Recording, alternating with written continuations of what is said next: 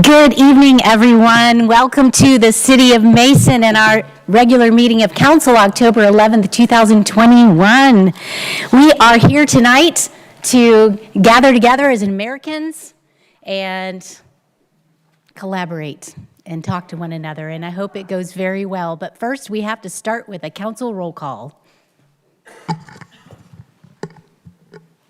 Councilmember Nelson. Here. Councilmember Chance. Councilmember Bradburn. Here. Councilmember Stricula. Here. Vice Mayor Gilb. Here. Councilmember Hunterlaw. Here. Mayor Grossman. Here. Thank you. Chaplain Bob Myrtle is here to open us up in prayer. He's going to pray over this meeting. And our tradition is that we stand during the prayer and then we immediately follow that with the Pledge of Allegiance together. Thank you, Pastor Myrtle.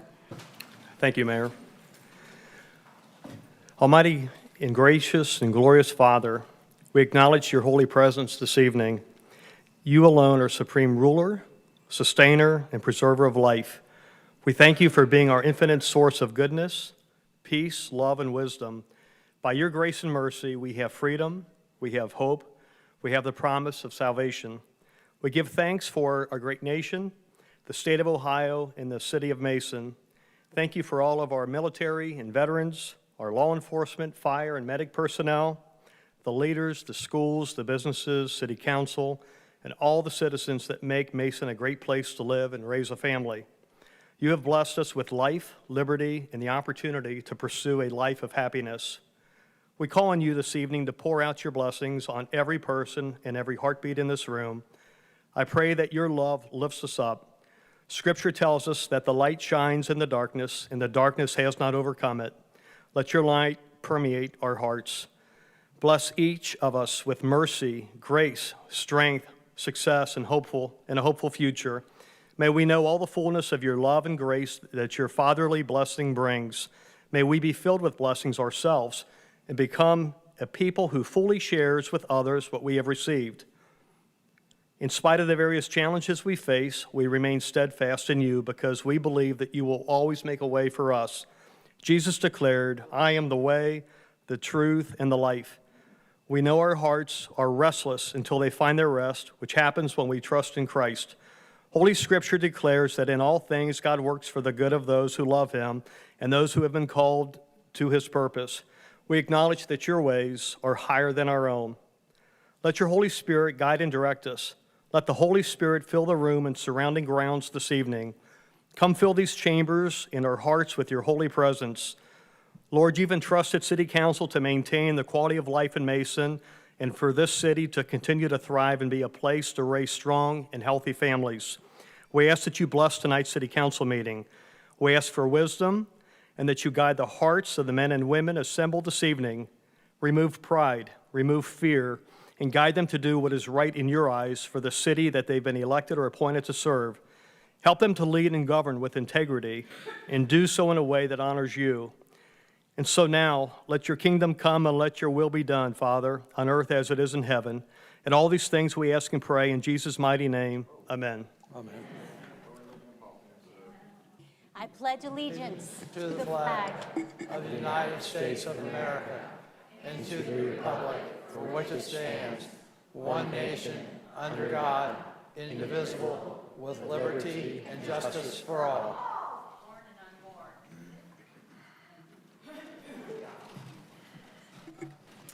Thank you, everyone. All right, I'm not sure if the cameras are catching the audience, but we have a very full room. Looks like we have a very full overflow area, and for safety purposes, we've asked that if you're in this room, you need to be in a seat or being called to approach the podium to address council. Obviously, there's a large crowd, and the microphones don't always pick up the audience noise on what you see and hear on live stream, but it gets very difficult for us to hear up here on the dais what our visitors are trying to express when there are outbursts from the audience. In addition to that, outbursts from the audience make it very difficult for us to proceed with an efficient meeting, and we certainly don't want to keep you guys here any longer than we have to, but we certainly are happy to stay here as long as it takes to get our work done tonight. It's a great honor and privilege that as Americans, this is part of it. You can come to a city council meeting whether you're happy or concerned about something or very upset, and you can share what's on your mind, whether you're a male or female, no matter what your color is or creed, you can come to us and address us, and we are grateful for that. There are countries in this world where that cannot be done, especially by women, and we definitely have an audience with a lot of women here tonight. And so I'm very thankful for that. I'm very thankful that we could all be together and that we can work hard together tonight. All right, so we're getting to our city business, and we're going to start that off with a motion to approve the minutes from the September 27th council meeting. Is there such a motion? So moved? All in favor? Yes. Any opposed? All right, item 6 is the city manager's report. Eric. Thank you, Mayor. I have several items here, try and go quickly. Several events to be aware of.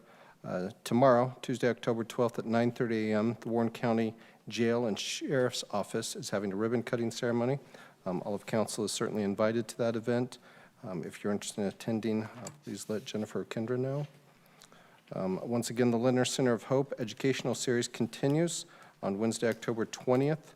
At the Manor House with an additional presentation, their ongoing series of presentations in partnership with the community in the city. On October 20th, the Warren County Municipal League, Mason is actually hosting their event at Great Wolf Lodge. That'll be at 6 p.m. The Executive Director of the Ohio Municipal League, Kent Scared, is the featured speaker. Again, please RSVP if you're interested in attending. The Area Progress Council Annual Awards Dinner is Tuesday, October 26th at 5:30 p.m. At Valley Vineyards in Morrow. Again, please let Jennifer or Kendra know if you plan to attend. Also, the Mason Deerfield Chamber Gems of Excellence Awards Night will be on Thursday, October 28th at 6 p.m. at the Manor House. They will be announcing their award winners. And then Halloween will once again be celebrated in Mason on Friday, October 31st, and as always, between 6 and 8 p.m. That is rain or shine, and that is one of the most frequent questions we receive at the city. Oh, you're right, that's my mistake. Actually, it's probably Jennifer's mistake, but I'll take the blame. Sunday, October 31st. Okay, so if Halloween's on a Sunday, are we still having trick-or-treat from 6 to 8? Yes. What if it rains? Yes. What if it snows? Yes. What if it's really hot? It's yes. Okay.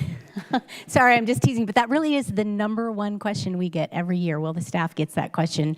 And I remember thinking that as a mom, am I going to go out with all 4 of these little tiny kids in the snow or the rain? And will they do it? Will they reschedule? But apparently in Mason, we're pretty hardcore when it comes to our trick-or-treats, and we do it, rain or shine. So very exciting for the kids. It's just around the corner. Anything else in your report? Yes, I have 2 other items. This will save us some time later in the agenda. The Mason Corporate Challenge, the 7th annual year. This has become a very popular event.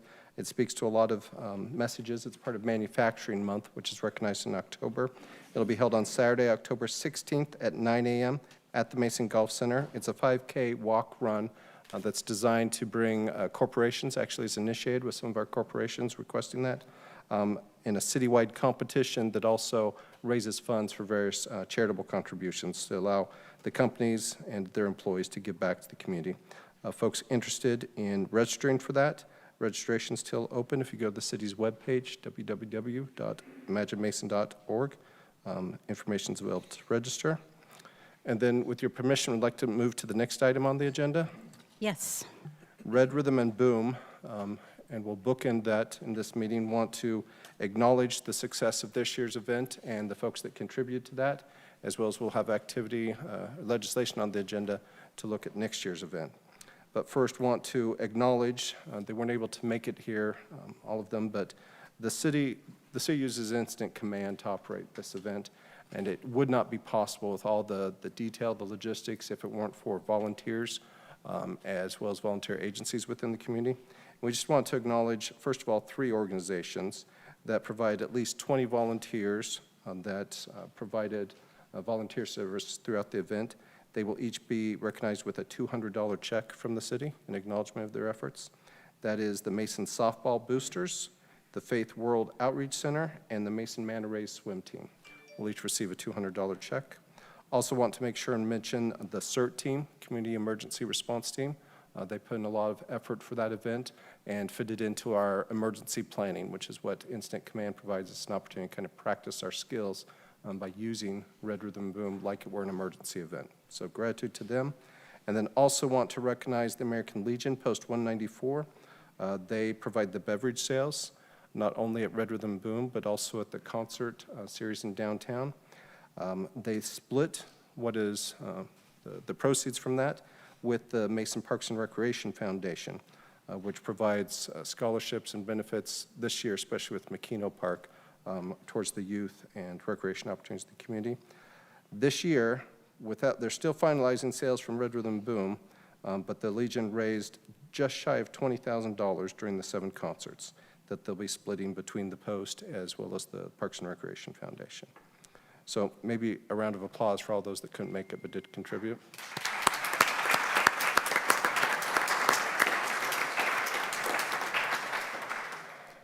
And then finally, I'm trying to see where they're at. Oh, they're standing right in the back. Maybe if Dan Chambers and Steve Johnson could come up here. I referenced Incident Command, and that is, it's a way of staffing that you would use in emergencies. Very flexible, provides a clear chain of command.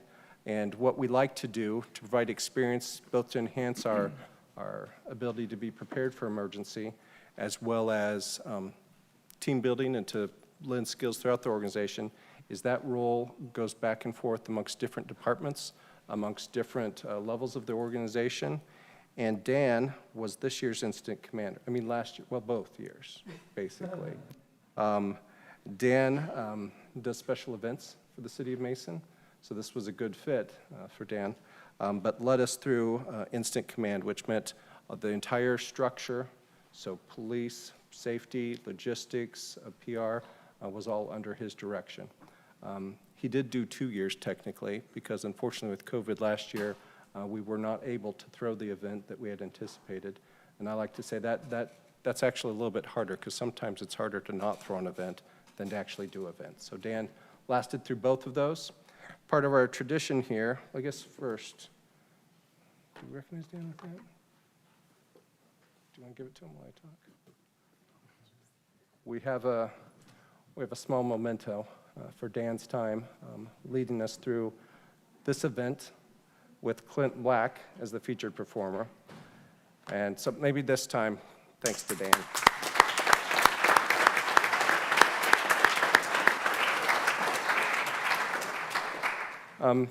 But part of our tradition, maybe Dan, do you want to speak to this? Sure. Thank you, Mayor, Council, and Eric. As Eric mentioned, we use our incident command system for several large-scale special events in the city as well as emergencies.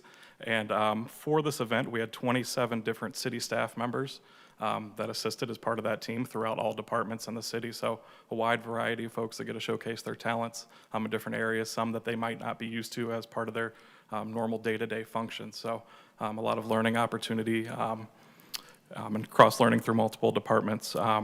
So we're starting on the 2022 Incident Command System, and as part of our system, we have someone who trains in the role, as well as the mentor from the previous year. I was mentored for this year by the 2019 Commander Lieutenant Jason Graham, and then Steve Johnson here shadowed me for this year and will be the incident commander for the 2022 event. So I know he's looking forward to that. Steve has been with us in the city for nearly 7 years, is now a service coordinator in our service center department. So we're happy to have Steve, and I know he's learned a lot, and he's also been the logistics lead on some incident command teams in the past as well. So we like to pass the torch on to the next incident commander. So as a memento for 2022, we will pass it on to Steve Johnson. Thank you, sir.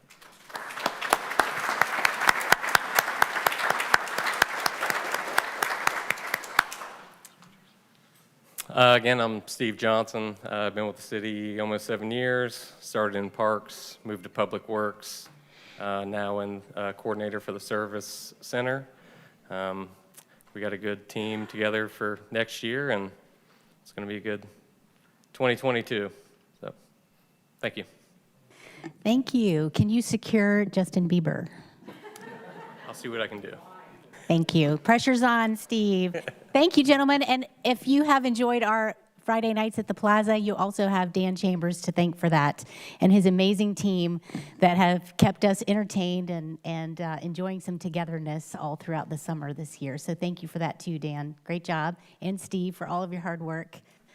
And I'm sure you were exhausted after Red Rhythm and Boom. Long day.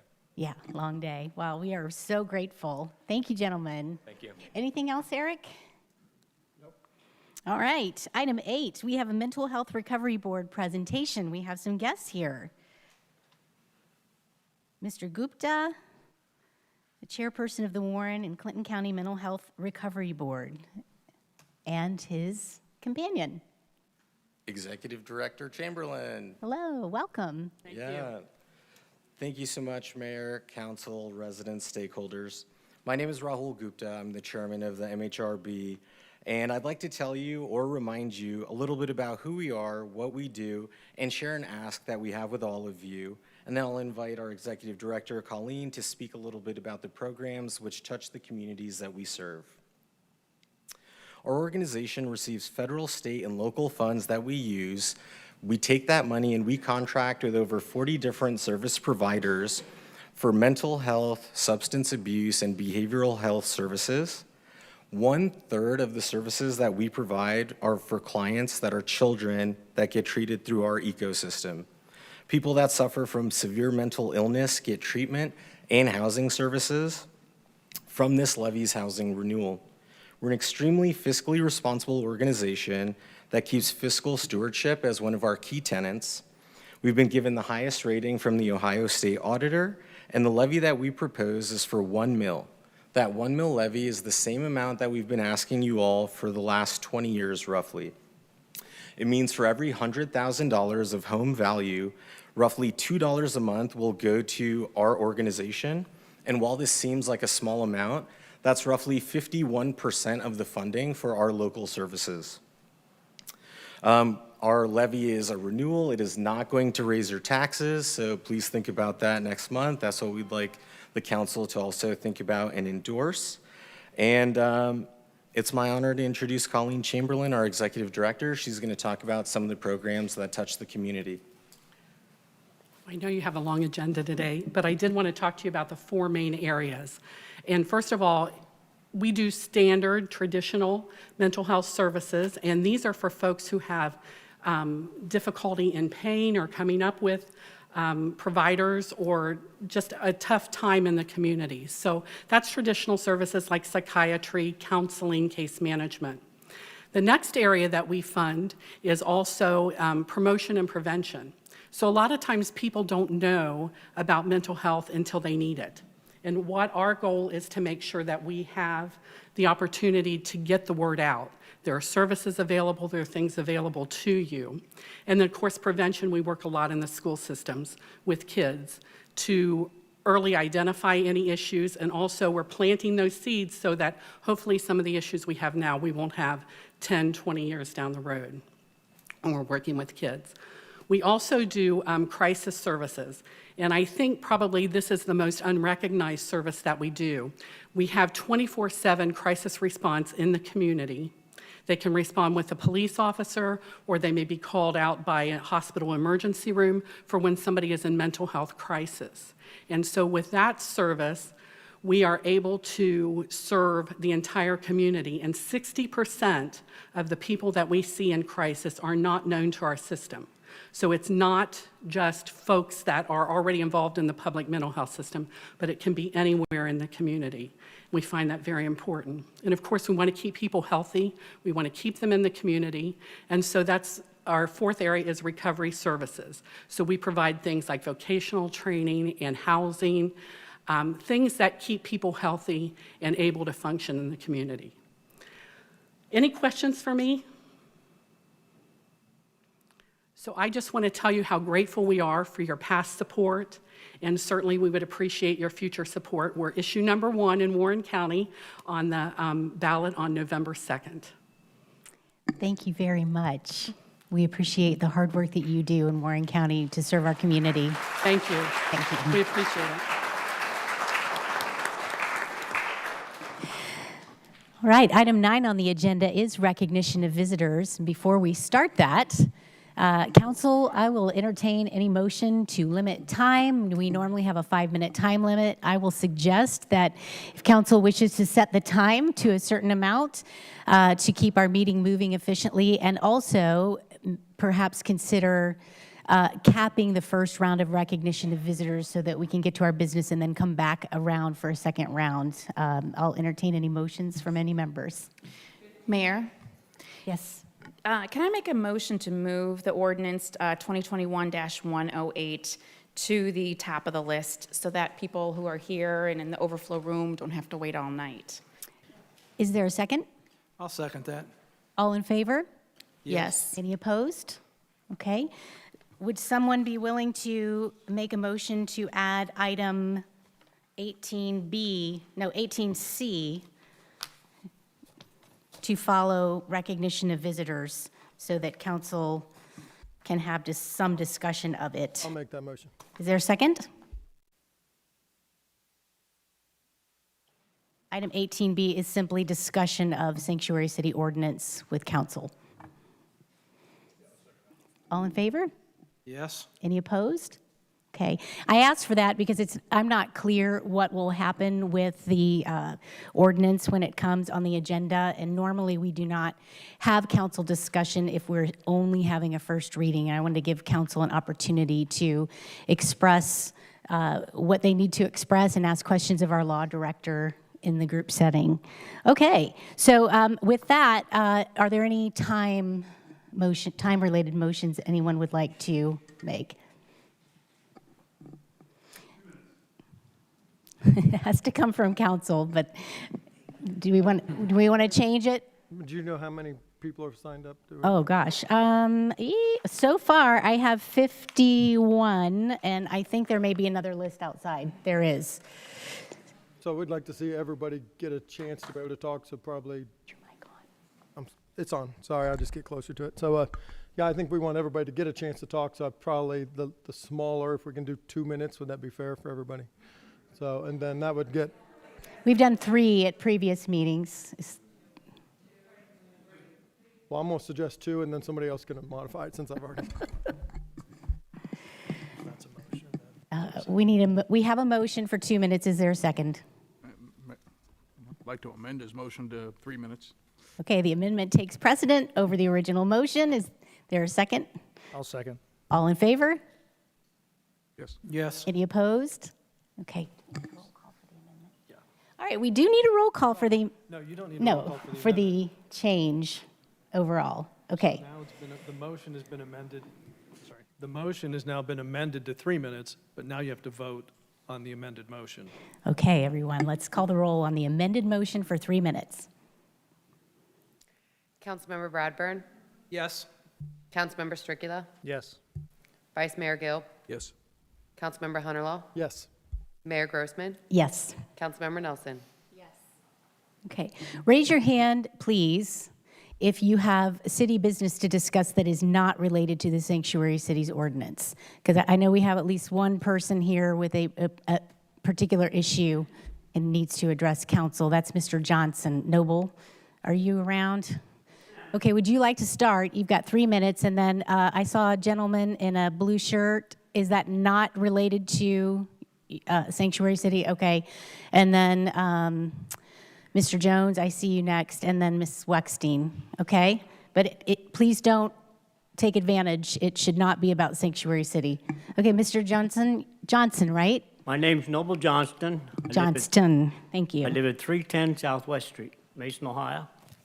I'm here concerning the house at 308 Southwest Street. I see we can't have pictures tonight, but I have pictures that I took today at 10:18 concerning the trash that's still on 308 Southwest Street. I was told, I was at the meeting on September the 13th. I was told at that meeting that the city had sent them a notice to take care of this building and this trash, and they had 30 days to do it. This is 120 days plus the first notice. I can't show my pictures, so naturally I can't ask anybody about it. But other than that, I'm not here to raise that. I'm asking for your help to get rid of the trash, which the ordinance says trash. I also say the ordinance should read with the building, because the building was there holding the trash. And if I talked to Bill Barnett, and he's the one that told me, the city sent them a notice June the 3rd. So 30 days from June the 3rd is July the 30th, not 120 plus days. I'd like some reaction to get the trash removed. I have, like I say, I had pictures, but I can't show them tonight, so. I don't know if Kurt has any other follow-up, and I'd apologize. I haven't followed up on specifics since our last meeting. I think what I explained last meeting, these are difficult issues when it's private property, and so it often does take more time to be very, very diligent and very cautious. But I do apologize. I don't have follow-up on this, but what I'll promise you is we'll follow up, Kurt and I, by end of day tomorrow. If you haven't received a call from one of us or Bill Barnett by Wednesday, then Wednesday? this Wednesday, we'll get you a response.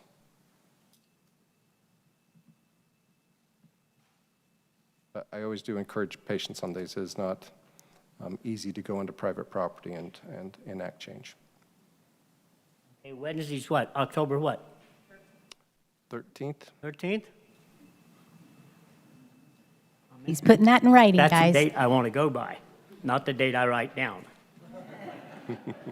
by not knowing the exact time. I appreciate what you say. I got one more thing to say. Yes, sir. Everybody here, even the people in the audience, they got to watch their P's and Q's. They also got to remember to dot their I's and cross their T's where they should be. Council member needs to know that because there's an election coming up. Thank you. Thank you. We're glad you came. All right, audience. Please refrain from applause between visitors because we will be here till 3 in the morning if that continues, okay? So let's just control our noise, and if you want to sign applause, you can do that. I hope I got that right. Okay, I think it's Mr. Meyer back there, and then we have Mr. Jones, and then Ms. Weckstein. And is there anybody else who has non-sanctuary city-related business to discuss at the podium? All right, then I'll start going down the checklist as soon as we get past Mrs. Weckstein. Okay, Mr. Meyer. My name is David Meyer. I live at 7821 Clearwater Court in Mason. Thank you, Mayor. Thank you, Council. Mayor, if you'll remember, I was here on the September 13th meeting and asked a few pointed questions of you, and you answered appropriately, and I thank you for that. I unfortunately did not make the September 27th meeting where you read in a public record an affidavit that you had not signed, had not notarized, and I quote from that. Another man from Deerfield Township that I do not know, Dave Myers, as well as others, have claimed falsely on Facebook posts that Jim Cohen is my best friend and or close friend and suggested I have a conflict of interest because of that alleged relationship with Mr. Cohen. First, Mayor, I never said those comments in a Facebook post.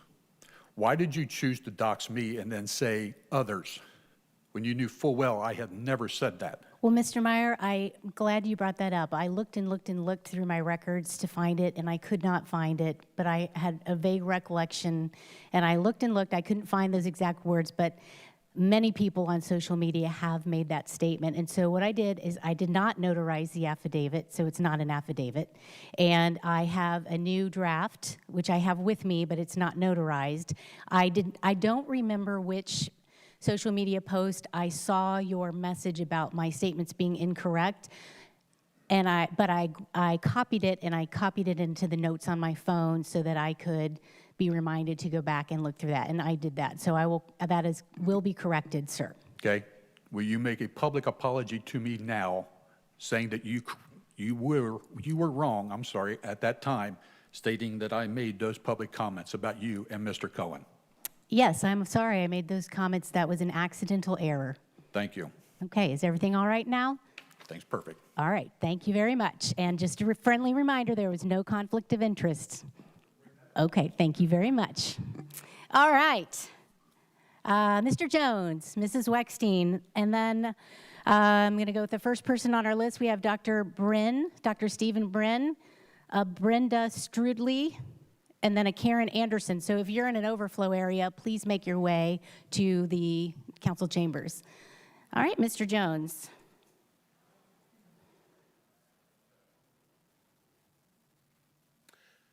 Thank you, Mayor Grossman, Vice Mayor Guild, friends on council. There was a time that I came to every council meeting very regularly, and then I abruptly stopped. And you may not recollect that I have not been here, although oftentimes I did speak, but not always. Oftentimes I came to listen. I stopped coming because of the disrespect and the acrimony. It is very common in political circles to disagree, but it does not have to be disagreeable. I personally have enough drama in my life. I just could not stand to listen anymore. It doesn't need to be that way. For years, we have disagreed, and we can do so with respect. Each of you were elected to the office. You stuck your neck out there, put your name in front of the public. You all deserve equal respect from each other. And we as citizens, residents of the city, I believe we do have a right to expect that you treat each other decently and orderly with respect, just as you expect us to treat you with respect. I have never been shown any kind of rudeness or disrespect, been cut off from making comments by any mayor or any vice mayor or any council member, and I appreciate that I've been allowed to speak freely, and you have welcomed my comments and thanked me. That means a lot to me. My passion is that you would do that with each other. I ask that you refrain from making comments to each other, but solely about the resolution or the ordinance that you're currently discussing. I believe that that would go a long ways to reducing some of the friction. In addition, there are a couple of verses in the Bible that come to my mind. Our struggle is not against flesh and blood. The people sitting in council alongside of you are not your enemy. They're your partners. Beware lest you devour and consume one another.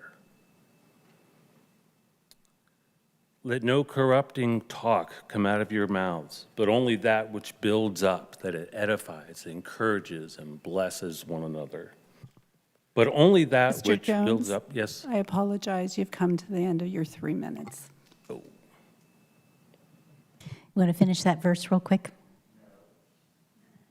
Yes, please. That it may give grace to those who hear. Thank you, Mr. Jones. And we didn't catch your address. 913 Leslie Court here in Mason. Thank you. All right. Okay, we have Dr. Bryn. Oh, no, we haven't. I'm so sorry. I forgot. Mrs. Weckstein, then Dr. Bryn. It's pronounced Weckstein. Weckstein. I'm so sorry. 4239 Serpentine Way. It is inappropriate, insensitive, and unwelcoming to have any type of prayer before a city council meeting or any meeting. Mason is very diverse, and not all citizens believe in Jesus or even God. as shocking as that might be. If you as an individual feel the need to pray in order to have a successful meeting, you should do so prior to the meeting, in private. There should be separation of church and state. This is the fourth time, thank you.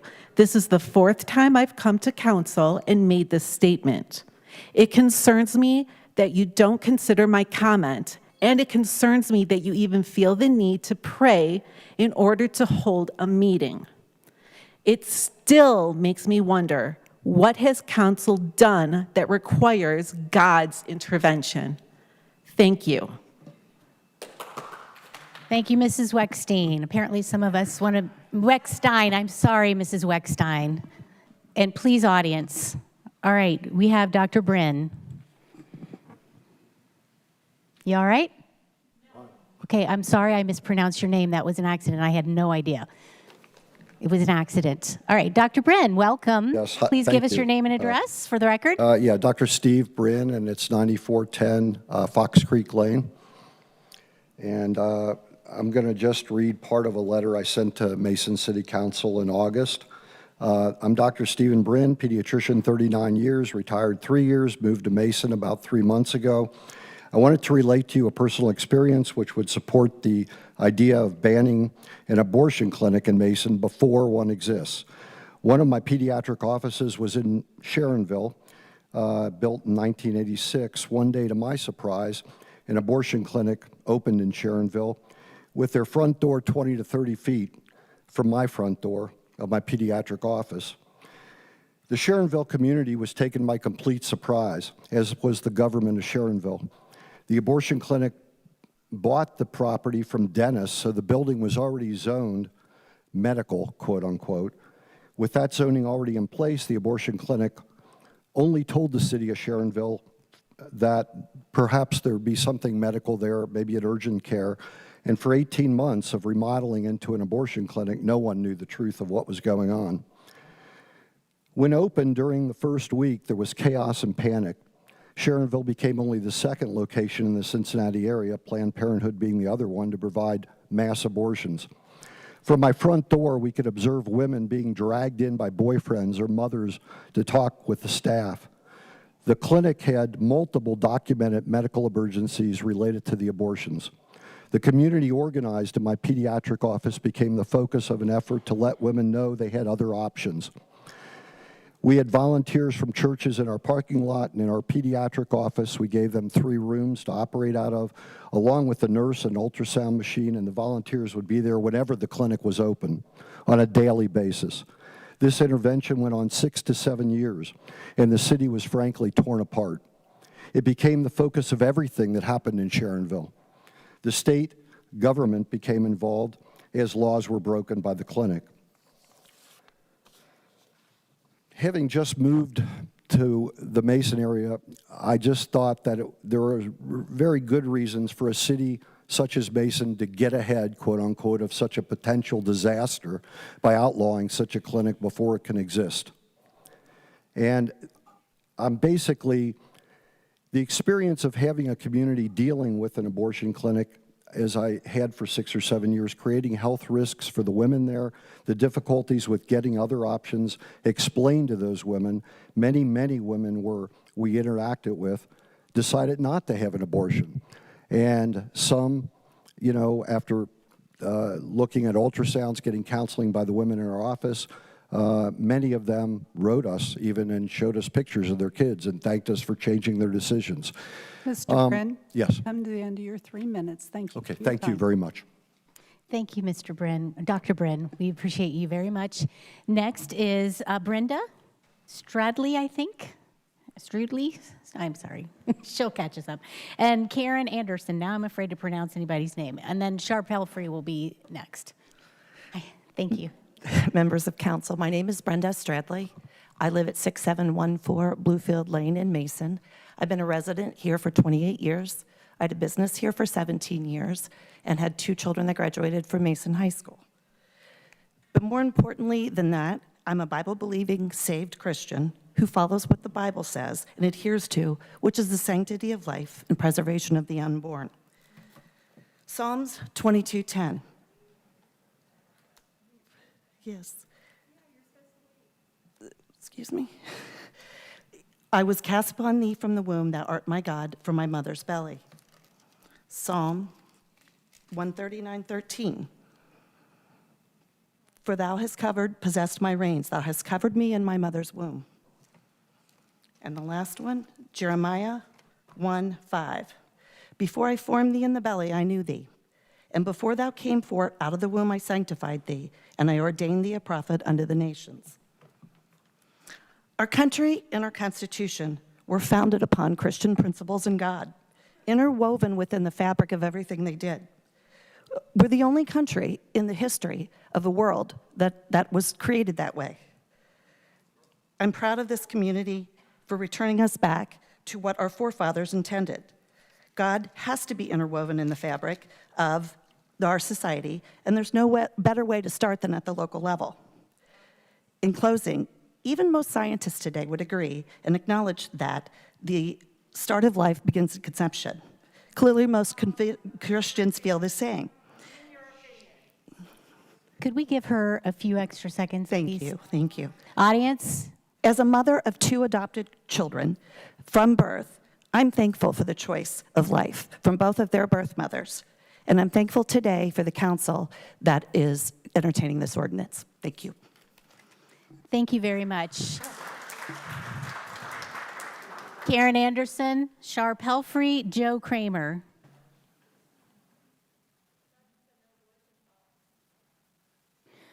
My name is Karen Anderson, 7025 Monongahela Drive, and I attend church here in Mason. I'd like to address my comments to some concerns that have been mentioned by some members of council that adopting the sanctuary city status would heap guilt and shame on women. And I don't want to put your heart at ease. Adopting this ordinance actually enables the exact opposite. Guilt and shame are feelings that we feel within ourselves. Shame is destructive, isolating, and leads to despair. Another person does not make us experience guilt and shame. We experience these feelings as a result of our own thoughts and actions. After an abortion, the feelings of guilt and shame can be quite profound. There is nothing more unnatural than a mother taking the life of her own child, and every single woman who takes part in an abortion experience has to grapple with these feelings and the emotions that ensue. Some women handle this better than others. As fellow citizens, and especially as Christians, our goal should be to come alongside women and help them navigate their unplanned pregnancy in a way that is life-giving to her child as well as to herself. When we remove easy access to abortion in the city, we actually help to eliminate the devastating consequences of guilt and shame. Our focus should then be to empower women through love, support, understanding, and compassion to follow through with their natural God-given instinct to protect their child. Unplanned pregnancies are complicated, they're emotional, they're almost always extremely difficult. An unplanned pregnancy is never hopeless. I can tell you this from great personal experience. I have been a client advocate at New Life Clinic for over 8 years, where I come alongside women who are in an unplanned pregnancy. For several years now, I have also been leading a post-abortion healing group for women who are struggling even 10, 15, 20, 30 years after an abortion. And 31 years ago, I had an abortion myself. I can tell you with surety and clarity as a result of my vast experience in this area that the best way to be a beacon of hope to women in an unplanned pregnancy is to provide an opportunity for them to pause and to truly look through their 3 options: abortion, giving birth and parenting their child, and giving birth and placing for an adoption. The goal is for a woman to make an educated decision that she can then live with for the rest of her life. Hopelessness, despair, guilt, shame, anger, and regret are a direct result of the devastation of an abortion experience. As council members and as citizens of our community, we should do everything in our power to prevent abortions from being provided within city limits. You commit a grave disservice to the mental health of your community by providing easy access to an abortion. I'd like to take the last minute or Ms. two. Anderson, you've come to the end of your 5 minutes, or 3 minutes. I did? Yes, you have. Well, if, I just want to reach out to any woman who is struggling with an abortion to reach out for post-abortion healing. Thank you. Thank you very much. And for those in our audience that are heckling and trying to carry on a dialogue with the speaker, you're interfering with their ability to practice their free speech and to provide an equal opportunity to everyone in the room. So let's please maintain order. Ms. Pelfrey, and then we have Joe Kramer, and then Mark Dixon. Mayor Grossman, Vice Mayor Gilb, council, staff, and guests. My name is Shar Pelfrey, 5499 Mason Road. I'm the former mayor of Mason with 16 years on this council. My husband is Jerry Pelfrey. He served as pastor of Grace Baptist Church here in Mason for 36 years. 30 years as chaplain for Mason's Police and Fire Department. We love our community. Council, there is a very large crowd here and in the overflow who have gathered to demand your support for the Sanctuary City Ordinance, now that it's finally on the agenda. They represent Catholic and Protestant people of faith in Mason and beyond, unified in believing that every child is fearfully and wonderfully made and must be protected. We believe there is an overshadowing misconception regarding the legality of the sanctuary city matter, that government should not or cannot legislate morality, that what a man or woman do with their bodies is their choice. Well, the truth of the matter is we do authorize and legislate morality here every day. It's illegal to harm a child, to abuse another human, to kill, etc. Elected leaders have a legal and moral obligation to protect the vulnerable, and our most vulnerable are those who cannot yet speak, who would want to live if they were given the choice, if they could. We are not pro-life. We are pro-lives, plural. We can and do love them both, the mother and her unborn child. We discreetly and compassionately help those facing a difficult decision during their pregnancy to not make a challenging situation much worse. That same compassion and support is given to those who have parted with their babies. Statistics say that they will likely deal with physical and psychological effects often hidden for many years. So why do we do this when we have no abortion clinics here in Mason? Well, here's why. Because this matter for you isn't actually about whether an unborn baby in Mason has unalienable rights. This matter is about permitted land use, something this council enforces every day that you can do. Just as this council acted preemptively in 2002 to protect Mason from first and secondary detrimental effects of sexually oriented businesses, economic downturn, loss of property, value, elevated crime rates, you can protect us now by doing the same as a sanctuary city. It'll be too late when an abortion clinic applies for a permit into Mason's prime real estate. You'll face a costly legal battle you cannot win, and our community will never be the same. I guarantee that a supermajority of this crowd, whatever their position, wants you to get this vote settled and done tonight. Mason is a peaceable, family-friendly community. We're not wired for anger and division. We cringe and we grieve when we see our beautiful city tarnished in media. You've come to the end of your 3 minutes. Thank you very much. Thank you. Mr. Kramer, Mr. Dixon, and then Tori Netzer, I think.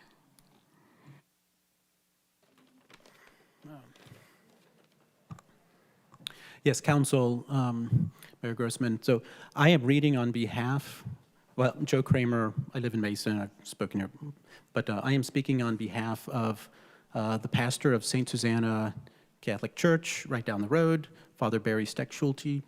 He could not be here, he's at church right now. So I am reading his letter on his behalf. So, should I go? Yes, you may. Thank Okay. you. So, esteemed council members, you have been given a chance to make a strong statement on the value, the worth of every citizen of the city of Mason, even those who are very much alive and not yet born. This is a statement for the individual's right to live, the primary right of every human being, born and unborn. This is a statement that says we will not discriminate on the basis of age or place or dependence. The fetus is at the most vulnerable stage of its life, totally dependent on the mother. How can we allow these children's lives to be snuffed out by abortion? What an unspeakable horror. What a crime against humanity. Arguments will be made that this ordinance will cause division and drive business away from the city. But what if they said the same thing when ending slavery, which cost us a civil war, and when women fought for the right to vote, and when racism was opposed by marches in the streets and met with violence? There was great division in our country when these issues were confronted. But people did not back down, and these inalienable rights were protected by law. Tonight, the same must be done with the horrendous crime of killing of innocent life in the womb. Our generation will be remembered as either the one that acquiesced to the pro-death movement and did nothing, or the one that rose and stood up for life. Who do you want to be in the face of history in this struggle for life? Please enact this ordinance and make a statement for life by making the city of Mason a sanctuary city for the unborn. Thank you, Father Barry Steckschulte, pastor, St. Susanna Catholic Church. Thank you, Mr. Kramer.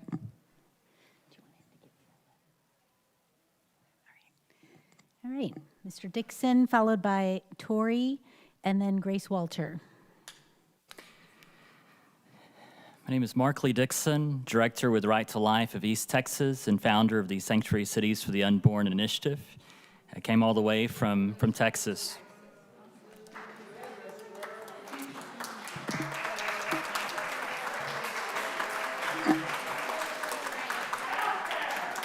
We need to stop. Audience, we need to get it under control, please. Go ahead, sir, and you can. So there have been 39. We'll wait until the audience is ready.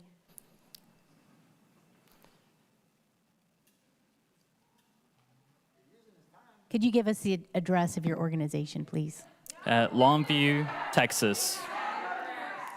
Okay. All right. Hey, audience, I can't even hear what's going on over here from the podium. You need to stop.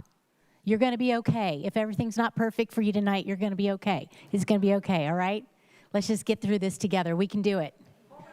All right. Mr. Dixon, could you start over, please? And we do need your address for the record. Okay, there are safety concerns that I have right now. I've received many threats, but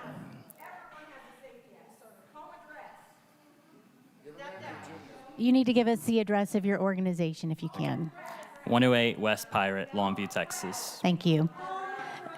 Go ahead. Ladies and gentlemen, on many occasions we have representatives represent organizations that give the address of their organizations. You must be quiet. Give him an opportunity to speak.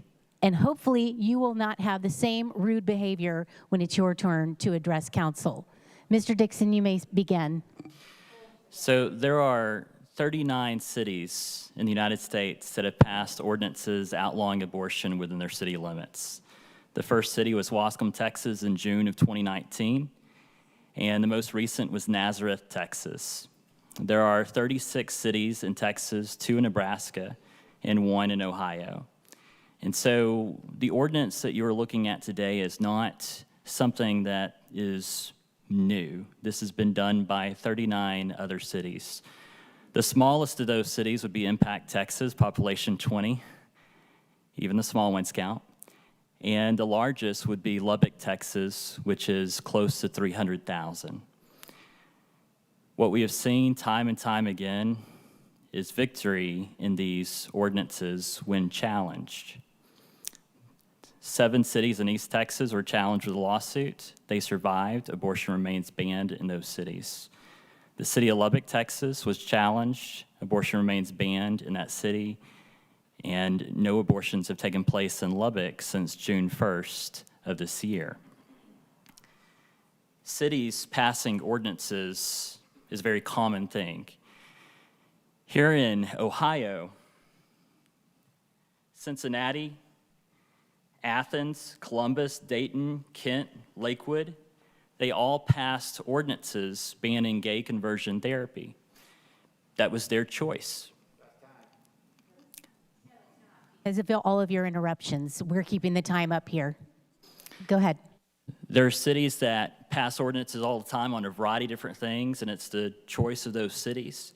And today, this ordinance that y'all have before you is one that does have legal representation, just like the other cities. And if a lawsuit was brought against the city of Mason, Jonathan F. Mitchell, the former Solicitor General for the state of Texas, a law clerk for Justice Scalia, is willing to represent the city at no cost to the city and taxpayers. This is not a political issue. This is an issue regarding the health and welfare, and I believe that everyone on council is capable of making a decision that is representative of this city, just like the City Council of Cincinnati made a decision representing their people. I thank you so much, and I will be around tonight for any questions that people might have. Thank you so much. Okay, thank you, Mr. Dixon. Tori, Grace Walter, Ray Severson, maybe. I welcome. Oh, Netzer, thank you.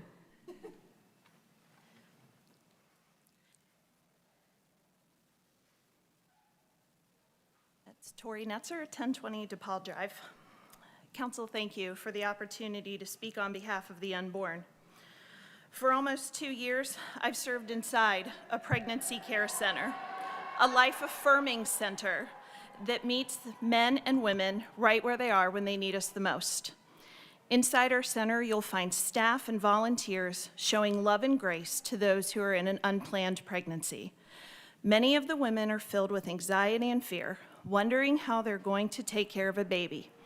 Loud voices are swirling around saying that their life will be ruined if they have a baby now, or they may be thinking, I can't afford a baby now. When they come into our center, they'll soon learn that because of resources available to them, people that will walk alongside them, both their unborn baby and themselves can truly have a full and thriving life. Mason is a city built for full and thriving lives. From top-rated schools to amazing outdoor parks, this city is a place where the quality of life is created from the core. Built upon the framework of families, Mason is a place to not only acknowledge life, but to truly live it. Life so abundant begins at the core of a community. You, the council, are the building blocks upon which this community is created. You have upheld this community to stand for life at all stages. Tonight, you have the opportunity to build on this core, to honor what is created, to stand for life that is lived so abundantly throughout this incredible city. Life is created at conception. It begins with a heartbeat. That same tiny heartbeat will one day play in Nixon Park. That same heartbeat will sit in the 3rd grade classroom at Mason Elementary, swim laps during summer swim team at the Aquatic Center, and walk across the stage as he graduates from Mason High School. That heartbeat will one day sit there on the council. Each of these moments have an opportunity to allow the Lord's own love and life to take root in the world, and that starts right here in Mason, Ohio. The psalmist David wrote, "You reveal the path of life to me. In your presence, abundant joy. In your right hand, there are eternal pleasures." Life is created to be lived. Becoming a sanctuary city is opening the doors to life. It's to this end that I ask you to allow the city of Mason to become a sanctuary city for the unborn so that one day they will experience life abundantly. Thank you. Thank you. Grace, Ray, Rabbi George Bernard. If you're not in the room, if you could make your way to us, and then Kathy Elliott will be following. Grace, come on up.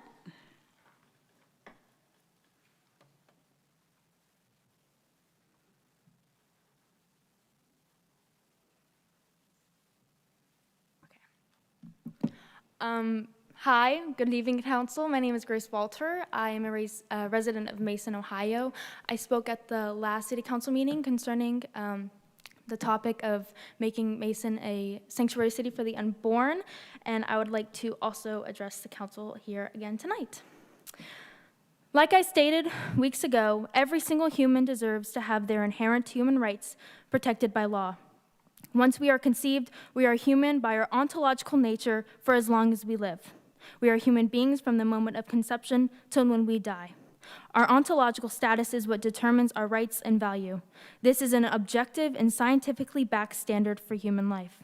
We must acknowledge the truth that these unborn lives are in fact human. It would be dishonest to say these human beings are not human. They scientifically are human beings, considering the fact that once fertilization occurs, from that point on till death, no new genetic information is needed to make the unborn entity an individual human being, as they already are one. Their genetic makeup is established at conception. Their sex, eye color, bone structure, hair color, susceptibility to certain diseases, etc., are already determined. In closing, we must, as a community, let everyone else know we stand up for human rights for every single human. We cannot and will not pick and choose who is granted human rights.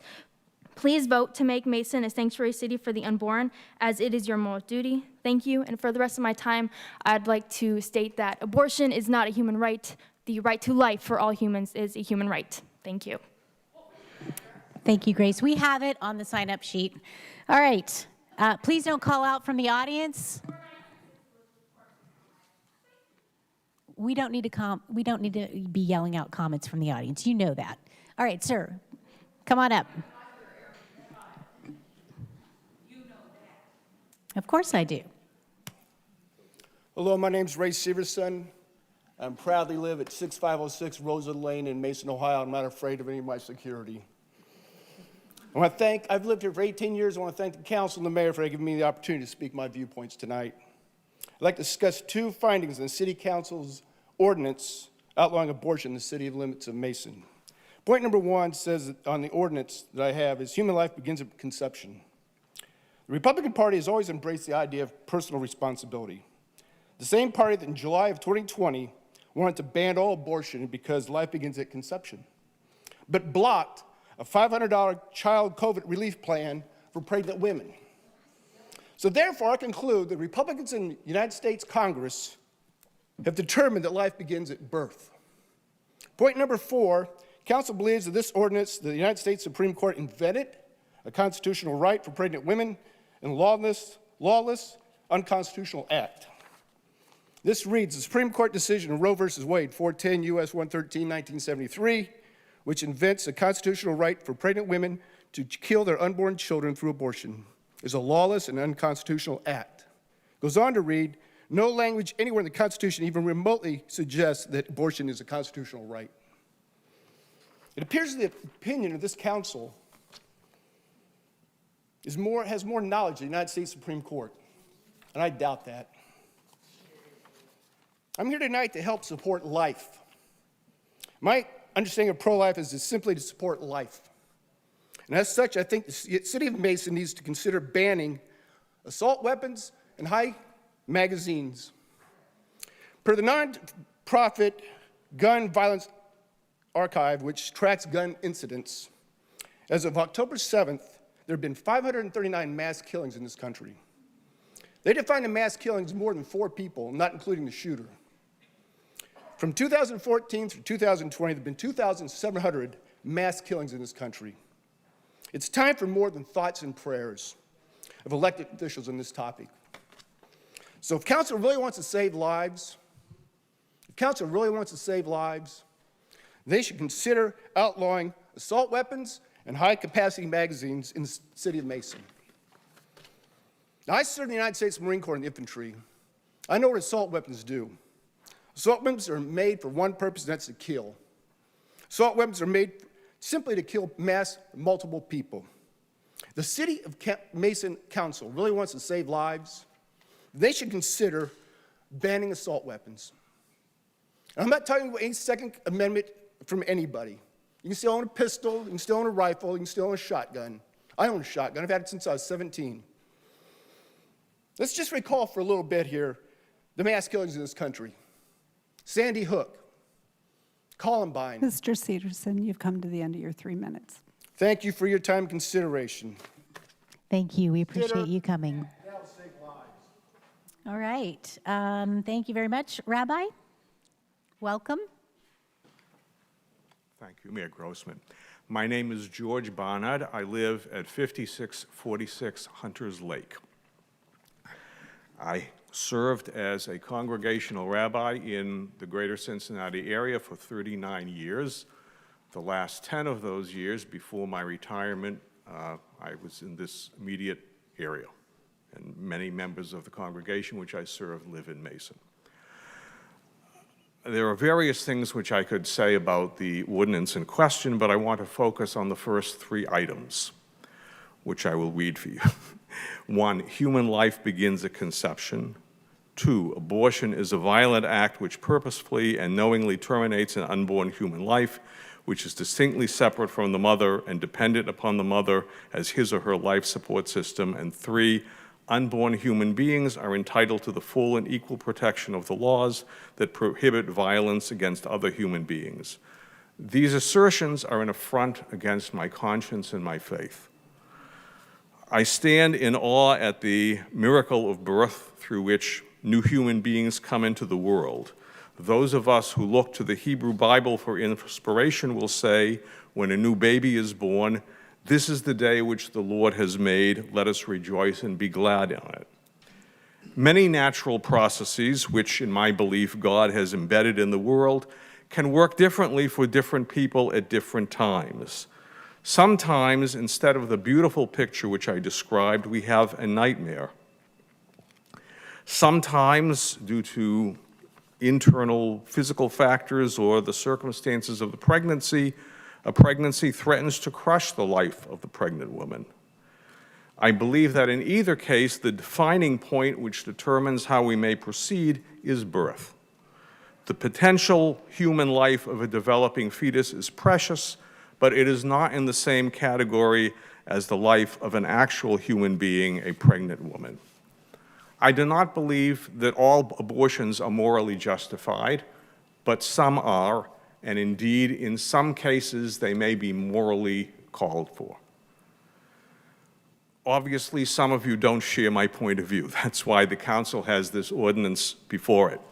But I want to remind those of you who support the proposed ordinance that there are members of this community, people of faith, who fundamentally and on principle dissent from its premises. If you want to respect the moral, cultural, and religious diversity of members of this community, then you should not move forward with this ordinance. Thank you. Thank you, Rabbi. We appreciate you coming today. All right, we have Kathy Elliott, Jessica Vick, Ian Sugarman, and then Steve Jones.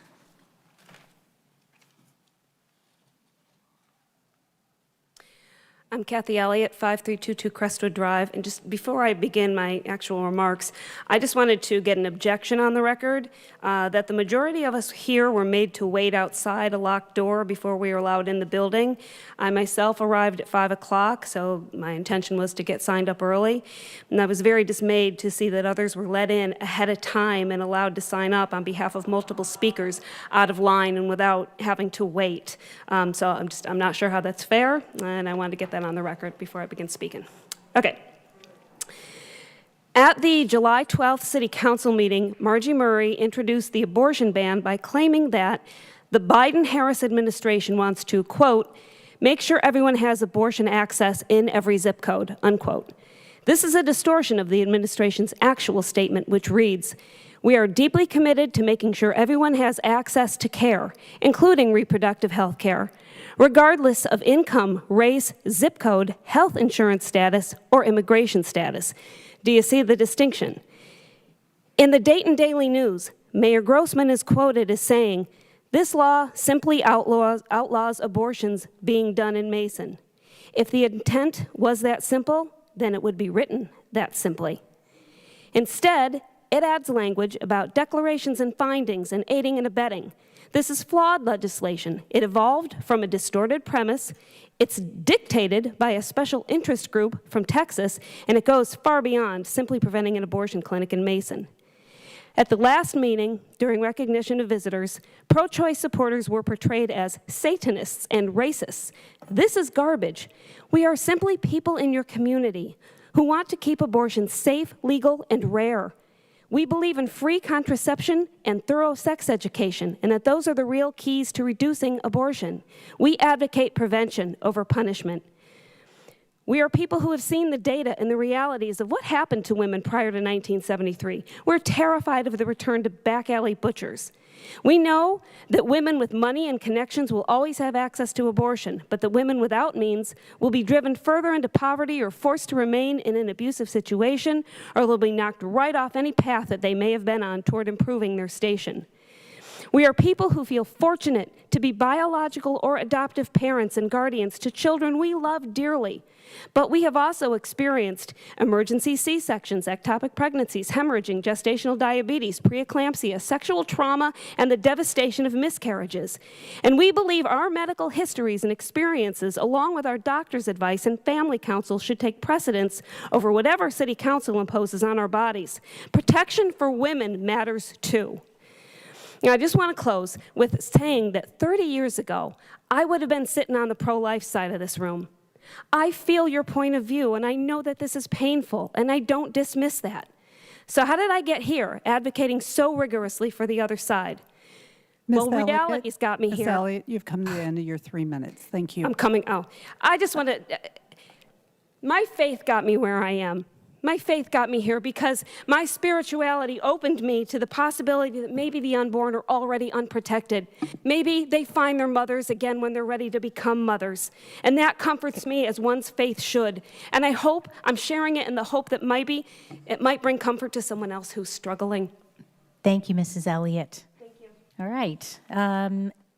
Jessica Vick, Ian Sugarman, Steve Jones. Welcome. Thank you. Good evening. I'm Jessica Vick, 7786 Waters Edge Drive. I'm proudly here today with my daughter. She's a senior at Mason. She is doing a countdown to the day she becomes a registered voter, 173 in case you're interested. And she's also looking forward to casting her first ballot, which is 386 days. I once heard a great explanation of the term political gaming. And in my opinion, that's what we're seeing for the last 3 months. And I think you just have to look at the timeline to find it curious. So we've got July 4th, right? We see photos, and we've got the Grossmans, Honor Law, Murray, Mark Lee, Dixon, and Lori Vyers celebrating at 2 cities. Then the infamous July 12th council meeting where Margie Murray presented the Sanctuary City Ordinance, soon followed Barbara Hogan with her full support. Councilmember Gill, Mayor Grossman smiling on board as Councilman Honor Law enthusiastically sponsors the ordinance. It's interesting then to watch how those candidate registrations for council start to roll in over the following days. We have Gill on the 26th, day after, Honor Law, Margie Murray on the 30th, and then Barbara Hogan on August 2nd. But let's not forget the really glossy, beautiful, by the way, 2022 Grossman for State Rep flyer, which had the 7th proud bullet point of listing her accomplishments. What was it? That's right, the Sanctuary City. So this is the problem. Supports. No, Go ahead. So I'm sure you guys have seen, there's plenty of Facebook groups. The Facebook Mason Deerfield group had a poll. It was on August 4th or so, and it was asking about how people felt about the ordinance. There was roughly around 600 votes. 93% said they opposed. So I'm guessing you guys saw this. And I know this because you've referenced different posts on Facebook. We know about the 2020 report of who was opposing. You know, just yesterday, Councilman Honorlove, that was fantastic post where you're actually copying and pasting screenshots of a private citizen's Facebook page and saying they're radical leftists, and then making the leap of saying, well, you know, these fellow council members who are also going to be going against him in the election couldn't be real Republicans because, well, they're associating with this radical leftist. Now, here's my thing. Why do you care what they are? That's your constituent, period, full stop. So, bottom line is, each one of you were elected into this nonpartisan position in which you all are to represent every one of your constituents on Ms. matters Vick, like you've roadways. come to the end of your 3 Okay, minutes. one last thing, 13 seconds. So I'm not going to try and paraphrase. I'm going to leave it to someone who said it best. Where you mislead, or you do things on social media or out in the media that create divisiveness and dissension or dread in our community. That's gaming. That's political. Thank you. Thank you. All right, thank you, Ms. Vick. And we have Ian Sugarman. Come on up.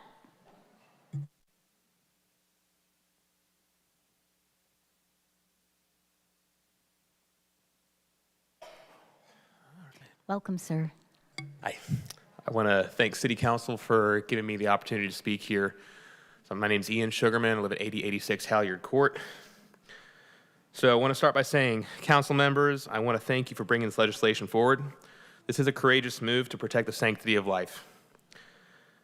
So this is going to probably piss people off. Roe v. Wade is a farce. Show me where the Constitution names abortion as a protected right. It's not just the mother, but also the child affected. The same natural rights apply to the child, therefore. Legally, for a person to be killed in this country, they need to be found guilty of a fitting crime by a jury of their peers and be given a capital punishment sentence by a judge. So how does that work for a fetus? What crime has a fetus committed other than existing? You can't claim a fetus is not alive and without rights without first defining what constitutes life. The burden is on those who wish to perform and defend abortion to define where life begins. Scientifically, I can tell you the moment an embryo is conceived and implanted, it is alive and will continue to grow and develop without intervention.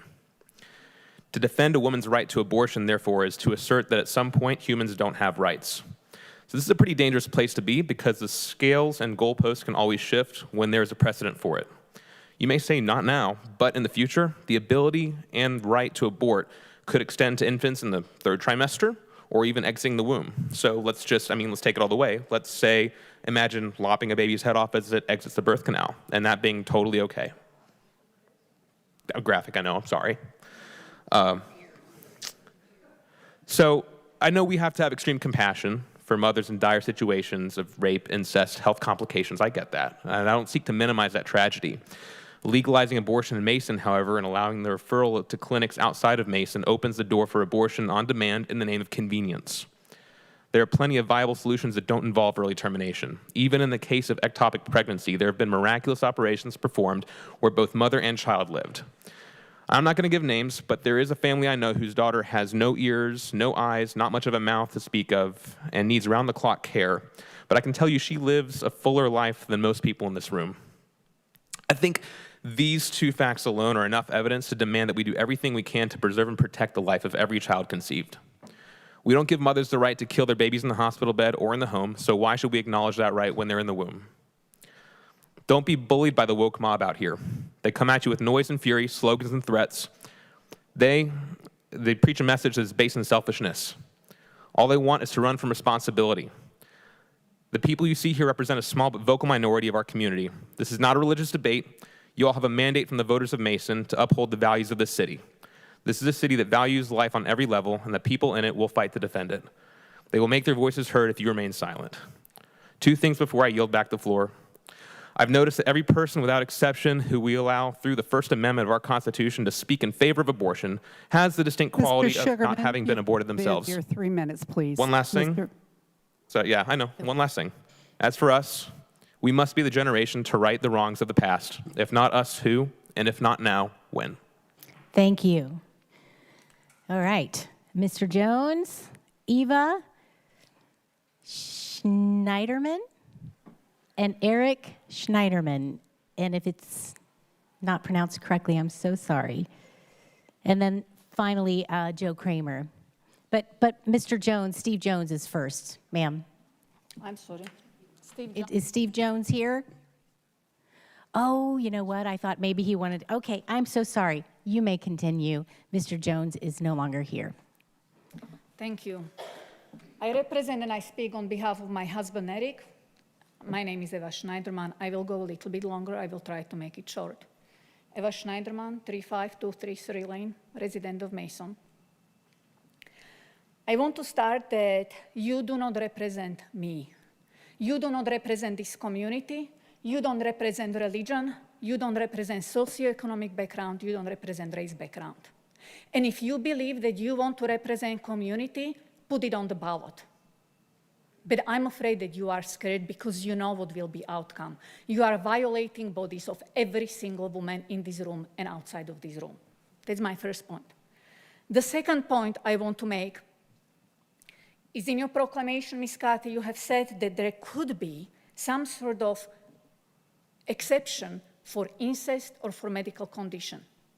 Regardless of whether that exception is there or is not, I'm going to state that your ordinance is ruthless and shameless. And I will tell you why. About 70 to 80% of the rape goes totally unreported.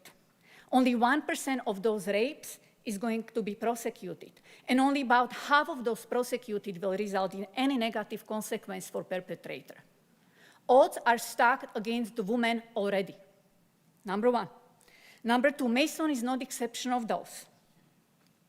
So now I'm going to ask you, how many behind that mahogany desk of yours have ever experienced rape or sexual assault? Now I'm going just to guess that based on your sex of the people who are sitting there, you have never experienced what does it feel to be a victim in the sexual assault or a rape. I was raped, and it took me years to even come to peace with that. And it took me 30 years to publicly step up in here and talk about it. Why? Because of the actions you took. And what is it what you're asking a young woman or a female to do, just to accept it? Totally change the course of her life if she becomes pregnant? Pay for it? Die? Like you pick. Look at the child that she delivered and she never intended and she never wanted. It's shameless. And it's ruthless when you pretend that you know anything about violence or sexual assault. You should be ashamed of yourself. Medical conditions.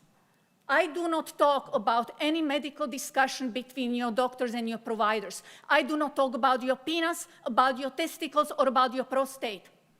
Why do you then want to talk about my vagina or my uterus or my ovaries? Don't you trust me? I think you should be ashamed of yourself. Stay in your lane. Now, under your ordinance, you want to lock up your healthcare providers, mothers, fathers, uncles, and aunts, and friends that have compassion. I'm speaking on behalf of me and my husband. Mrs. Schneiderman, you've come to the end of your 3 minutes. Okay, I will need one more minute. That goes into my tax dollar. So how are you going to lock them up? My last reference about Warren County Jail state that there is 30% overcapacity what they intended. Are you going to put them in the jail? Are you going to criminalize everybody who wants to help people?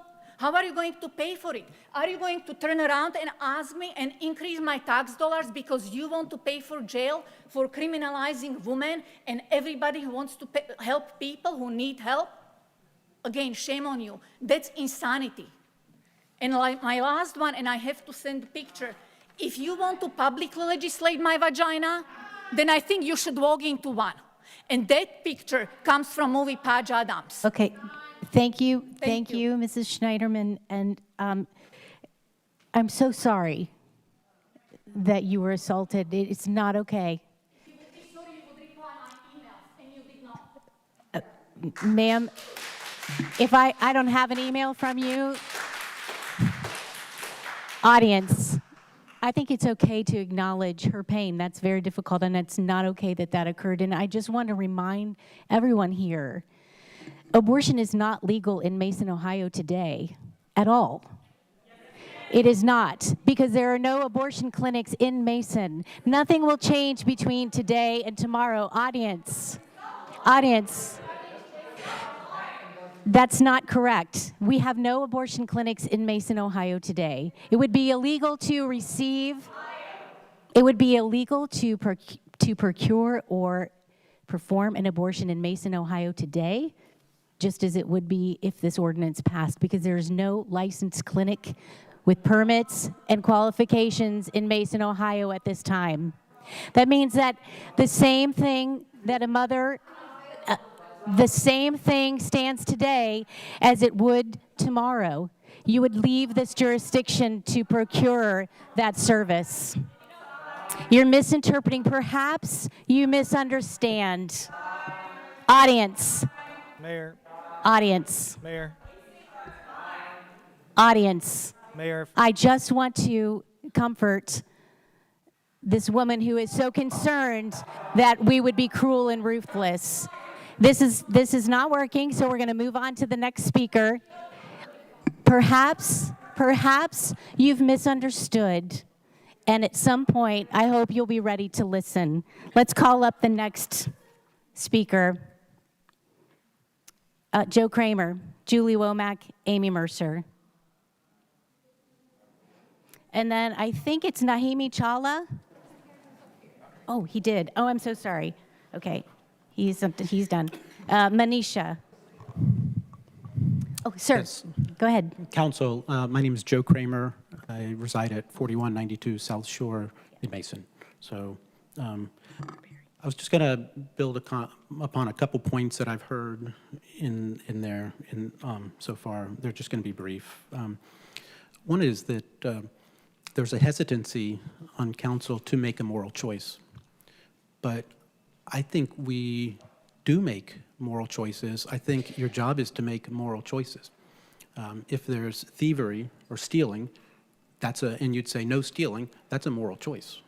You know, if there's, here, I'll go extreme maybe, but if there's chattel slavery, we would say no, we should be outraged. I would expect that you are outraged and say no, there's no chattel slavery or sex slavery that we know that goes on right here behind our back doors, or our doors. It's silent, but there is sex slavery, perhaps in Mason. I bet it is. We don't know about it, but when it becomes somewhat accepted, then I would expect that you take a stand and say no sex slavery here. There's other, if the hospitals, let's say at the Hope Center, Lindner Hope Center, were to say, well, there's an autistic boy, he's 1 month old, can we, well, maybe they don't do those, but can we end his life now? We would say, no, that would be killing an innocent human life when he's born, okay? So we would say, expect that you would stand up and make a moral choice and say, no, not here in our backyard, not here in Mason, that doesn't happen. So with babies, it's the same. It's a moral choice.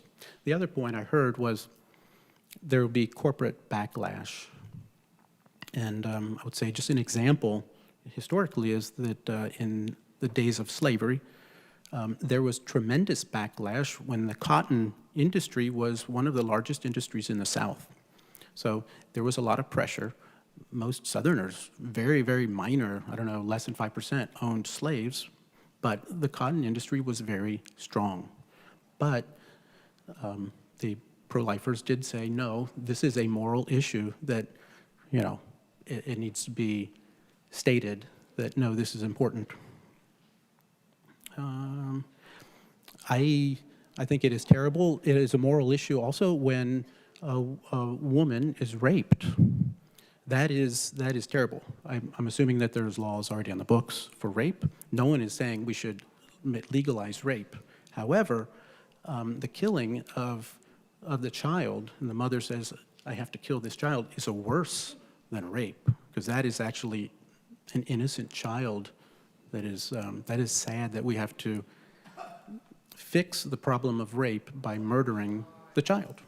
That's a moral That should Mr. tug. Kramer, you've come to the end of your 3 minutes, please. So I know everyone is a father and a mother up here, so that should really touch our hearts when we abandon the child. Thank you, Mr. Kramer. Okay, Ms. Womack? Ms. Mercer?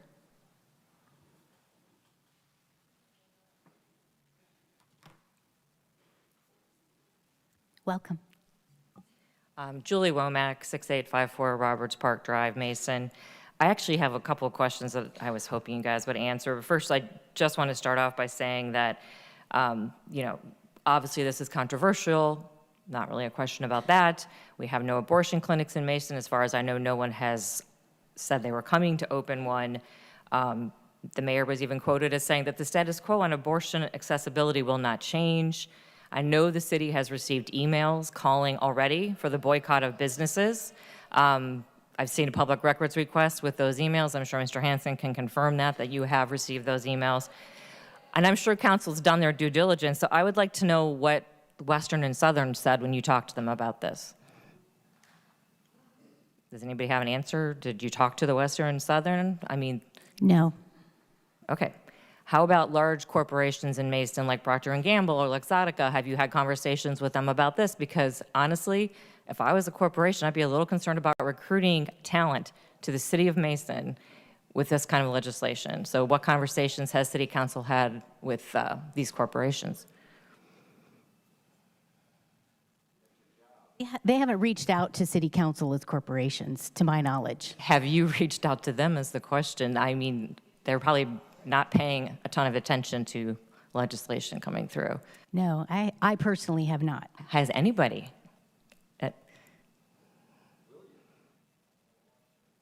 Okay, so let me sum this up. We have controversial legislation that's undoubtedly going to lead to division and bitterness in our city. We are likely to get negative press attention, just like Lebanon, national negative press attention, which is probably going to lead to recruitment issues in Mason for these large corporations, which you have failed to talk to. We already have emails calling for the boycott of our local businesses who are trying to recover from a pandemic. And basically what you've already said in your own words, Mayor, is that it really won't prevent abortion and accessibility to abortion. So I guess my question is, how does this help or benefit the city of Mason in any way? Our citizens don't win, our businesses don't win, we get negative attention, we hoard corporate recruitment. I'm gonna be honest, the only person that I see that this ordinance helps is Mayor Grossman in her election for the state rep. And before you talk about assigning motive, let me be very clear. You have made the motive about this abundantly clear because you put the language on your flyer for running for state rep. So let's not pretend that this ordinance is about anything about the best interests of Mason or its citizens. This is all political. It is 100% about the best interests of Kathy Grossman. And if you guys need to see it, I have her flyer here. It has all the things that she's supporting so she can have her Republican credentials justified. And I also would like to point out how political this was tonight. We waited, I think, as Ms. Elliott said, outside for an hour to have the doors open. And when we came in, Mr. Dixon was already here with a police escort, and there were people already signing up, 10, in case you didn't notice, the first 10 speakers. I'm sorry, you're at the end of your 3 minutes. Thank you. The first 10 speakers were all pro-life people. So let's just be really clear about how political this is. Ms. Womack? Mm-hmm. Your time is up. And Mr. Hansen, is there any way you could address whether or not our security arrangements or the doors being opened or not opened were political? I wasn't here for that. I was frankly at home catching a shower. So I was contacted by a resident and I called the city as soon as I saw her message asking me to call. So is there something that political happened at 5 or 6 o'clock prior to our meeting that? I can say that no council member contacted me or Jennifer or Kurt directing anything to do with how the sign-up sheets or the doors locked. I didn't lock the doors. I think campus safety was trying to protect folks. I can't explain what else happened, but I can verify that no council member played any role in that. Okay, thank you. That's not our decision to make. We have no authority over our campus security team as a council, and nor does any council member. All right, let's move on. Manisha No, I'm so sorry. Amy Mercer, please. Then Manisha Keller-Godboll and Samantha Davis.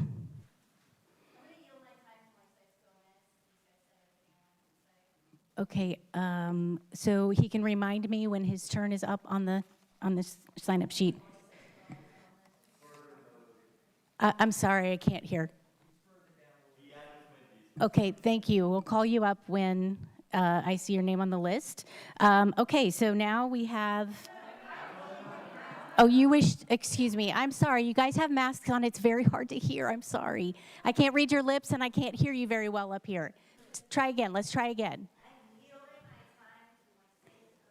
Okay, and you would like him to come up now. All right, I'll permit that. Mr. Gomez.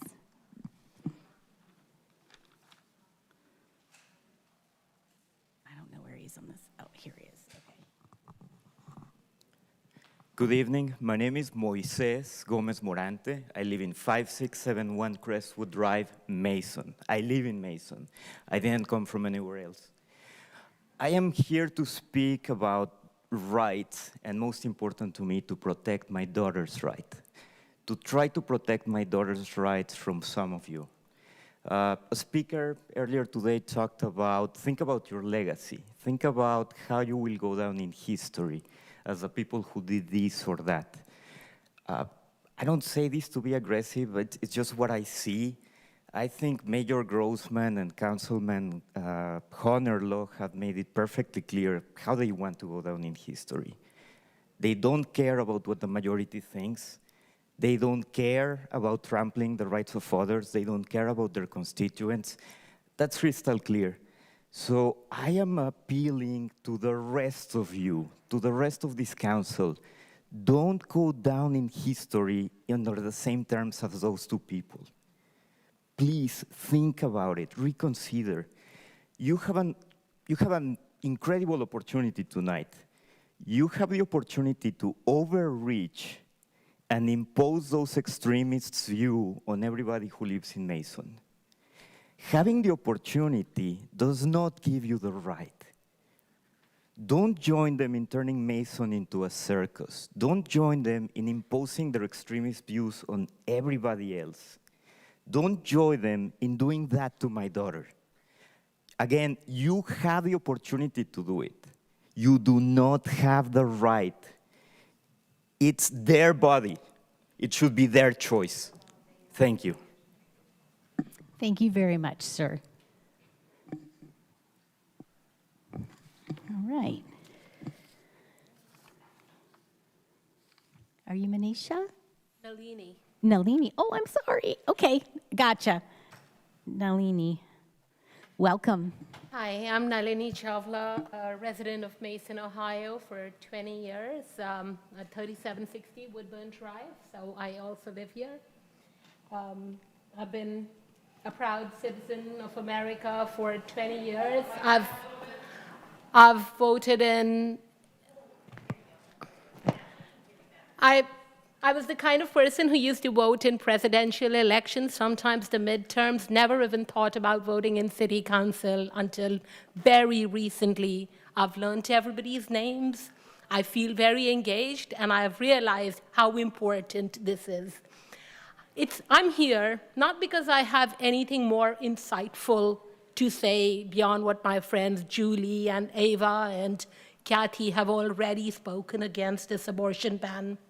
I'm actually here to tell you that there are many more people like me who have been quiet, who've been on the sidelines, who have not looked at what is going around and are now waking up. So don't assume that what you see here is a vocal minority.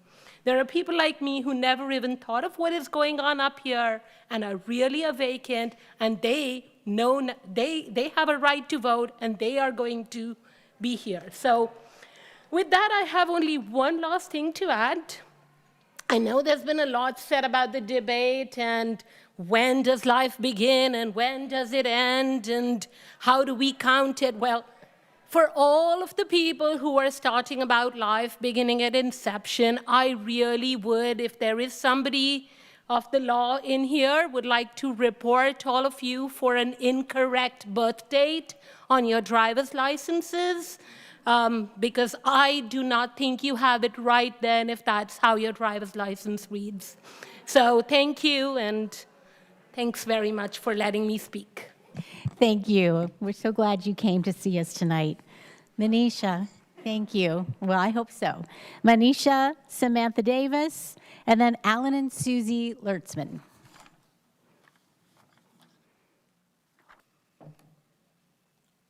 Welcome. Hello. Okay, so I hope you can hear me. My name is Dr. Manisha Godbow, and I live on Spalding Drive in Mason, and I'm resident of Mason and taxpayer and citizen and voter, etc., etc. And I'm also a daughter, a wife, a mother of 2 young daughters. To elaborate more on what I want to say today, I'm going to read a verse in Sanskrit which is known for last 5,000 years. Sarve bhavantu sukhina, sarve santu niramayaha, sarve bhadrani pashyantu, ma kaschita dukkha bhagavaet. Om Shanti Shanti Shanti. Literally translated, it means, may everyone be happy, may everyone be free from all diseases, may everyone see goodness and auspiciousness in everything, and may none be distressed. Let there be peace. Isn't this so true? Everyone, all living beings, not just unborn, should be cherished. So why is Mason Council just stopping at the unborn? Agreed, they don't have a voice. But what about voice of the mother, the family who is at the center of these decisions? You know who else doesn't have a voice? The victims of gun violence, the victims of climate change, the poor who can't afford proper medical care. What is Mason City going to do for them? Is there an ordinance being drafted for prohibiting assault weapons? Statistics show this year alone, so far 54 lives are lost per day due to gun violence. So why not declare our city sanctuary from guns? I have never met anyone getting an abortion just for fun, but I have definitely heard of and worked with individuals harming themselves, getting killed while playing with guns just for fun. In fact, just today I saw a grandma whose little 8-year-old grandson is right now in Cincinnati Children's Hospital, and she asked me to tell you all about his story. He was in Westwood, Cincinnati, at 6 o'clock in the evening with older siblings, just buying something from a store, and some crossfire shooting happened. He is in medical-induced coma since June, and that grandmother is actually asking for everybody's prayers. We are in climate change crisis. Man-made pollution is resulting in extreme weather, causing a lot of fatalities. How is Mason going to contribute to reduce pollution? At least let's get some more electric car charging stations in Mason. I understand most don't want the government to interfere in everybody's life, but talk about government overreach here with this ordinance. For those who fear Biden-Harris administration is going to make access to abortion in every zip code, there is news flash. Don't be afraid. If you don't need an abortion, don't get it. Mason City Council, after this ordinance passes, is our city going to add some vasectomy clinics? Ms. Scarborough, you've come to the end of your 3 minutes. Thank Okay, you. I'll just finish saying, if you feel this is happening, really saving lives, then I think you're lying to yourself. I think we should call this what it is. It's a political stunt, and it's not saving any lives. And you can lie to yourself, but remember, you can never lie to God. Thank you, and God bless. Thank you. All right. Samantha.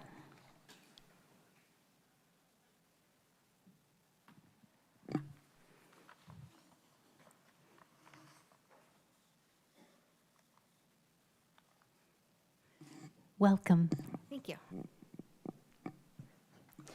Hello, my name is Samantha Davis. I live in Lebanon.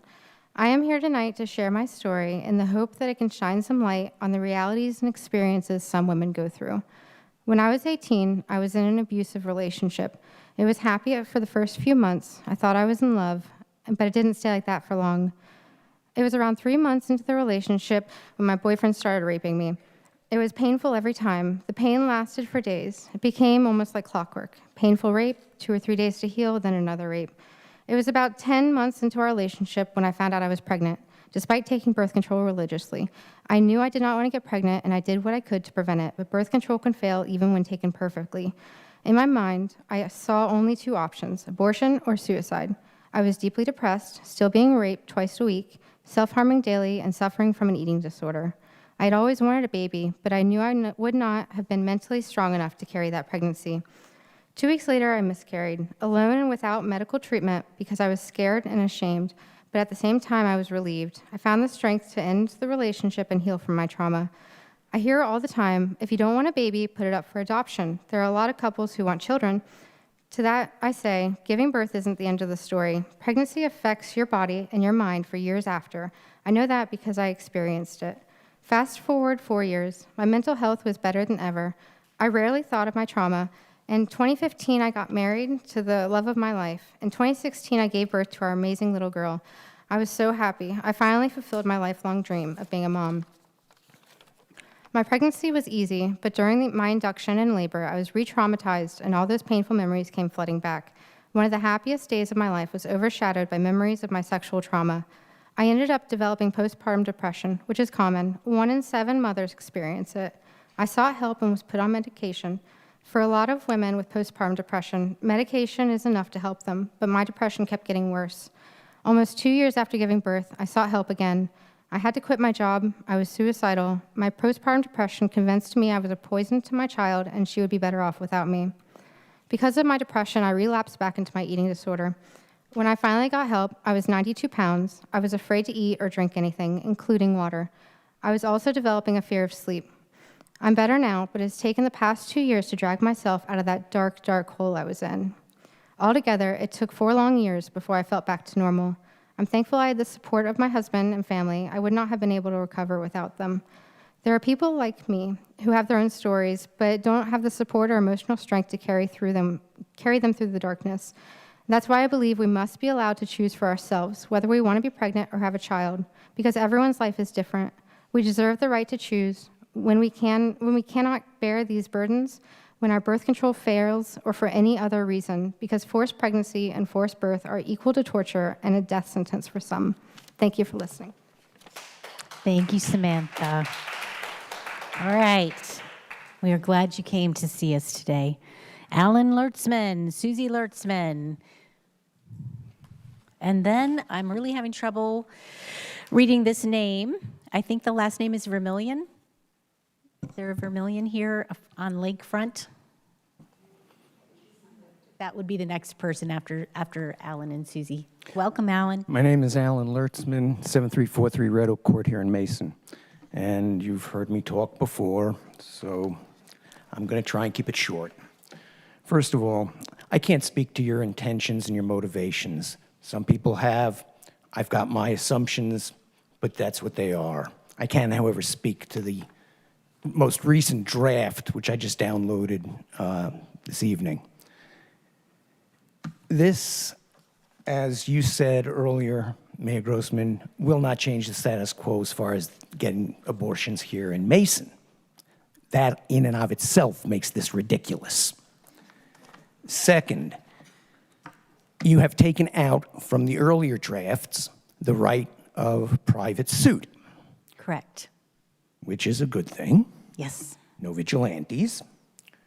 But what you're left with is a ordinance that has absolutely no enforcement mechanism, no penalties, which simply regurgitates the Ohio heartbeat law and points to it, and encourages the prosecutors in the various counties to prosecute people if they violate the Ohio law, which is already their job.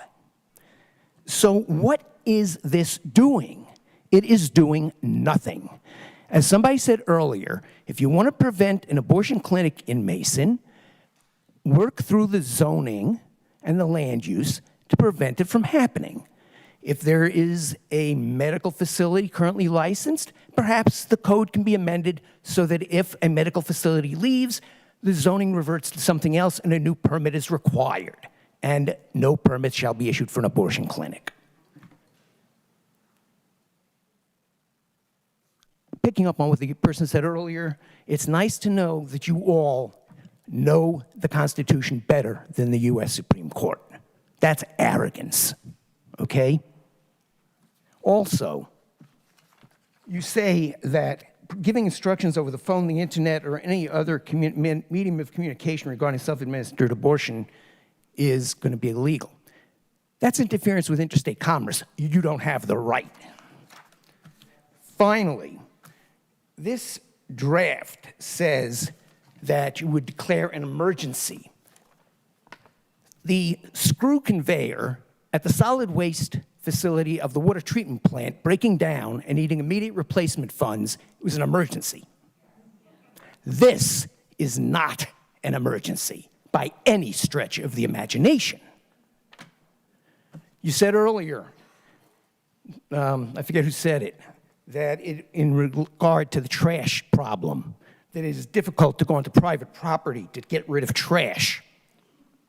And yet you seem to find it easy. Mr. Lurksman, you've come to the end of your 3 minutes. Seem to find Thank it you. easy to go into the bodies of my wife, my children, my grandchildren, to impose your religious beliefs and whatever your motivation. Thank you, Mr. Lurtzman.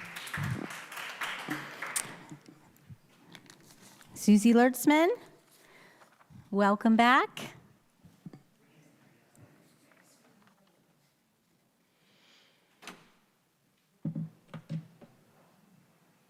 Al, here's your mask if you want it.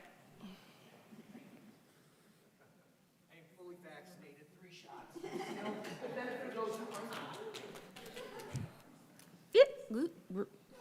Ripping my own glasses off. Hi there. I'm Susie Lurtzman, 7343 Red Oak Court. If you'd really like it, I could give you my phone number if you catch me in the hall. Whew.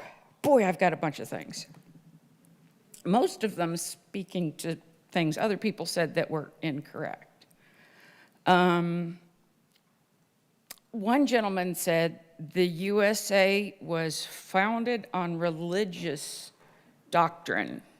No, it was specifically founded because in other countries there were religious doctrines, and here people had the right to practice their own religion.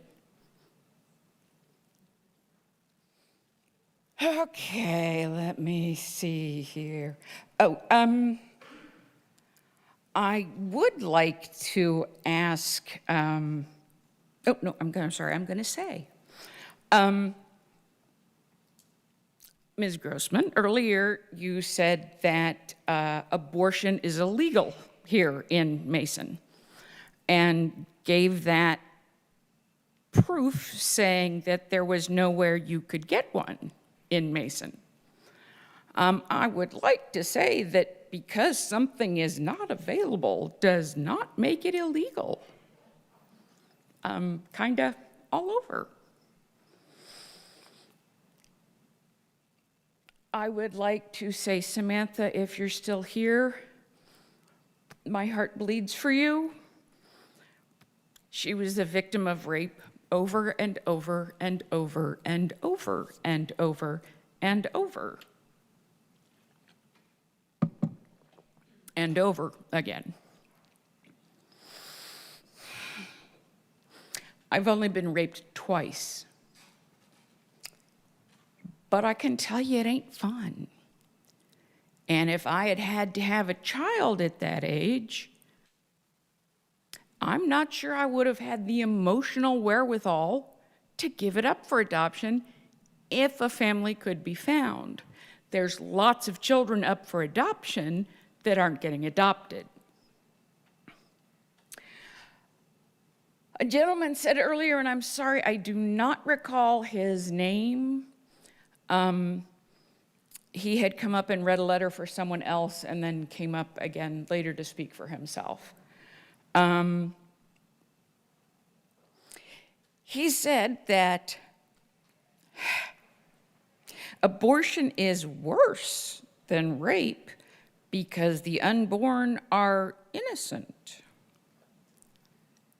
So the hell was I when I was raped. So is every rape victim, whether they're women, children, men, boys, or in my thought, goats, for goodness sakes. Mrs. Lurksman, you've come to the end of your 3 minutes. I'm sorry. I will end with saying one more thing, very quickly, not forgetting my pen. I want to know how this is an emergency when Mayor Grossman, you're the one who said it's not going to do anything.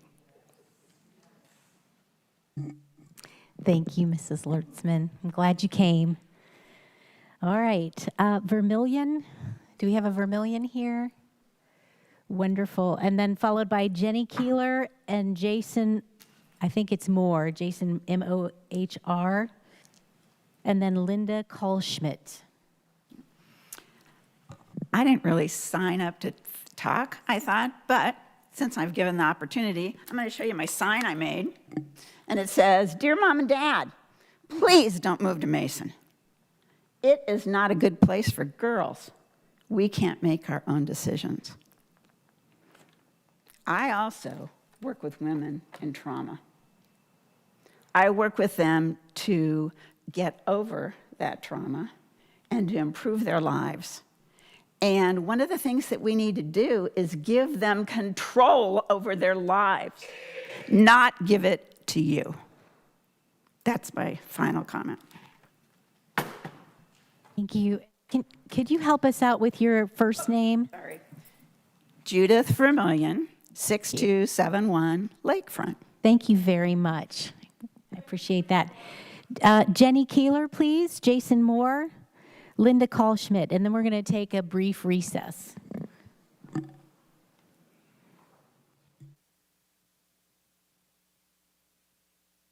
I'm Jenny Keeler. My address is 4321 Shore Drive, Mason, Ohio. I come to you as someone who's had an abortion and someone who's given birth.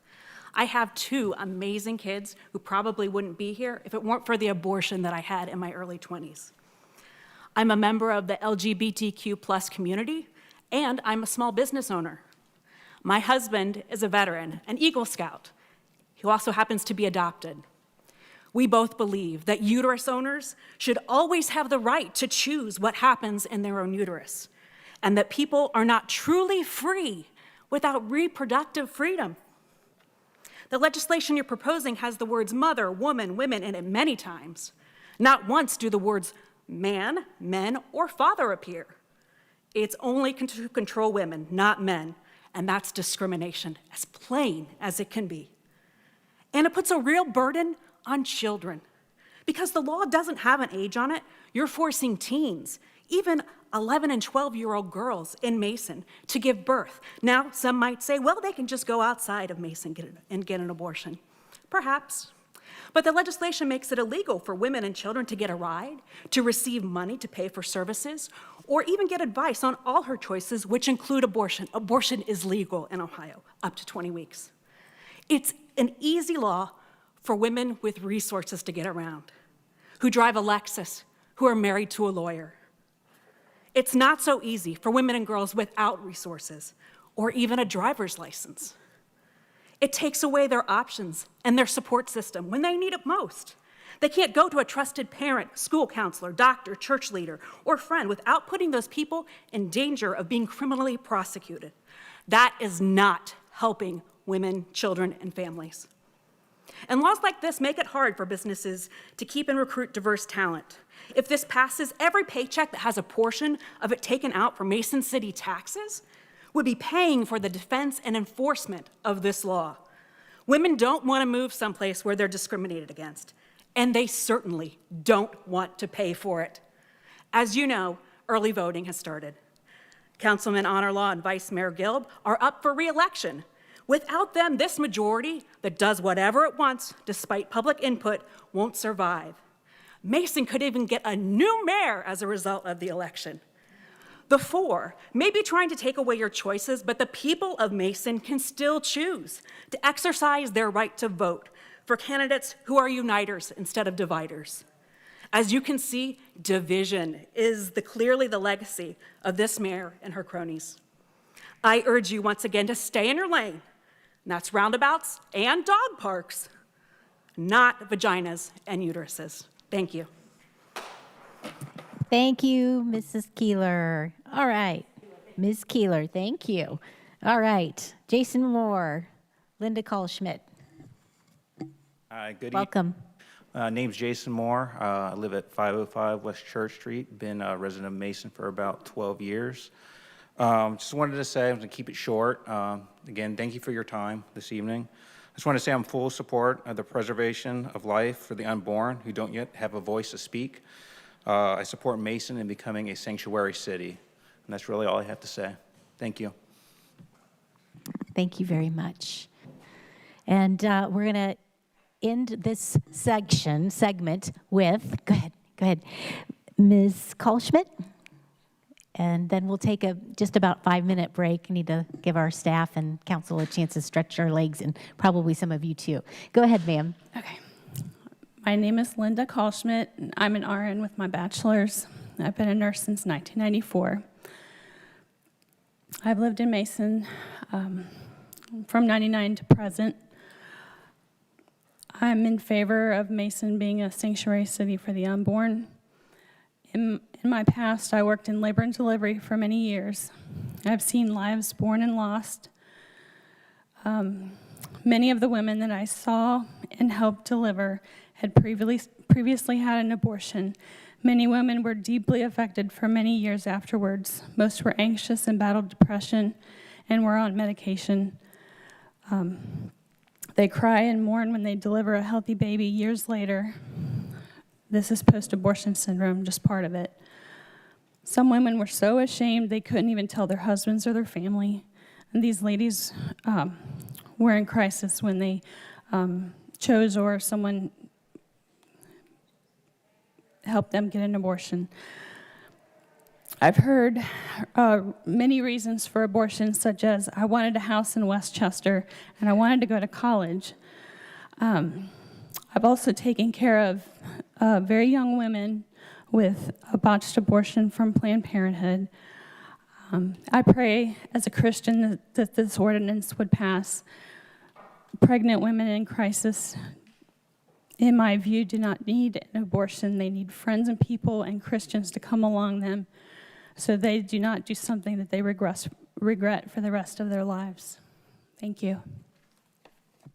Thank you very much. All right, we're going to take a quick 5-minute recess, and when we come back, our lineup is Allie Frazier, Becca Kosiba, Laura Alisi. Okay? All right, we'll see you in about 5 minutes.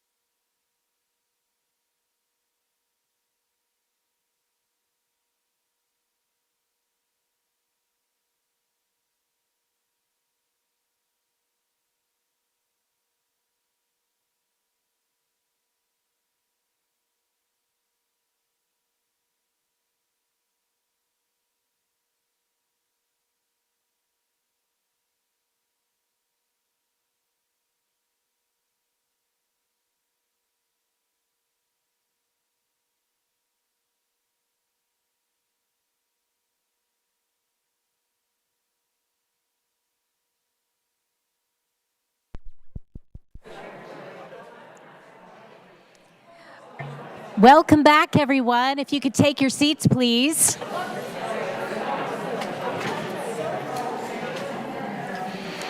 Okay. Welcome back. Please take your seats so we can start again.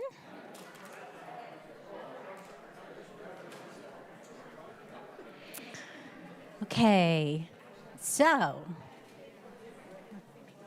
already we have heard from 31 speakers, and we have a total of 68 on our list. So we've got a little more work to do, which is great. We're so glad that you're here.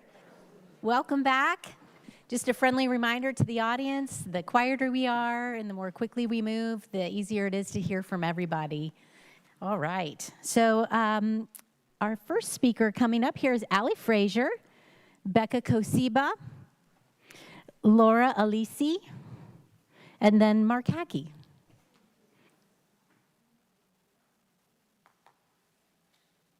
Welcome. Awesome. Thanks for having me.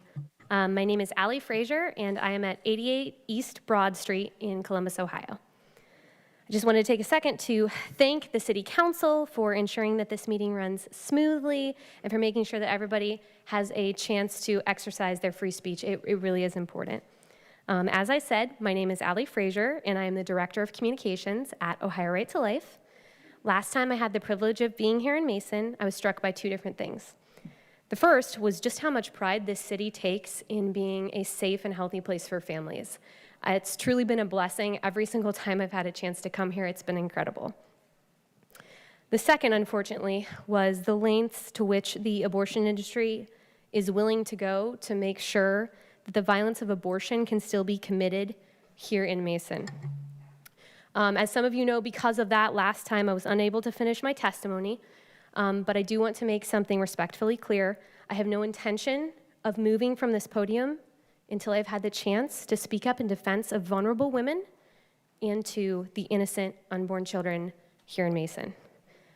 The community of Mason has a chance tonight to be on the right side of history.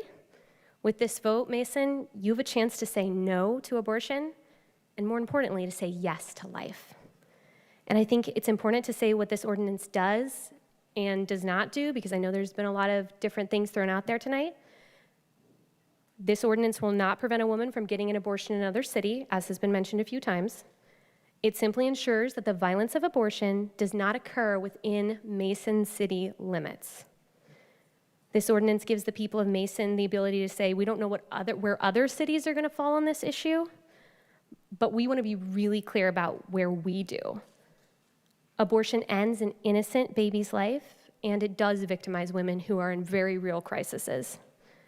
Women deserve real support, like a lot of the pregnancy help ladies who have been up here have testified to, and they do not deserve the lies of a billion-dollar industry that profits from their pain and has ended over 63 million lives in the US since 1973. Abortion isn't good for women, it's not good for babies, and it's certainly not good for Mason. Abortion breaks families, and that's why Mason in Ohio is going to protect life. So in conclusion, this ordinance is a chance for the people of Mason to take a stand for justice, a stand for nonviolence, a stand for families, a stand for women, and a stand for life. This is your chance to be on the right side of history. I urge you to vote yes to make Mason, Ohio, the 40th sanctuary city for the unborn. And a quick note as well, to everyone last time who seemed really frustrated by a lot of the stuff I said, I just want you to know I do not harbor any ill will towards you. And in fact, I just want to say that if you ever want to come up and Ms. talk to me, Frazier, you're you've come welcome. to the end of your 3 minutes. Thank you. Thank you so much. I appreciate it. Ms. Fraser, would you like to finish that statement? Because I was reminded of something when she came up. She was the speaker that couldn't finish when we had that first meeting where she was shut down. So let's give her the courtesy of a few seconds to wrap up. Ms. Weckstein, I'm sorry. She needs a chance to finish. I'm the chair and I'm giving her that opportunity. I know everyone is really tired. I promise I will make this short, but I truly do mean it. I care about you guys, and I hope you're all okay, and that's it. we're tired. Let's wrap this up. Thanks, guys. Thank you so much, Ms. Frazier. We appreciate you coming from Columbus. That's awesome. Thank you for that. Becca Kosiba, followed by Laura Alisi, and then Mr. Hackey.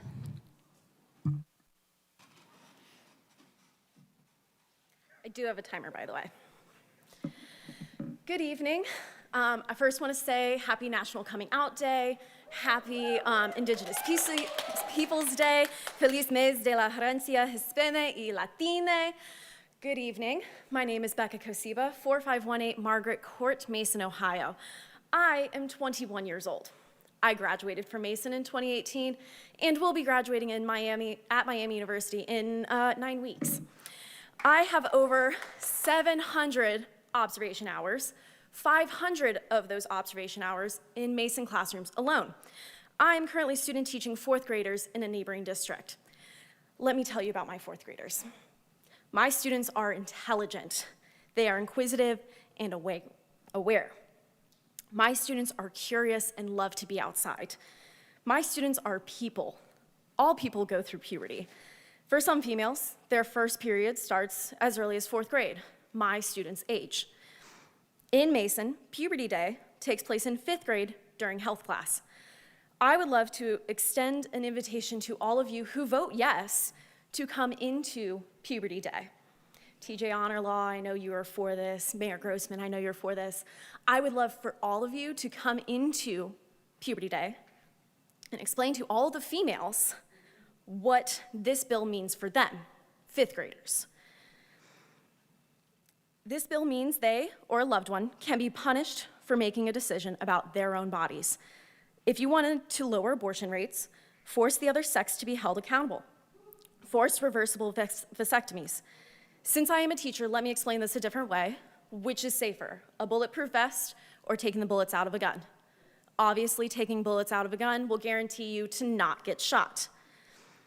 If forcing males or this action is uncomfortable to you, but you are content with controlling female bodies, then I shall pray over my past and current students that they or a loved one shall never have to be in this situation you are putting them in. You are voting yes to this situation for them. I know my number one job as an educator is to keep students safe. Number one job, not teaching, not curriculum, keeping students safe. I cannot keep my students safe at all times, as I am not home with them. I do know this bill will not keep them safe. This bill won't keep me safe from assisting people. However, it will keep any male who violated females safe. The rapists, the pedophiles, the incestors will all be safe because of you while they continue to reap no consequences. If you want to deny any adult female in this room today, fine. But I beg of you, please keep my students safe. If you still vote yes, my parting words to you today are, that's my alarm. Under his eye, blessed be the fruit, may the Lord open. Thank you, Ms. Kosiba. All right.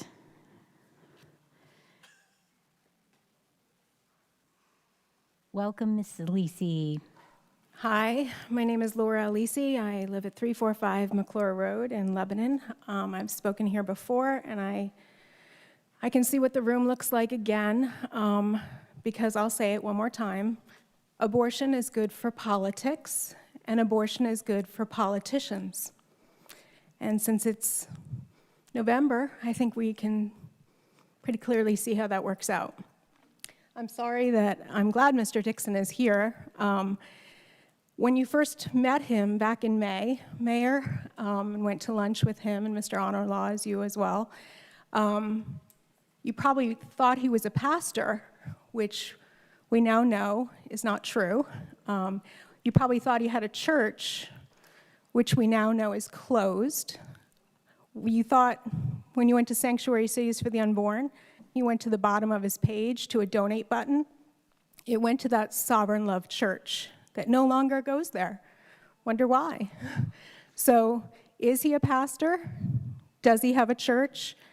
And is this right to bring someone from Texas that has brought incredible division across our country, which you can all see by the heartbeat bill in Texas, and it's going to go to the Supreme Court. And as far as his attorney, he worked pro bono for the Trump campaign and did not get appointed in all Republican Senate to a position that he wanted. So just letting you all know, that is the attorney that will be giving you your free legal, which I don't know how many ordinances come with free legal if it's not intended for a lawsuit. Thank you. Thank you, Mrs. Alisi. Okay, Mr. Hackey, and then we have Maya Rao, I think, R-A-O, Chloe Fasano, and Sidoni Oakland. Welcome, Mr. Hackey.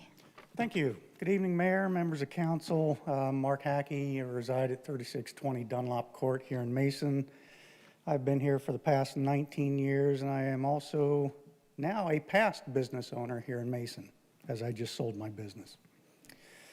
I just want to go on the record as saying that everything I'm about to say is my personal opinion, but they are my opinions, and I'm going to share them with you tonight. So you, Mayor Grossman, as mayor, have spent the last nearly 2 years dividing council, and now you're doing your best to divide our city. And for what? Votes. You said at the last council meeting that if the Sanctuary City Ordinance were to pass, the status quo does not change in terms of abortion accessibility.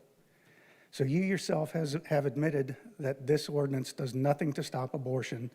Therefore, in my eyes, the only plausible explanation for pushing this through is for political gain. How dare you use our city in such a way? How dare you create such divisiveness among our citizens? How dare you sit there and abuse the trust of the voters that the voters placed in you when they voted you into power? Look at this room. Look at the people in this room. People in here who are so incredibly passionate on both sides of this debate. Nobody's mind is going to get changed in here tonight. I don't care what you say up here. No one's mind is going to get changed.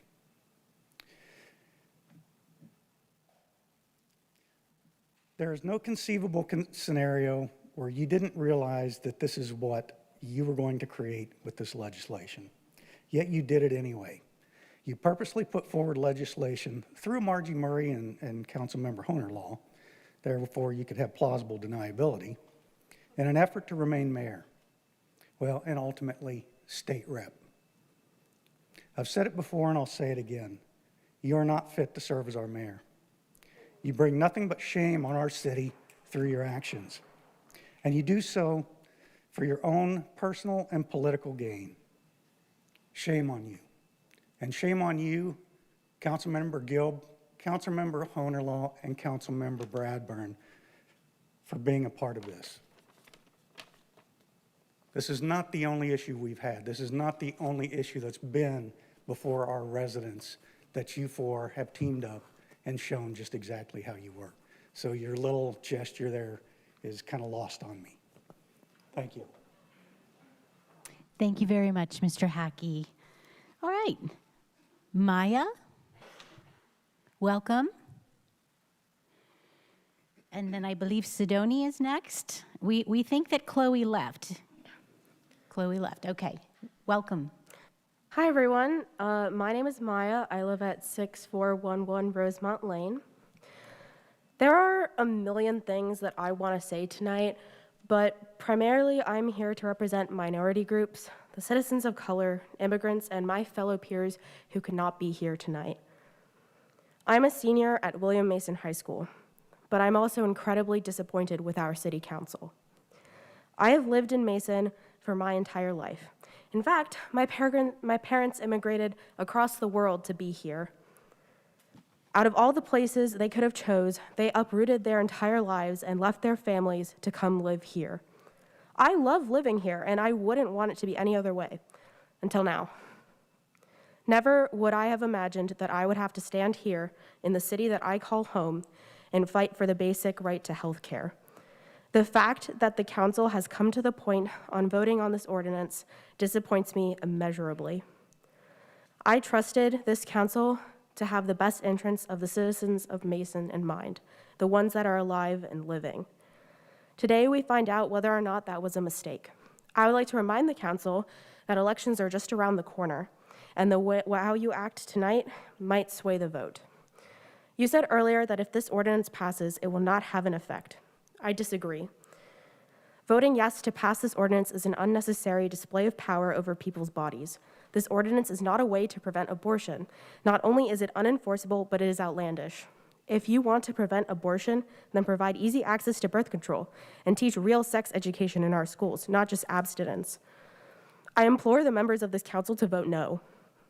Vote no for the hundreds of immigrants that chose to come here. Vote no for the survivors of trauma, including the people who bravely shared their stories with us today. Vote no to save the lives of the young women that prepare for their futures just across the street from here. And vote no to protect those that are already living. Thank you. Thank you very much. Sidoni?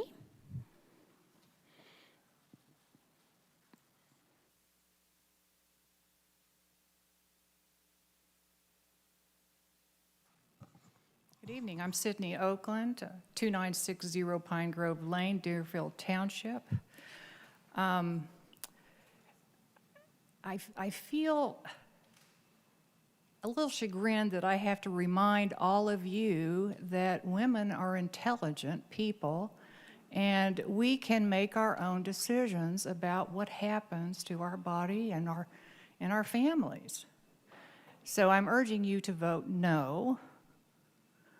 And if you choose to vote yes, I will not spend one more dime in Mason, Ohio.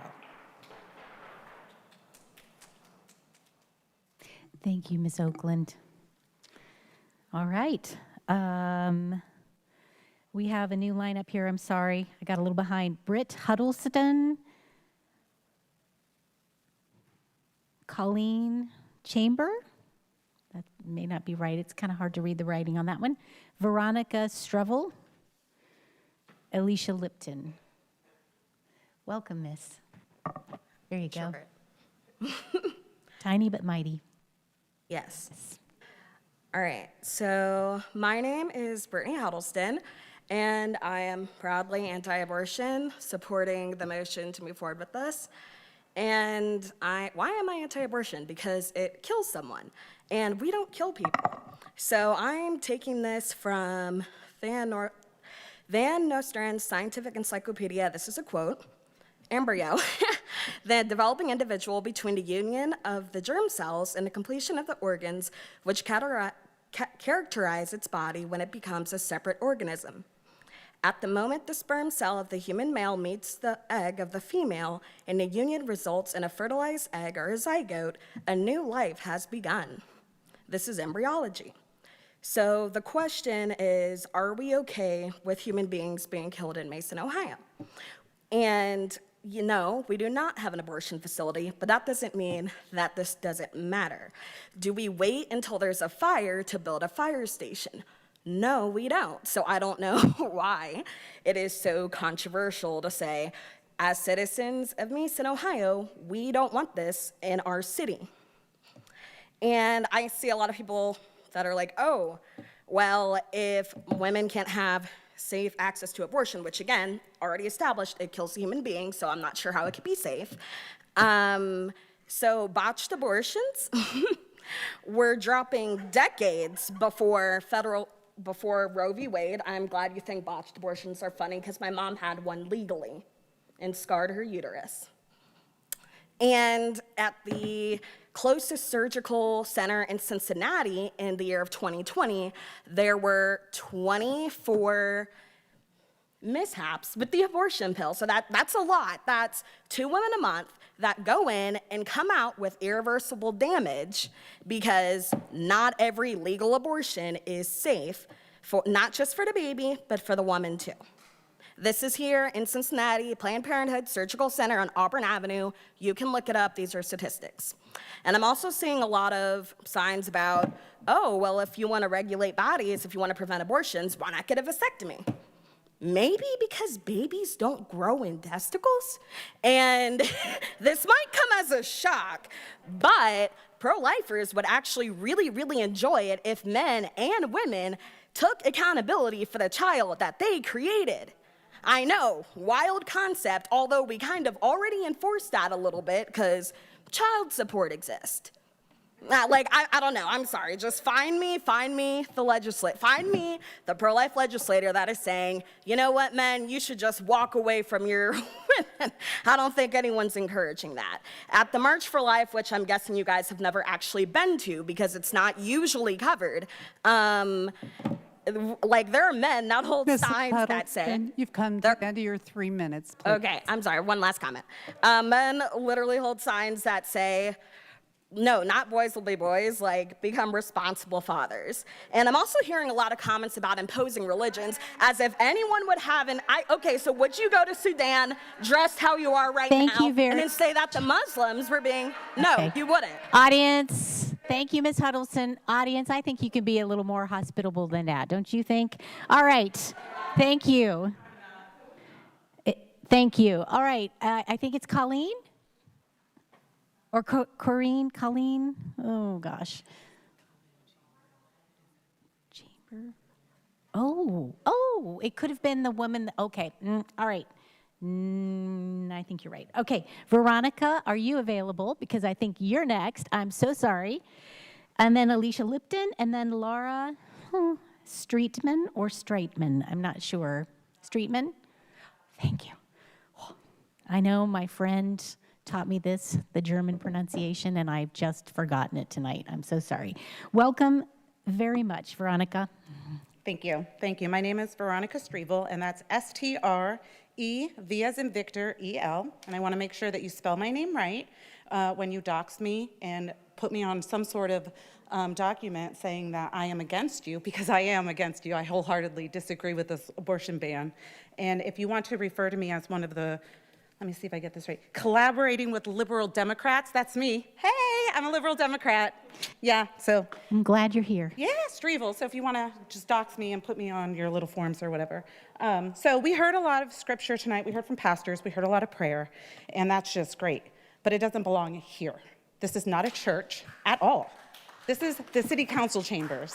And there are more than just Christians in this society. There's more than just Christians in this room. To just totally just negate that and say, we're just not going to listen to that view and only my own view is not okay, because those non-Christians also voted. They are still your constituents, whether they voted for you or not. They're still your constituents. They still need to be listened to, and they still have a voice. I know what it's like to fight for freedoms because I am an OEF vet. I have put my life on the line to fight for freedom, and I sure will always fight for people's right to worship, always. But when that worship then takes away my constitutional rights, because constitutionality is decided by SCOTUS per the Constitution, that's when I choose to not support your religious views anymore. Your religious views should not impact my personal life, period. I've heard you say a couple of times that this is not a political issue. We heard Mark Lee Dixon say that this was not a political issue, but you also said this is not changing the status quo of abortion accessibility here in Mason. So if it's not about politics, then what's it about? If it's not about abortions, then what's it about? Because, I mean, if it's not changing abortion access, then I don't understand your point. Just so you guys know, Mark Lee Dixon touted his 39 different city ordinances that were passed. 7 have resulted in lawsuits. 1 has resulted in a full reversal. And in Lubbock alone, the cost has been $3.2 million. They had to rewrite it, and they have yet to complete the whole judicial process. So I don't know how many lawsuits that the people in Mason are willing to put up with, but I will tell you that I know that this ordinance was written to overturn Roe v. Wade. And you want to know how I know? Because Mark Lee Dixon loves to talk to forced birthers media. He loves it. He's spoken several times about how he wants to overturn Roe. His own defense lawyer in a defamation case said that this was not constitutional as a defense in his defamation case. That is his defense. So again, I ask you, why? Why?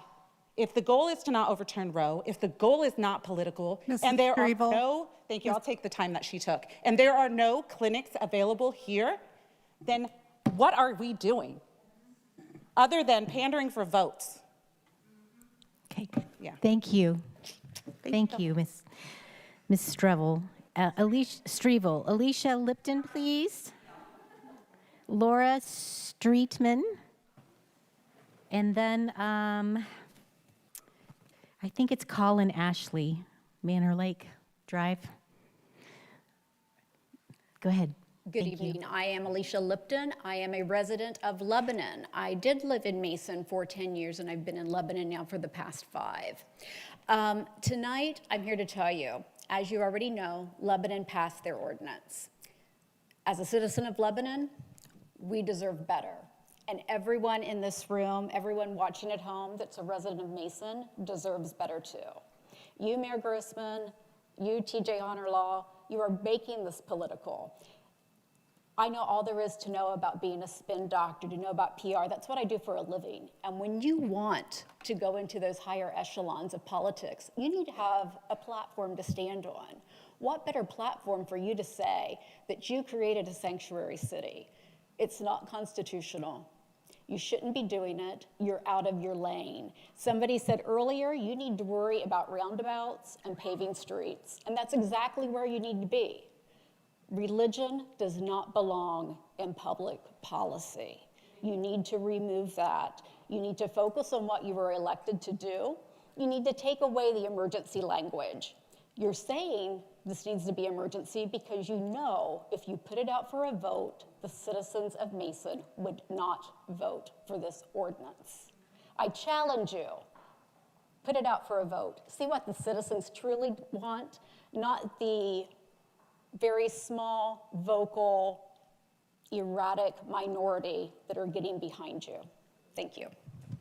And again, Mason deserves better.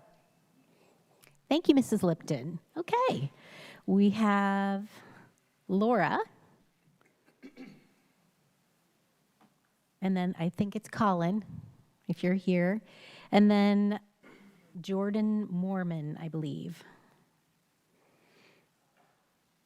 Thank you for the opportunity to meet with you this evening. My name is Laura Streetman, and I live at 2324 Park Avenue in Cincinnati.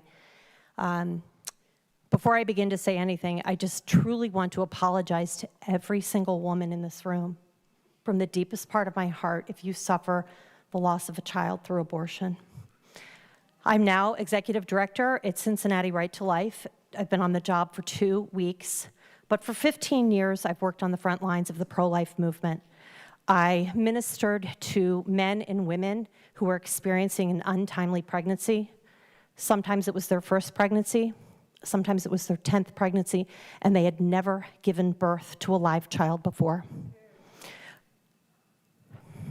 Wow. Abortion is a scourge. It is a blight in our world.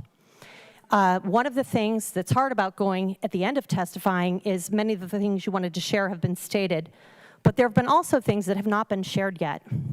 The Ohio abortion report from the Department of Health was just released a week ago Friday, for 10 days ago. During the time of a global pandemic where we lost over 10,000 Ohioans from COVID, our abortion numbers increased 3%, and we lost over 20 unborn children with heartbeats to abortion in the year 2020. We have an Ohio heartbeat law that was enacted by elected officials. And you're right, this is not a political issue, and sadly, it has become one because we need abortion to be illegal and unthinkable. It is a both and in our world right now. Several other people that testified mentioned certain days that we honor, honoring different aspects of life. October is the official infant loss month.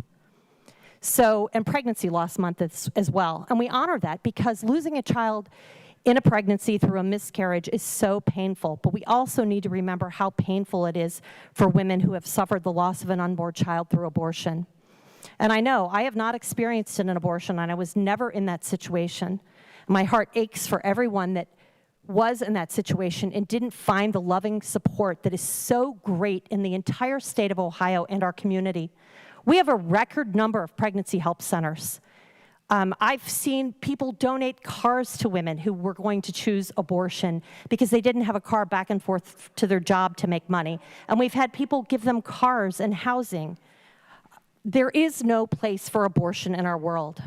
The only thing that it creates is a death date.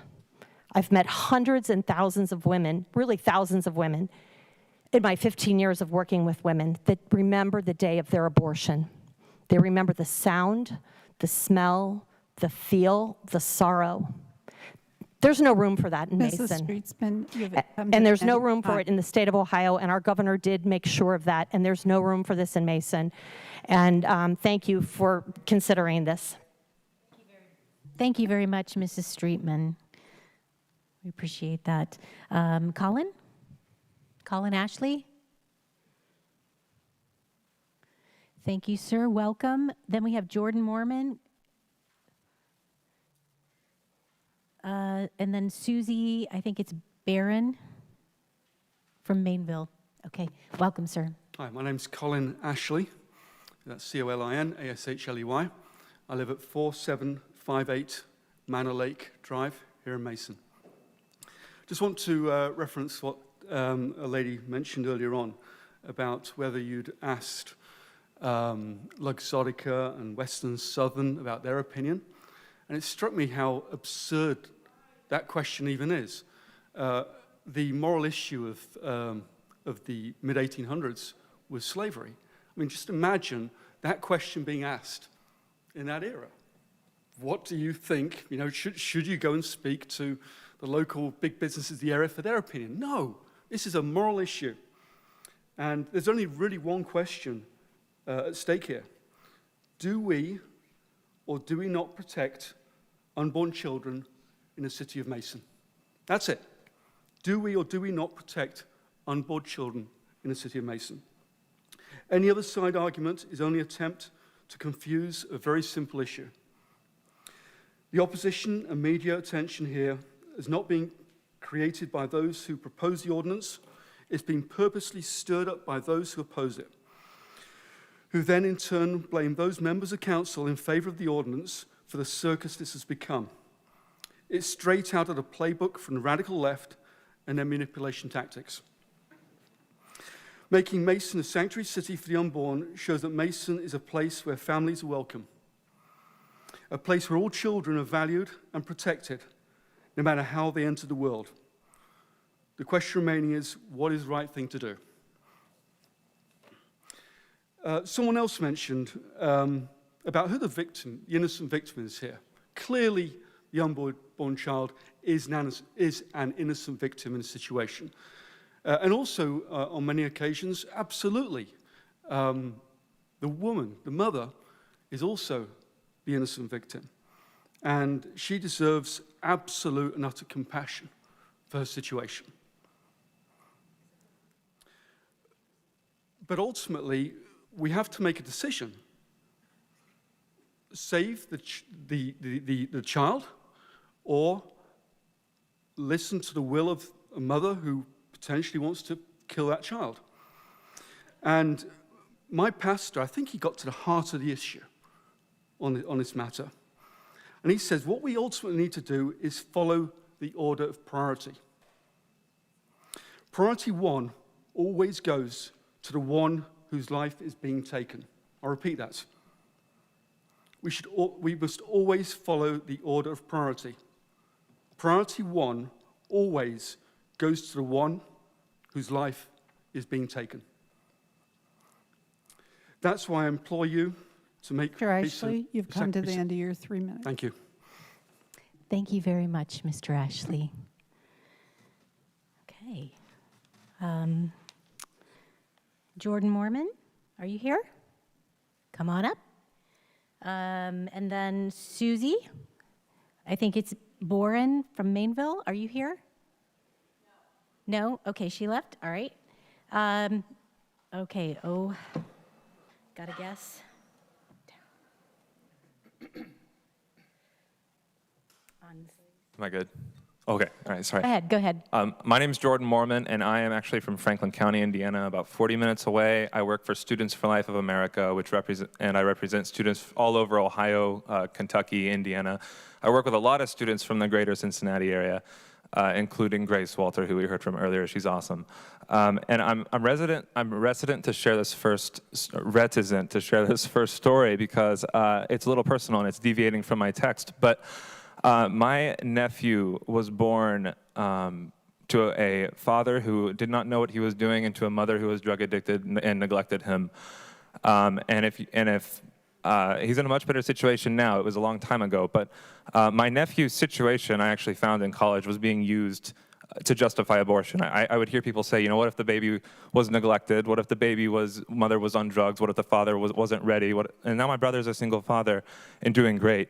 And my nephew's doing great. But I couldn't imagine my life without my nephew. I love that little kid more than anything. And to imagine somebody using his situation to justify abortion just kind of fueled a pro-life vigor.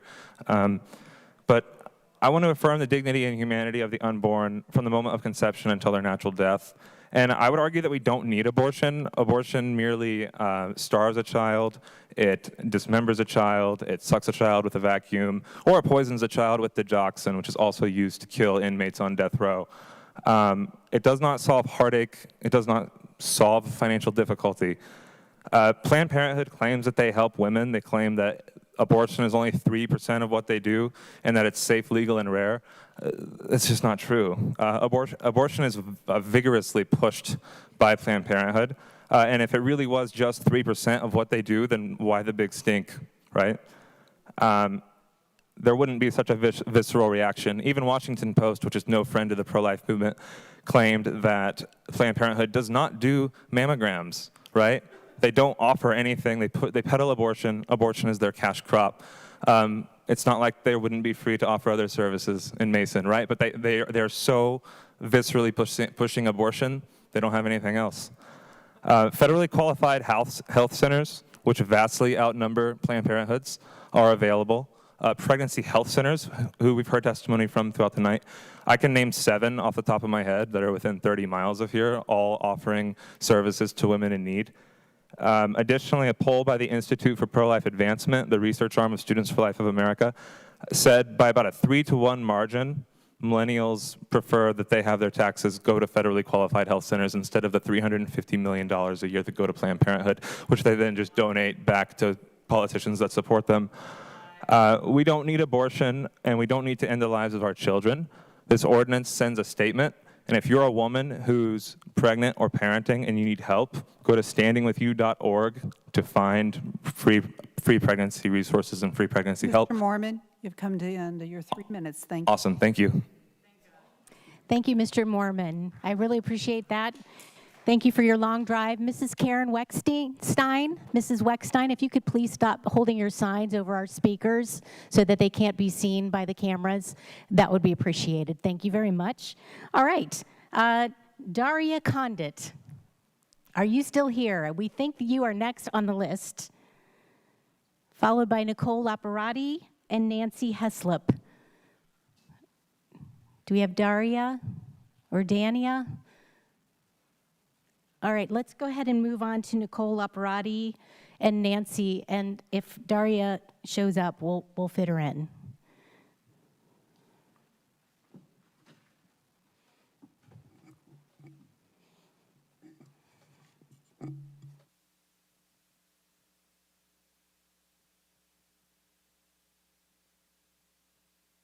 Nicole Laparati, 6400 Amber Court, Mason, Ohio, 45040. I will be brief. I'm not going to take up my full 3 minutes. Just for the residents of Mason, the Ohio Heartbeat Bill has been blocked by a federal court since 2019. Abortions are still legal in the state of Ohio. So I want to make sure that everyone understands that. Regardless of what happens today or moving forward, if anyone within the city limits needs to go see my OBGYN, which happens to be Planned Parenthood, and my daughter's OBGYN, where I get mammograms and pap smears and all the medical treatment that a woman needs at Planned Parenthood. I have no problem getting you that information in the event that you find yourself any Mason resident with a uterus that needs help, needs financial help, needs transportation because they need abortion services. I will provide that regardless of what happens with this law. I will be your safe space, and that I promise you. And I will get up here at every city council meeting thereafter this ordinance passes to remind our residents that I will be your safe space. Thank you. Thank you, Ms. Laparati. Audience, please. Nancy Heslop, are you still here? Nancy Heslop. Okay. All right. Brooke Pimental. Is Brooke here? Okay. Leanne Kraft, are you here? By the way, if you're out in the overflow area and you hear your name and you can't get here fast enough, just let me know and we'll fit you in. Okay, we already heard from Mr. Johnston. Lynn and Wanda Petrie. Ariana Ybarra, are you here? Oh, we got one. Welcome, Ariana. And then we have Barbie Champ and Vito Pereno, I believe. Welcome. I think I'm the shortest one that's come up here today. So hi, everybody. My name is Ariana Ibarra, and I'm the Central and Southern Ohio organizer with NARAL Pro-Choice Ohio. So like so many others, I'm appalled at Mason City Council's decision to ignore the wants and needs of its residents in favor of pursuing an abortion ban that originates from Texas. This abortion ban wasn't written by anyone on City Council, wasn't thought of or asked for by any Mason residents. So why is this being considered? Other than to further stigmatize abortion and attempt to limit or completely remove people in Mason's ability to access abortion. This abortion ban ordinance affects people throughout the state of Ohio. After a similar abortion ban was passed in Lebanon, as we've heard from folks from Lebanon today talk about, people across Ohio are fearful that their city will be next. We're hearing London, Ohio is considering this as well. Abortion is essential health care that needs to be available to everyone regardless of where they live. So not only is this ordinance a complete overstep of what city government should be controlling, it is blatantly unconstitutional in more ways than one. Mason's proposed abortion ban, again, an abortion ban that was written and approved by people in Texas, one of which is here today, is an unconstitutional interference with interstate commerce as it aims to prohibit the sale of FDA-approved medications, misoprostol and mifepristone, the medications used in a medication abortion. This provision could lead to a federal lawsuit against the city. So what is the benefit of this ordinance to the people of Mason? City Council, is your intent to not only infringe on your residents' constitutional right to abortion, but to open yourselves up to a lawsuit such as this? Yes, the folks from Texas have offered to represent Mason if the city gets sued. But are you all going to pay the hundreds of thousands of dollars in attorney fees that Mason will be responsible for if the city is sued and loses? Because again, this is unconstitutional in more ways than one. The bottom line is that abortion is health care, and your access to health care should not change based on where you live. The residents of Mason deserve access to abortion without fear, without stigma, just as much as everybody else does. Mason City Council should be ashamed that they are attempting to block access to an abortion. A city has no right to interfere in its residents' reproductive health care choices. I'll put it back up for the tall people. Thank you very much. We're glad you came to see us all the way from Columbus. We appreciate that. All right, Barbie Champ, Vito Pereno, Liz Walter.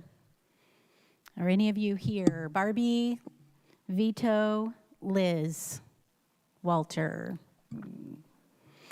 Our crowd is thinning out as the night rolls on, okay? Is Helen Fox here?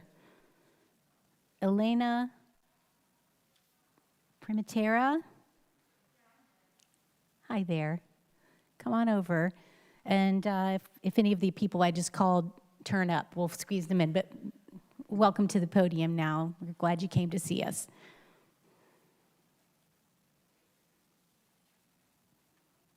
Good evening. Thank you for letting me share.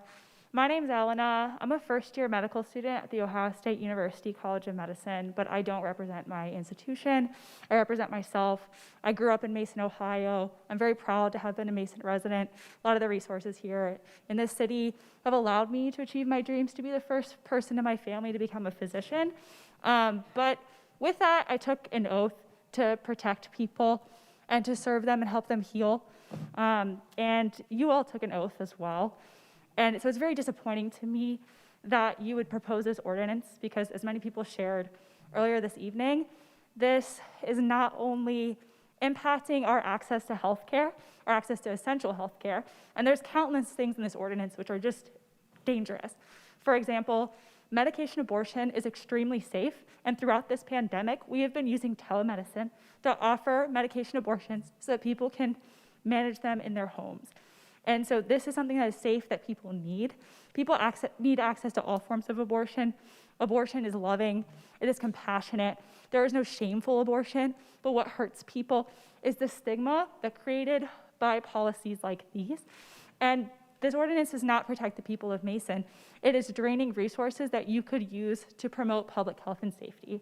So overall, as someone who's made an oath to protect people, to hold their confidence, you all have made an oath to serve your constituents, and you're failing in that regard here. And so I strongly urge you to vote no, and I strongly urge you to support people like me who deserve access to abortion too, because if I was pregnant right now, I might not be able to achieve my dreams to become a physician. And everyone deserves the right to make the choice of when they want to start their family or extend their family. So thank you very much. If you have any questions, please let me know. Thank you very much. We're glad you could come in and see us today. So I've seen some people come and go, so I'm just going to call out a few names one more time. Barbie Champ, Vito Pereno, Liz Walter, Helen Fox. Are any of you still here and got missed? All right, let's move on to Alina Schneiderman. Alina Schneiderman? Oh. Do you want to go ask her? She can, we can work her in if she comes in. Regina Brewer. Is Regina Brewer here and wish to be recognized? Oh, do you wish to be recognized? By all means, come on up.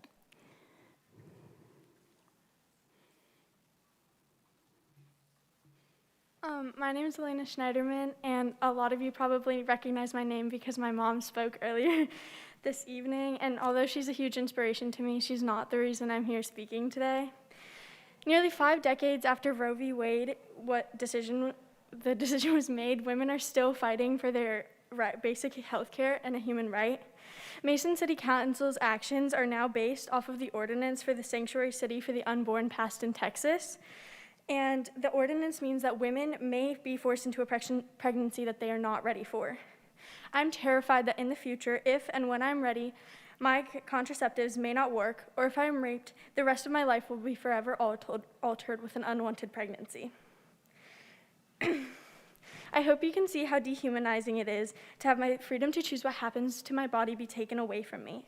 I'm standing up here today because our freedom is being threatened. It is a problem and one that I refuse to ignore.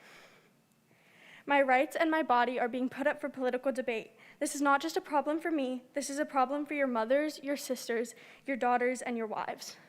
If abortion becomes illegal again, women and girls will have no option but to start throwing themselves downstairs again or be shoving coat hangers in their bodies. You can't get rid of abortion, you can only get rid of safe, medically supervised ones.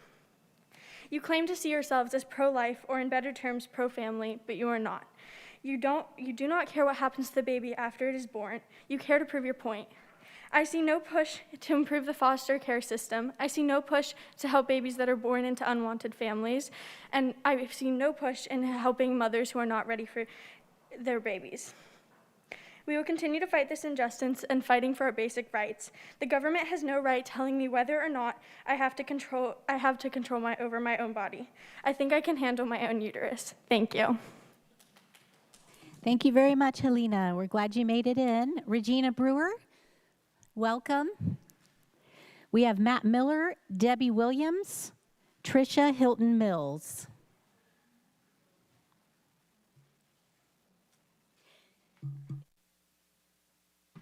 Hello, I am a resident of Mason, 752 Maplewood Lane. Regina Brewer, sorry. Wanted to come and talk again today and just kind of reiterate that I am pro-life and I'm very proud of it. And I was a single mom of 3 kids. Very, very hard thing to do.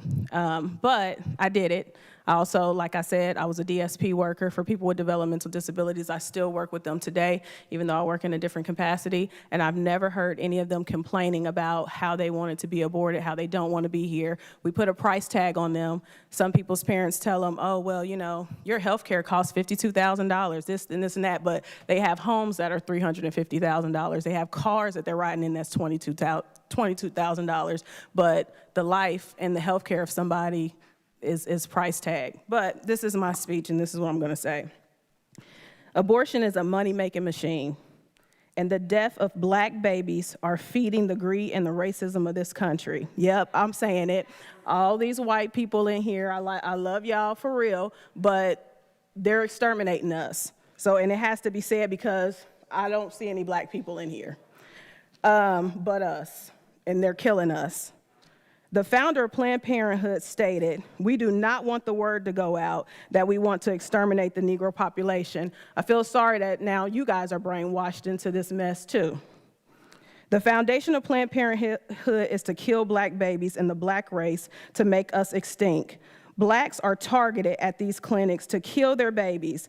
I know because I was targeted. I didn't get the red carpet treatment like somebody else in here. Oh, I got this and I got that. Yeah, because you're white. I didn't get that. They wanted to kill all of my babies. I didn't get that at all. And your taxpayer money would have funded it because, like I said, at that time, I had no money.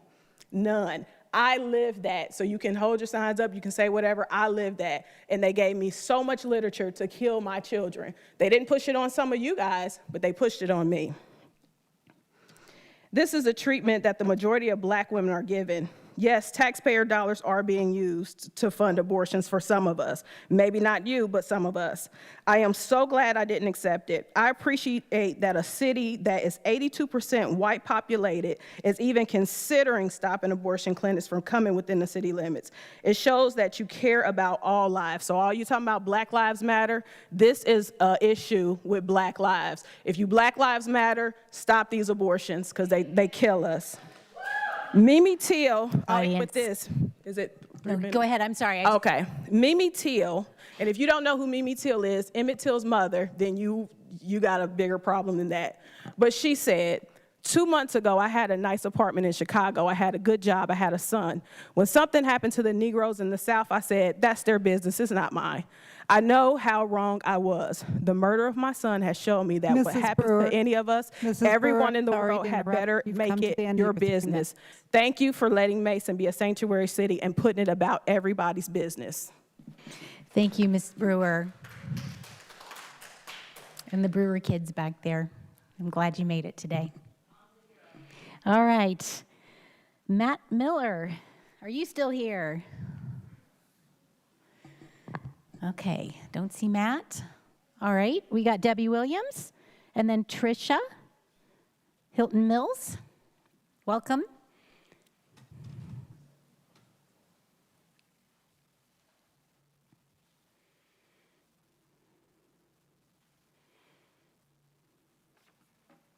I'm Debbie Williams, and I'm a Mason resident, And I'm sorry I look like this. I just got a phone call that you guys were having this today, and I had to run out here and take care of business.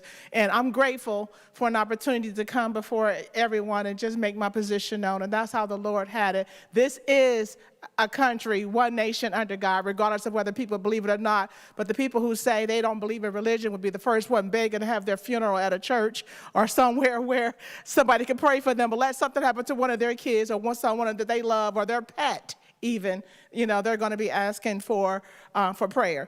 So I also want you to know, when you raise your hands like that, that means you're giving all praises and honor to the King of Glory. So keep it up, keep going, praise God, wave your hands, give God glory, and wave it inside. And there's countries where they're not allowed to talk about the Lord, and that's what they have to do. That's what it means. All praises to the King. So thank you. Also, I want to let everyone know that abortion is not health care. You're killing people, In this country, people stand up for the ethical treatment of animals. Really? And everybody fights for that. We have deer hunting season. You can only kill deers on certain times, but you can kill a baby 24 hours a day, 7 days a week. Life begins at conception. Roe versus Wade was not law. Roe versus Wade is a case study. If you knew your Constitution, you know that there was never any separation of church and state. So that's something that each and every one of you may want to look up and find out for yourself. This is murder. So, what amazes me the most is that everybody in here has a voice, but the ones you're talking about shouldn't have a voice. Or someone who came, your parents, your mom, everybody made a decision to bring your life into this world. As you sit there, talking about, put your signs down, it don't mean nothing to me, that you don't have a right to, this is your body, your choice. Somebody made a choice to bring you here. Getting pregnant is what's supposed to happen when you have sex. That's what's supposed to happen. When a man and woman come together, life is what's supposed to happen. So therefore, if you don't like that, well, the alternative. So I'm grateful for our city. Don't let them bully you. If whatever your decision is, the blood will be on your hands. All of those who are speaking those things that are not, that don't want them to be, then the blood is going to be on your hands, whatever you decide. So don't worry about bullies. I'm grateful for an opportunity to come before here and make my position known that life begins at conception. And anything other than that, I want to speak for those voices who cannot speak for themselves. You all had an opportunity to come here and make your position known, and those babies do not. Thank you. Thank you very much. All right. Tricia Hilton Mills, are you here today? Welcome. So Tricia's the last person on my list. I can open up the floor to anyone who didn't get an opportunity to sign the list. So be thinking about that, and I'll ask for you in just a minute. Welcome. Hi, my name is Tricia Hilton Mills. You probably know me because I've been here a couple times. I live at 535 Shawnee Lane in Mason, Ohio. I'm a registered nurse. My children both go to Mason City Schools, and I vote in the elections, as should all of you. I was really thinking twice about speaking tonight because I feel like we aren't being heard. It's become a production. Each time we come, there's more news outlets, and honestly, we're feeding into the political campaigns of the people that we're trying to object to. Unfortunately, the way that our community works and society is working right now is we need to speak up for ourselves. And I'm here to speak up for myself and for all of the women that are little people that had to be in bed by 9 p.m. tonight, that went to bed knowing that they were safe and valued as human beings, and that they will be tomorrow. Mason has a Christian problem. Mason cannot keep its Christian out of anything else. And it's not about being Christian or Muslim or Jewish or pagan or whatever you are. It's about keeping it out of state and city issues It does not need to be involved in our legislation. And I have not heard one argument here that is for this ordinance that isn't based in some sort of religious background. There's no point. There's no point in anyone speaking. I understand that historically, minority groups, and women being one of them, have been taken advantage of. And it sucks. And I want it to stop. But we have politicians that are more than happy to saddle up on our personal rights and ride that all the way into office and hang out at the next legislative rung on the ladder and then just look around for somebody to put their foot on. And they don't understand that there are people who are swarming around them who just want to use them for their agenda. We just need to stop. When you hold office, you need to represent the people. And I feel like a lot of people are showing up, both for and against this situation. And it's enough that maybe Mason doesn't want to get into this bubbling pot of mess. I don't care if somebody from another state who wrote some legislation who's trying to blaze a plague of conservatism across the country came here and said they would give you a lawyer because you know it's going to cost money. You've come to the end of your 3 minutes. Thank you. Thank you. I just don't feel that Mason cares if they're going to spend the citizens' money for things that the citizens don't want. And I think in the end, the council should be liable for that cost. Thank you, Mrs. Hilton Mills. All right. If there's someone here that wishes to be recognized that did not sign the list, please let me know and you may be recognized.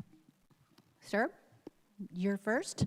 State your name and address for the record. And I saw a hand in the back, but I didn't catch who it was. You can go next, okay? And then Mrs. Vyers, you can go third. Thank you. Hello, my name is Elijah Montgomery. I live at 102 Cowan Drive here in Mason, Ohio. I'm literally like 5 seconds away. I just want to say that I had the privilege of at the beginning of this year, getting engaged to the most beautiful woman in the entire, on this green earth. And it terrifies me to no end to know that people like you would like to try to make decisions for her. Because I don't even make decisions for her. She makes decisions for me half the time, okay? So it terrifies me to no end. I lose sleep at night over this. Look at me. All of you over there. I lose sleep at night over this fear that I have that one day somebody could come along and do what they would like to with her, and neither she nor I would have a say in it. That's BS, 100%. 100%. The biggest threat to American democracy right now is white evangelical Christian supremacy. And this town in particular has a major problem with it. And it needs to, for the love of your God, stop.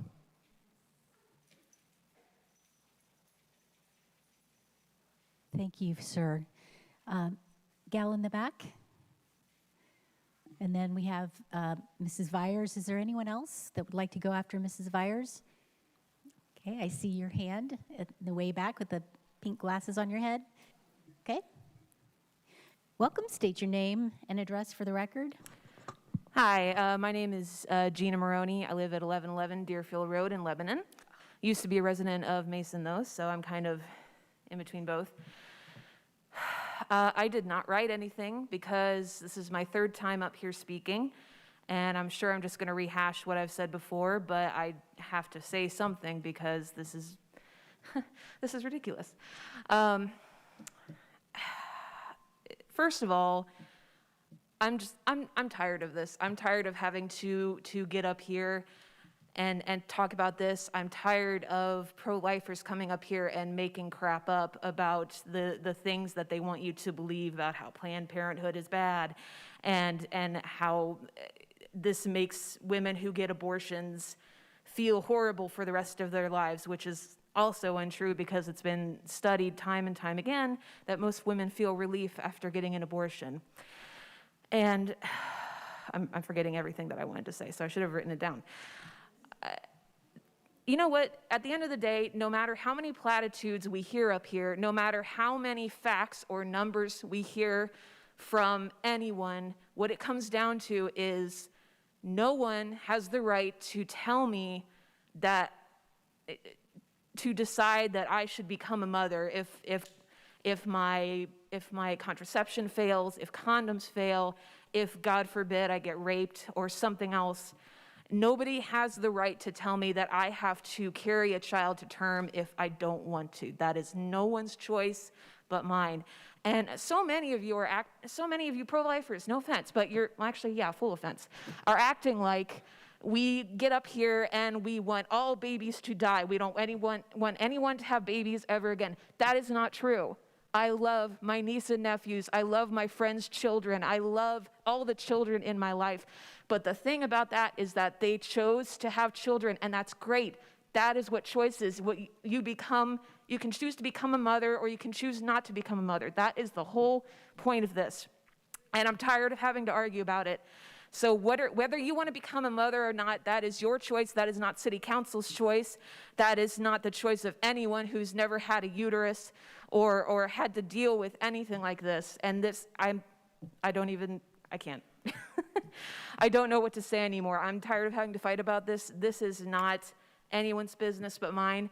Your job is infrastructure and making our city better. I can still say our city because my family still lives here. You say nothing is going to change if this goes through, then why are you pushing it? Why not just leave things as they are? Which, by the way, means legal abortion in Ohio. I really should have written this down. Just think about that. No one wants this. Maybe some people want it, but not the majority. You need to be paying attention. You've come to the end of your 3 minutes. All right, thank you. Just remember, it is no one's uterus but yours. It is your choice and no one else's. Thank you. Thank you, Mrs. Maroney. And I just got the list. There were 2 names on it. Yours was one. I'm so sorry that I didn't catch that earlier. Leslie Nahigian from Heritage Trace in Lebanon. Are you here? That's you. Oh, come on. Okay. Why don't you come on up? You can wait. Okay. I'm sorry I overlooked that. So Mrs. Vyers and then Leslie. And then I see your hand in the denim jacket. Okay. Great. Thanks. And then we'll get you. Okay. Thank you. Every time I say I'm not going to say anything and then I hear something I need to correct, I just wondered, I have a question. It's a dilemma. We've heard charges tonight that the pro-life members of our council are doing this for political gain. And then we've heard that the majority of Mason residents oppose this. It can't be both. So.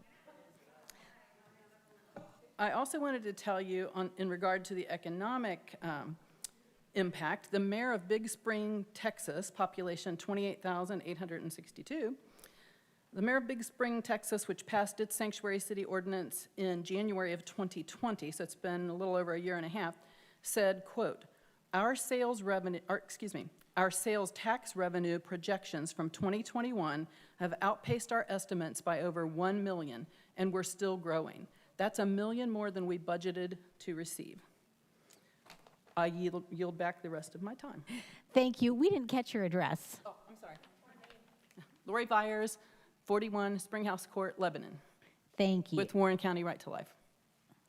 House Court. Okay.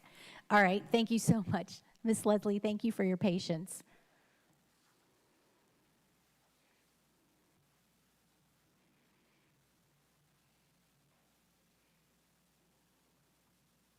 My name is Leslie Nahigian. I'm a resident of Lebanon, Ohio, 517 Heritage Trace. We romanticize pregnancy and motherhood in our culture. This isn't honest, nor does it serve pregnant women or children. At best, it's virtue signaling. In this community, most of us are fairly privileged.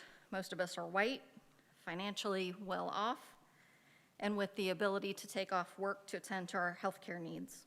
We have pearls to clutch. At its worst, it's a far-right attempt to claw back at changing racial and religious demographics. It is interesting to note that in 2020, as the previous speaker mentioned, there were 20,605 abortions in the state of Ohio. Most were in women 29 to 55 years of age. Almost all, 99.5%, occurred before 20 weeks gestation. There are no late-stage abortions where we're lopping off heads in the delivery room. We had 22,819 COVID deaths in the state of Ohio. Where was your outrage there?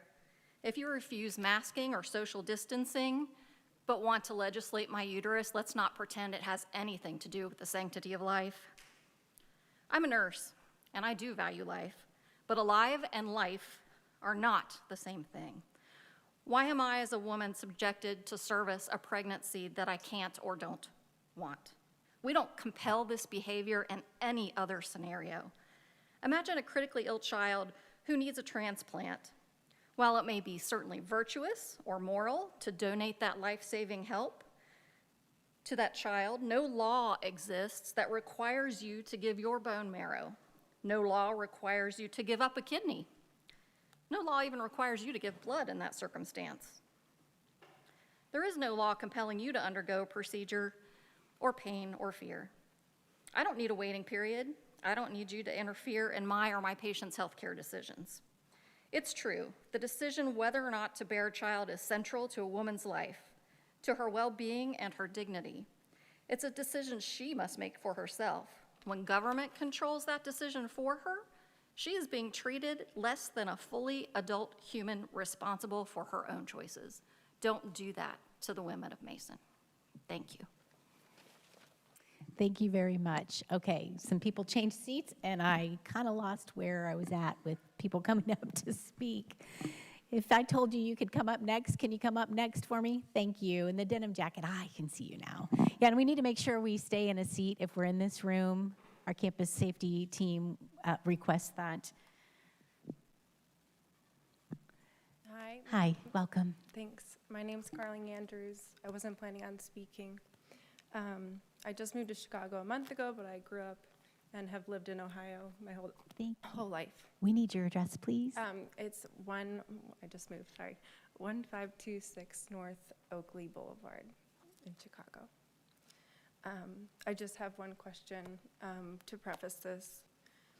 Rape is one of the most painful and traumatizing things you can ever experience, and could you look at your niece or your daughter if she experienced that and got pregnant and tell them that they had to have that kid? And that's just something I want you to think about. That's all. Thank you very much, Ms. Andrews. Okay. Go ahead. Yeah, thank you.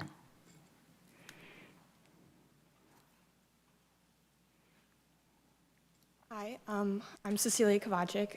My address is 977 Belvedere Drive, Lebanon, Ohio. So I guess I'll just say it. I was raped multiple times when I was a teenager. Can you seriously look me in the face and tell me that you want me to suffer even more after that? Like, seriously.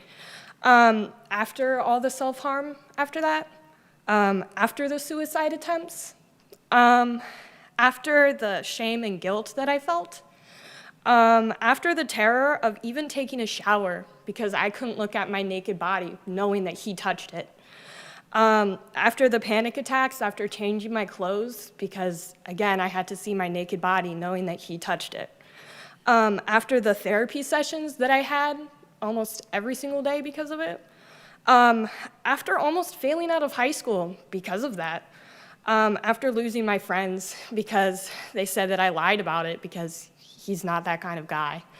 Do I matter now that I'm not a fetus? Would you rather help me, or sorry, I messed that up. Would you rather me end my life along with that child than help me in this situation? What about my sister? What about my mom? What about your daughters?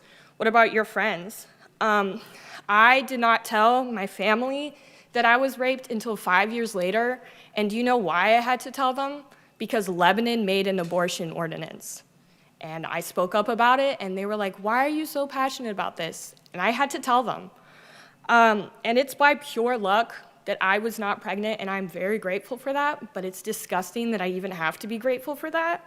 And banning abortion does not help women. It helps the rapists.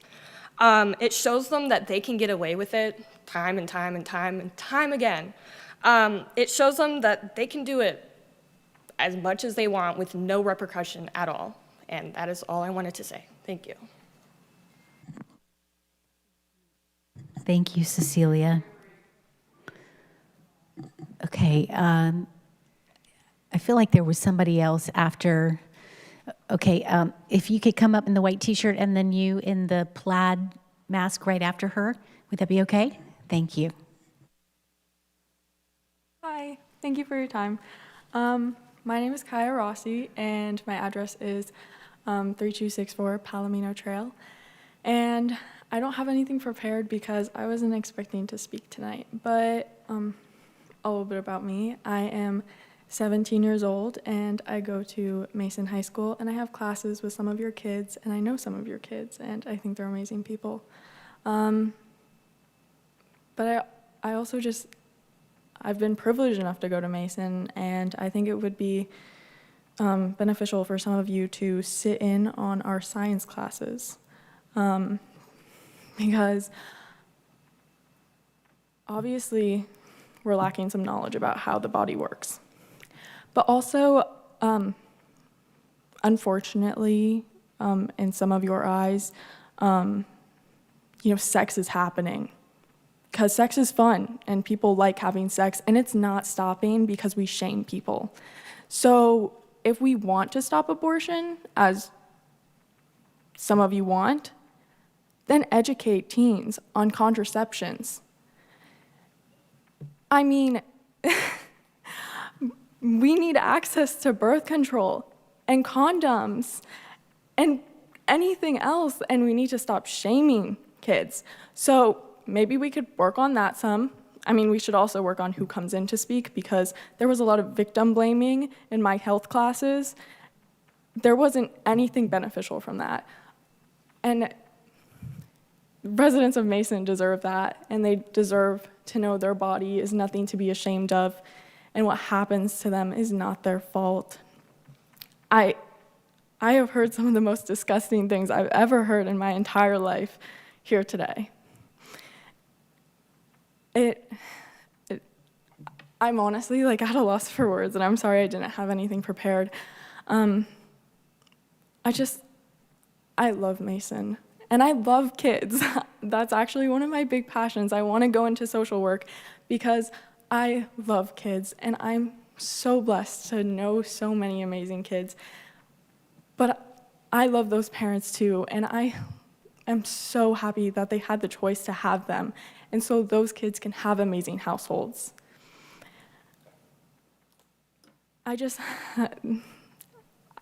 I'm sorry again that I don't have anything prepared, but I know I won't change your mind on abortion. I know that, but please consider the lives you're affecting and the people looking up to you. I mean, I want to trust in my city so much, and I feel really hurt that I have to be here. I have a meeting tomorrow, so I can go talk to Mason teachers and teach them about mental health.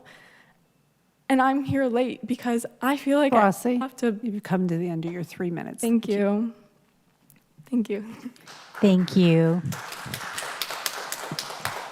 Thanks for coming up and sharing what's on your heart, and it was just fine that you didn't prepare remarks. You did great. All right, Miss, welcome. State your name and address. Hi, I'm Anya Bolton. I live at 5307 Chateauguay Drive. I just wanted to come up here and say that I am a senior in high school, and I have a future ahead of me. I'm planning on going to college. I plan on having a career in graphic design. I have a whole future. And if I suddenly become pregnant during my senior year of high school, I have to throw that all away, because I wouldn't know how to deal with that, and I wouldn't be able to follow my dreams anymore, especially if we pass this ordinance, which I could, I could go to jail, like, I could be punished for wanting to follow my dreams instead of having to deal with a child that I did not want in the first place. And I just want to say that I understand that you guys probably all don't really care what I have to say, because from what I've seen, you're all pretty set on your ideas. But I just thought I should say, from the perspective of someone who has a future ahead of them, I wouldn't want to have to change it just because of an accident. Thank you, Ms. Bolton. All right, last call. Anyone else? Okay, I saw your hand first, and then in the orange shirt. Okay, welcome.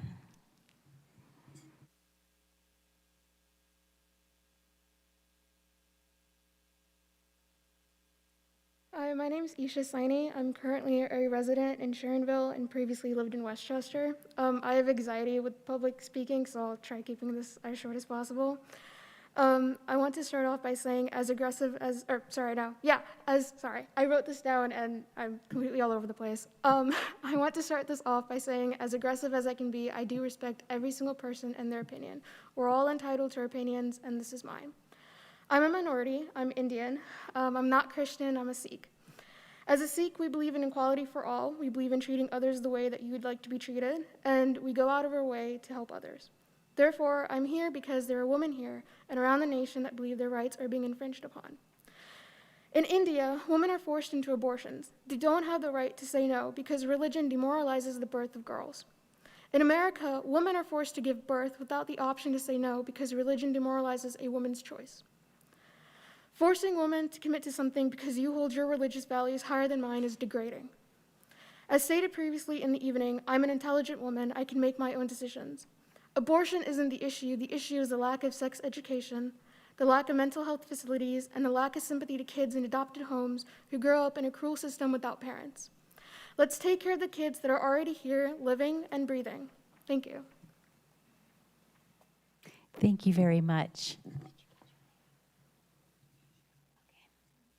All right, welcome. Go ahead. Yes. My name's Jennifer Bolton. I live at 5307 Chateauguay Drive. I'm here tonight just kind of by accident. We started watching on TV and I couldn't believe what I was hearing.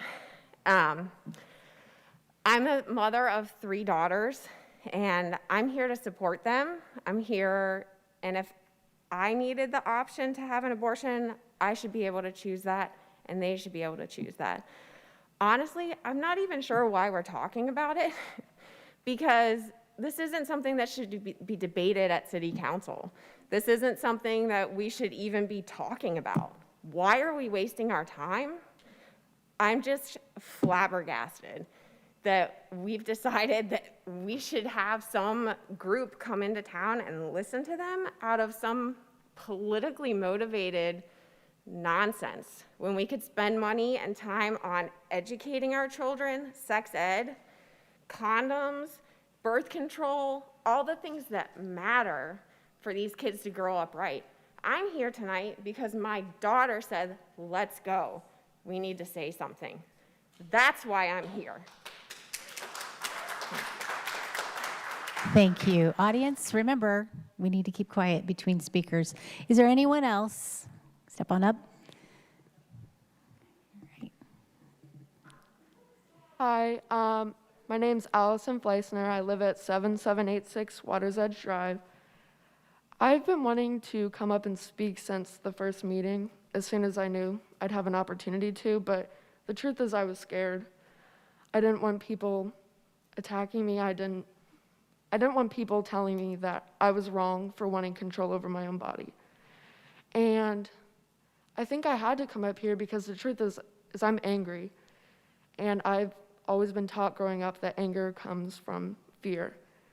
And the truth is, I'm afraid that me and my friends, uterus owners, all around here, aren't gonna have control over ourselves, and we're gonna be told that we can't make our own decisions just because you guys wanna please a few people, which actually pro-choice takes everyone's perspective in, because you can be pro-life and be pro-choice.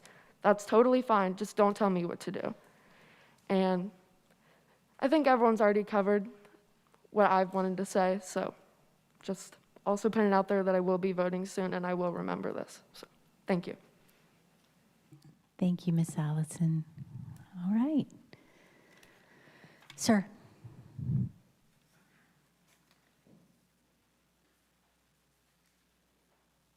All right, hello. My name is Logan Strunk. I live at 6642 Falling Leaves Court.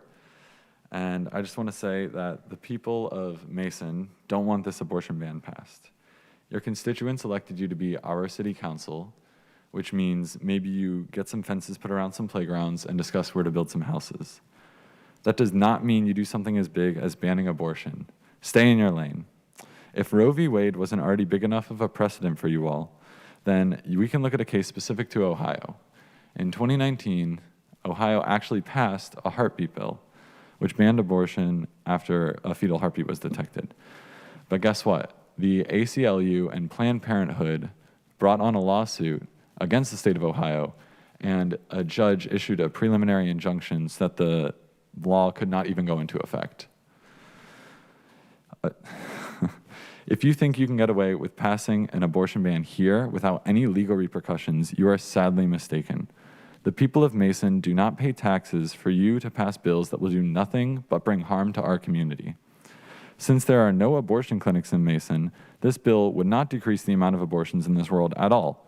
So I ask you then, are you just actively trying to abuse your power specifically over women's bodies, or are you trying to ruin our economy when businesses inevitably start pulling out due to this horrible ordinance?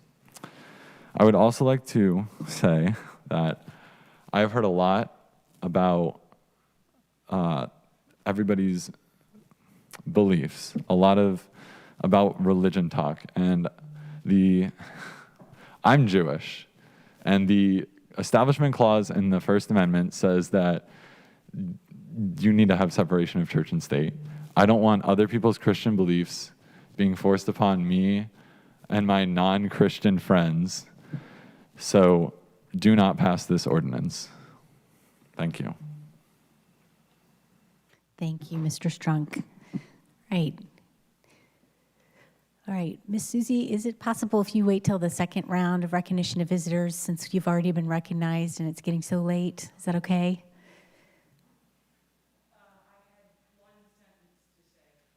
Okay, one sentence. That'd be great if we can keep it quick. All right, and then I think we're ready to move on to the next agenda item.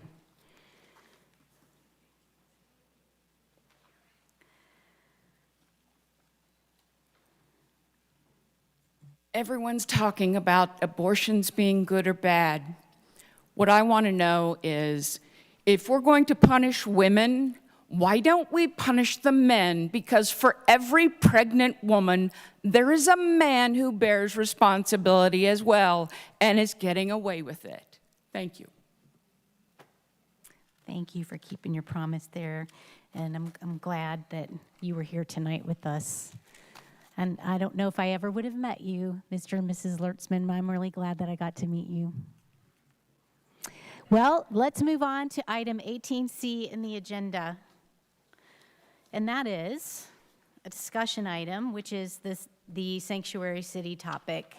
And I'd like to give every council member who wishes to be recognized an opportunity. Before we do that, I'd like to read a brief factual overview of what the ordinance actually says.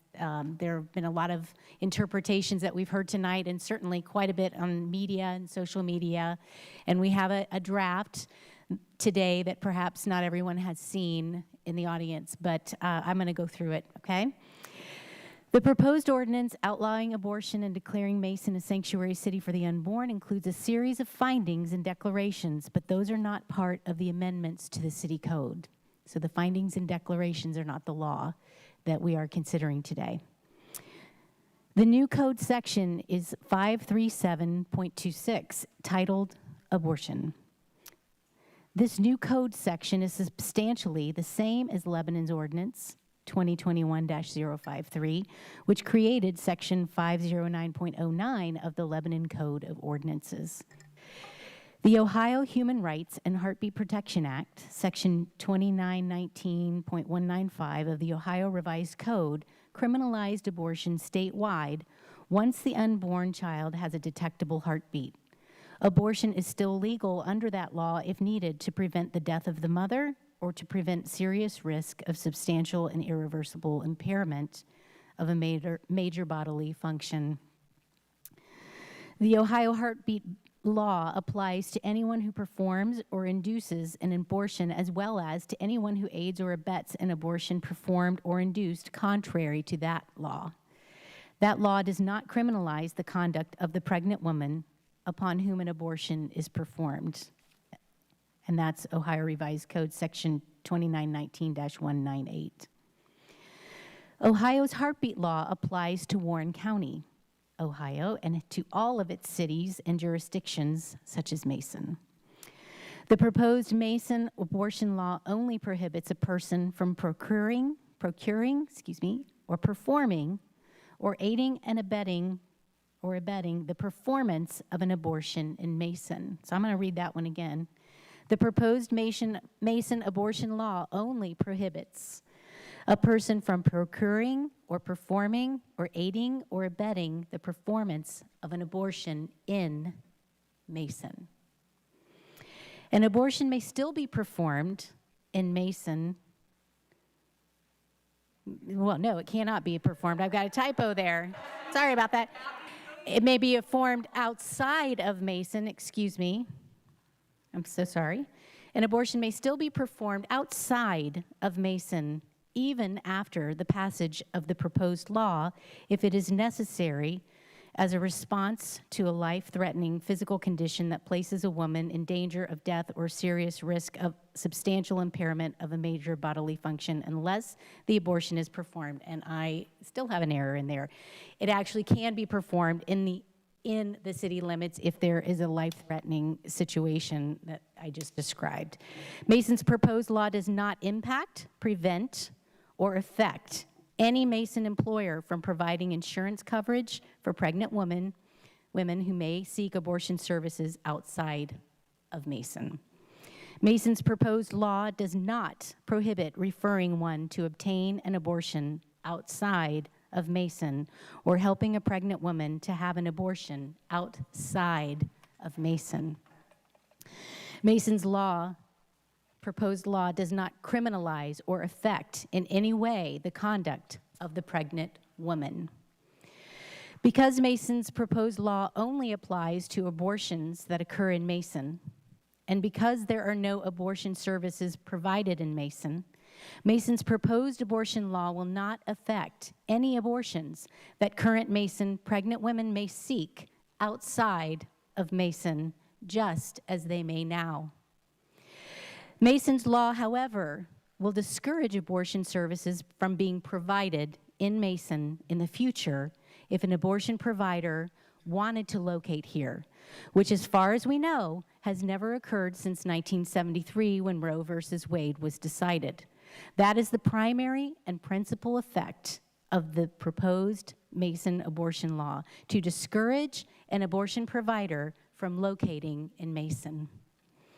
The proposed Mason abortion law does not affect birth control devices or the use of oral contraceptions, intrauterine devices, or morning after pills. By the passage of the Mason proposed abortion law, Council is making a statement about respecting human life from the point of conception on, that this Council does not want abortion services to be provided in Mason now or in the future. With the passage of this law, Mason will avoid the trauma, protest, and division that would occur if an abortion clinic or services were to be provided in Mason. As those services are available elsewhere, the rights of women, as currently interpreted by the U.S. Supreme Court, are not impinged or impacted in any way by the passage of the proposed Mason law, making it a sanctuary city for the unborn. And I don't have this in my notes, but the topic came up, and I know I was asked about that yesterday. the two drugs mentioned, the abortion-inducing drugs for drug-induced abortions for gestation up to 70 days. I think it's misoprostol and well, anyway, they both start with M.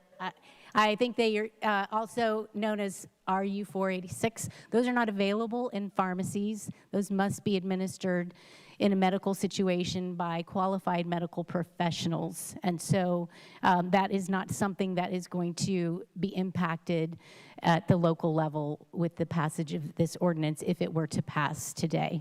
Okay, so that's a brief overview.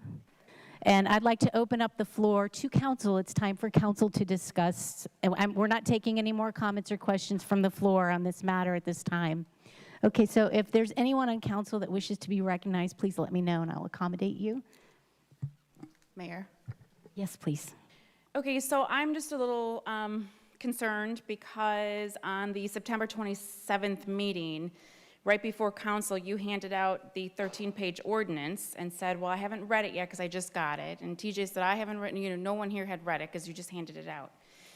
And you did say that you guys were going to have a policy and legislative committee to review it, which is really important because we have an attorney. Well, we didn't say that exactly, but the intent was to have everybody discuss it at the work session. And as you know, you were given a revised version because I was given an incorrect draft at the work session, which you weren't at, and I told everybody that at that time, but you were given a revised draft, and then there was one sent to you today with some red ink in it to further clarify. We're talking about what occurs inside Mason. Okay, if Go I ahead. could speak, that would be great, thanks.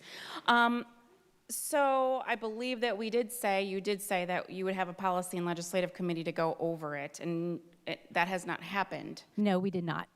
And also, so that's just a little disappointing. I'm also disappointed to hear that as the mayor of our city, you have not gone to any of our businesses and sat down and talked with them, because it is important. I mean, we as leaders here, it's not what we want, it's what our community wants, it's what our business wants. And that's what we need to make sure that we're doing, is listening to them. So those are both concerning to me. Also, I didn't even realize that there was another change today until like right before council. So please don't call out from the audience. So if we don't have the information and we keep changing it up until the last minute, this is something that's pretty important. This isn't something we should just pass, kind of like the Obamacare bill. Let's pass it and we'll deal with it later. Let's deal with it before we pass it. So I'm just recommending that this goes back to the Legislative and Policy Committee to review and have Mike reviewed as well.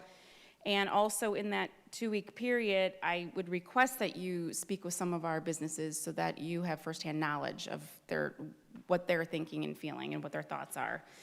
So I'm asking if we can hold off voting on this until our due diligence has been done. I would appreciate that.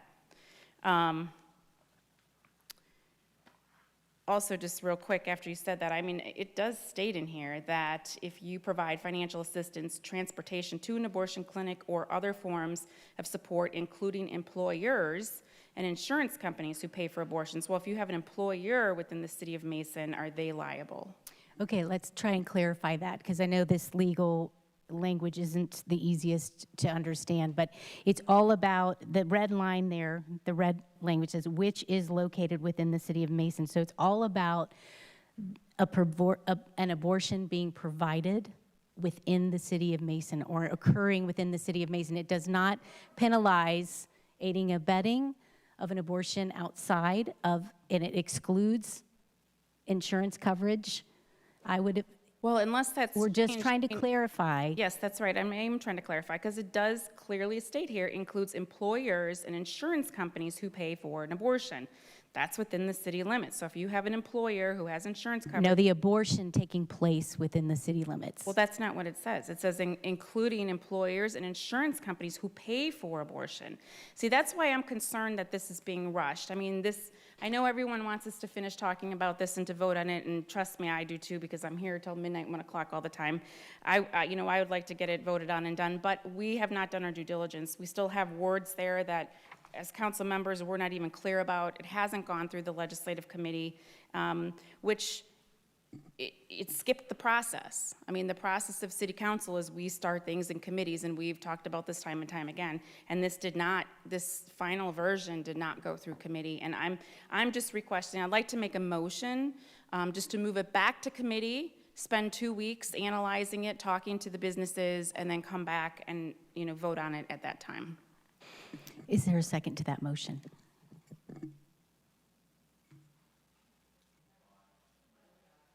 I mean, I'll second it so we can take a vote on it and see. Is there any council discussion about the motion to send it back to committee? And audience, I'm going to remind you that you need to be quiet. Mayor, so what I'm hearing Councilmember Nelson say is she thinks it needs to go back to committee because she missed the work session that we had on it, because the people are in the committee, Yeah, that's not correct. You didn't even read it before the work session? That's the chair. Sorry, So Mayor.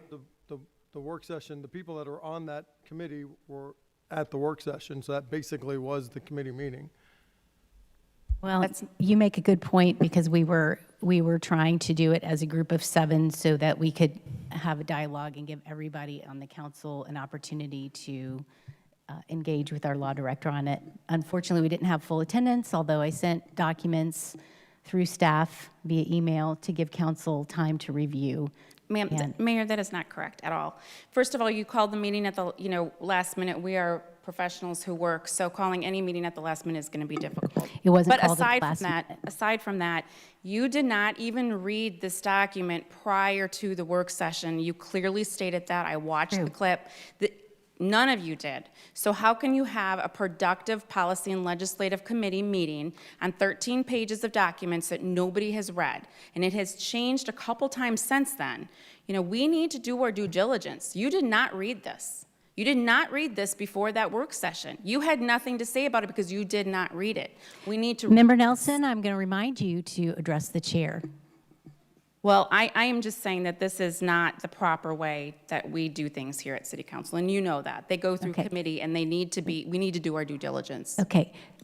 We made every attempt to do due diligence. I was unfortunately sent the wrong draft prior to the work session, which was very unfortunate. Audience, hey, you know what? It's not a perfect world now, is it? Now, I sense, and part of the reason I wanted to try to engage the group of 7, and yeah, we all have jobs and schedules and things to do, and you were not notified at the last minute, but we all have things that we have to work around. But because we love our city and we love serving the public, we make it work. And we sacrifice things in our personal lives or our professional lives to make it work so we can be here. Audience, this is what I'm afraid of. We stretch it out another 2 weeks. I sense that our community needs peace and resolution over this matter. And I sense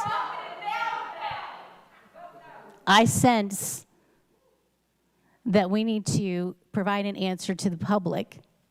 And so we're having this opportunity now to discuss Councilmember Nelson's motion to table. The committee met 3 times over the matter, and I wanted to have a work session with all of council. And unfortunately, something went wrong. I got the wrong draft, and the right of action was not removed in that draft, which was highly unfortunate. But I guess it didn't matter that much because I had 3 people decide not to show up. So we're trying to make it right, and we're trying to serve the public. That's your opinion because you disagree, but we're trying to get this done and to serve the public. Is there anybody else who has something to say about the motion to table? Mayor? Yes, sir. If I may. You may, yes. Did we get some comments from the Policy and Legislation Committee members? I'm curious if they feel that it's necessary to sit back down and go back through it. Sure. If they're willing. I don't want to put them on the spot. Yep. Vice Mayor, would you want to comment? Yeah, no, I think we brought this up at the work session, and there was an opportunity to discuss it then. So I certainly think we've had an opportunity to understand what this bill is about and what it's intended to do. So I don't think we need further committee work on it. I think it's ready to go either up or down. Member Bradburn, do you have anything you'd like to add? Okay. Audience. We are trying to get our work done. We need you to be quiet so that we can conduct our city business. Okay. I concur with Vice Mayor Gill. We met over it multiple times. We asked questions, which we brought up in the work session, and our law director commented on. A primary question we had was about right of action and what to do with that. And so I worked back and forth with the organization to have that removed and to bring clarification and narrow the scope. So it's a little more narrow than Lebanon's ordinance. It is completely defined to what occurs in Mason as far as an abortion that is procured or provided in Mason, which would not be legal today anyways because we don't have any licensed physicians that provide that service here in the city of Mason. It does not change a woman's access because she would today or yesterday or last week or tomorrow have to leave the city in order to have access to that because it doesn't exist here today. So the point of the ordinance is very simple. It's to prevent a facility that provides abortion services from locating in the city of Mason in the future. Is there anybody else from council that wishes to comment on this motion? Mayor, I'm sorry. Yes, you may, and then we'll follow that with Vice Mayor. I didn't hear, and if he doesn't have anything to add, Councilmember Bradburn from the Policy and Legislation Committee, your thoughts on taking it back to committee or not, if you feel comfortable with the changes that have made since the last time that you met. I don't mean to put you on the spot. If you don't have anything, you're not putting me on the spot. From the committee, if the motion is to recommend to put it back down. Are you on the committee? You said Yeah, I'm on that committee. Okay. Yeah. Well, That's fine. can we throw it back? On the spot. I was just curious. Can we throw it back to committee? Remember, you have to address the chair. I'm sorry. It's just the way Robert's rules work. Vice Mayor? So the issue about employers and insurance companies, that's in the declarations of, it's not part of the codified ordinance of the city of Mason. So there's nothing in section C of this legislation. So section B, where it talks about employers and insurers, that's not the adopted ordinance. Maybe our law director can help us with that. But section C would be effectively the ordinance that would be adopted into the Mason Code, which is talking about not performing abortions in the city of Mason. The declarations are there, but they're not part of the codified ordinance of Mason, if that helps clarify some of that issue. There's nothing in the codified ordinance that talks about prohibiting employers or insurers in any respect, and maybe our law director can address that. Yeah, that's correct. What you need to focus on, as far as what the law will be, is what's before you. It's called Section C, Amendments to City Code, and it proposes to adopt Section 537.26 of the codified ordinances. That is the change to the code. That would be the law in Mason. Everything else, all the findings, all the declarations, those are sort of the equivalent to whereas clauses that we typically see in our legislation. But that's not the actual law. Only the 537.26 would be the actual law. Can I ask a question, Mayor? Certainly. Okay, so it says on the top of this document, Ordinance 2021-108. And in this ordinance, it does specifically state, and I know what you're saying now that you're saying it, I understand that, but being that this is an ordinance and we're going to pass the ordinance, and inside the ordinance, it states,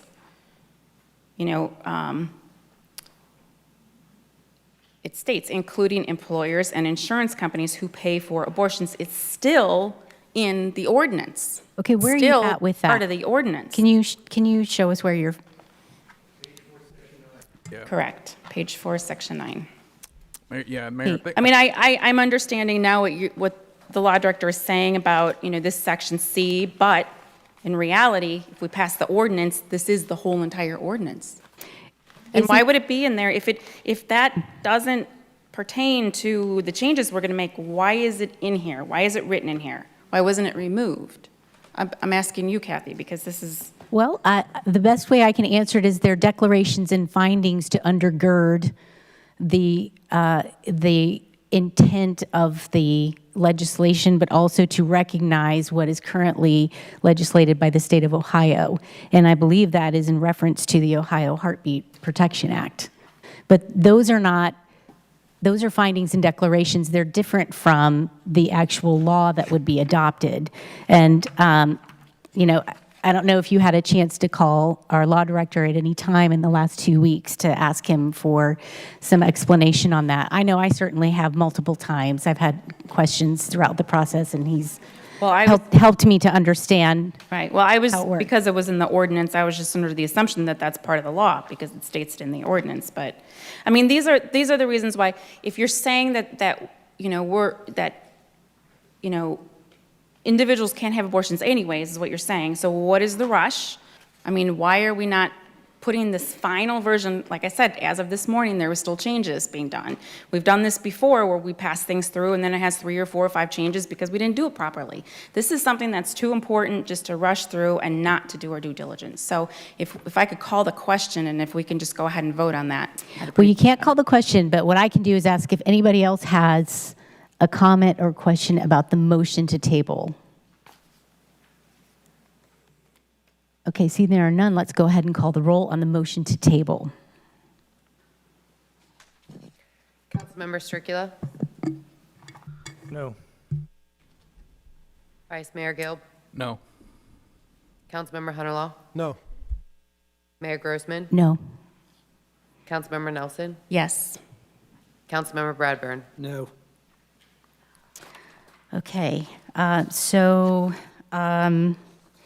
does anybody else have anything to add on the discussion topic, which is item 18C of the agenda? I have another question for the law Certainly. director. Okay, so this ordinance states that under page 9D, emergency measure. So they're declaring that this is an emergency measure. And I'm confused on how that can be put in here because it takes, if this ordinance passes with 4 votes, let's just say, that would technically mean that this emergency measure passes, but it takes 5 votes for an emergency clause. So can you explain that? I'm really glad you asked that. I can explain that. This is actually, that the emergency clause is no different than any other emergency clause that we've had on any other emergency legislation. The charter says that to adopt something as an emergency, it requires 5 affirmative votes. So if this were to be adopted with 5 affirmative votes, it would be adopted as an emergency and it would take effect immediately. If it fails to get the 5 affirmative votes, but it does receive 4 affirmative votes, then the ordinance would pass, but the emergency clause would not be effective. So it would pass, it would not go into effect for 30 days, and during that 30 days, it would be subject to referendum. Okay, if I can just say one more quick thing. You know, I'm just, regardless of how you're going to vote on this, I would hope that you wouldn't make this an emergency clause because the residents of our community still have a right to do a referendum, regardless of how we vote up here. That is their right, and we should give them that right to be able to do that. So I am just encouraging council not to bypass our residents' rights and allow for the 30-day, not making it an emergency. Thank you. Anything else? Okay. Anyone else from council wish to comment or question? Okay, well, seeing that there are none, we'll have another moment for council discussion. Let's move on to item 19, Ordinance 2021-108. I need a motion to read that by title only, please. So moved. Okay, all in favor? Yes. Any opposed? Okay, so that motion passes. That means that we're not going to read the entire 9-page document. We're just reading it by title only. So, Jeff? Ordinance 2021-108, an ordinance outlawing abortion, declaring Mason a sanctuary for the unborn, making various provisions and findings, providing for severability, establishing an effective date, and declaring an emergency. Thank you. I need a motion to suspend the rule and allow for adoption after the first reading. So moved. Second. All in favor? Yes. Yes. No. No. Okay, let's do a roll call, please. Vice Mayor Gilb, Yes. Councilmember Hunterlaw, Yes. Mayor Grossman, Yes. Councilmember Nelson, No. Councilmember Bradburn, Yes. Councilmember Stricula. No. Okay, so we have 2 noes and So that motion, per the charter, requires 5 affirmative votes. Okay. It received 4 affirmative votes. Therefore, the motion fails. This counts as a first reading, and it will appear on the next agenda for a second reading and consideration of council. okay. Mayor, Yes. thank you. If I may, just a little leeway. I think that there are certain things that rise to a level of such importance that it has the potential anyway to change the culture and the trajectory of a city. I think this is one of those. And I think that it rises to such the level that it shouldn't be left to the 7 of us to make that decision, but should be left up to the electorate. So I'd like to make a motion to refer this to the ballot at the next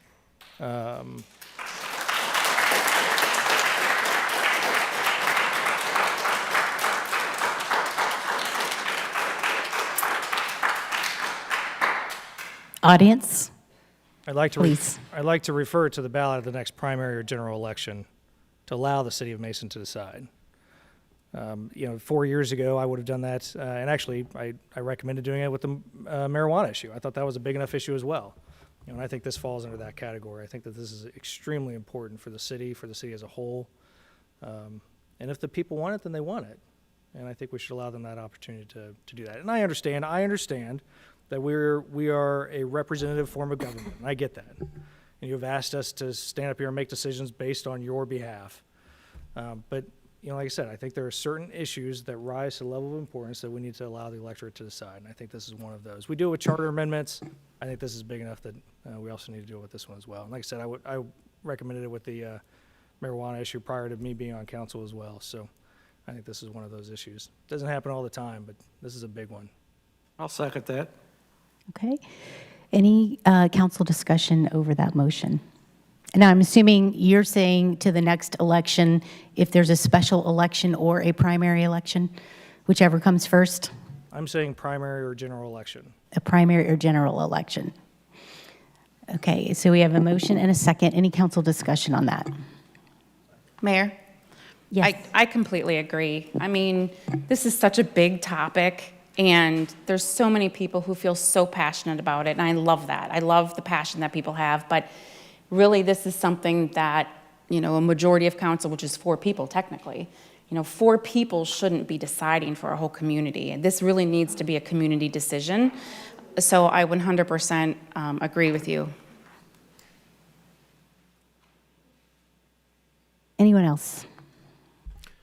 Mayor? Yes. I'm not sure which 4 people. I guess there was only 4 people voting for this, but I would think that, I'm sorry. I would think that this would be able to be a referendum at any time, so I'm not quite sure why we wouldn't still be able to been able to vote on this even tonight or in 2 weeks, because we're elected to make these type decisions. Well, I mean, audience, we need to be able to conduct our city business. You make a good point. It did not have enough votes to pass on an emergency basis, so it automatically would go to a second reading. Correct? It didn't make. It did not have enough You're right. votes to adopt it after a first reading. As soon So as it I would said come that. back for a second reading, but what will come back as a second reading, unless council amends it, is the emergency version of the ordinance. So Okay. it can still be adopted as an emergency at the next reading, if it gets 5 affirmative votes to do so. Okay, so we could amend that, as you've mentioned. Vice Mayor Gilby, you look like you had something on the tip of your tongue. I was going to ask the law director in terms of the motion to refer, what does the charter require in that regard? That's what I was just looking at. Section 9.03 of the charter. It provides that by a vote of at least 5 members of council, any pending ordinance or resolution may be referred to the electors of the municipality at a general, primary, or special election. And then there's a lot more, but the short version is it takes 5 votes to refer it. It has to be at an election that's at least 90 days away, and that's just to comply with other election laws. So even if you were to do this, it would not be, it could not be on this November election, because you're already inside the 90-day window. The default then is that it would appear on the next, on the primary ballot, unless by a second motion, council wanted to pick a separate special election date. But the first step of this is what's been started, and that is a motion and a second to refer it to the electors. Okay. And again, it takes 5 votes to do so. Any more comment? Okay, Mr. Hunter, it's not finished on the a motion to refer to the electorate. Yeah, I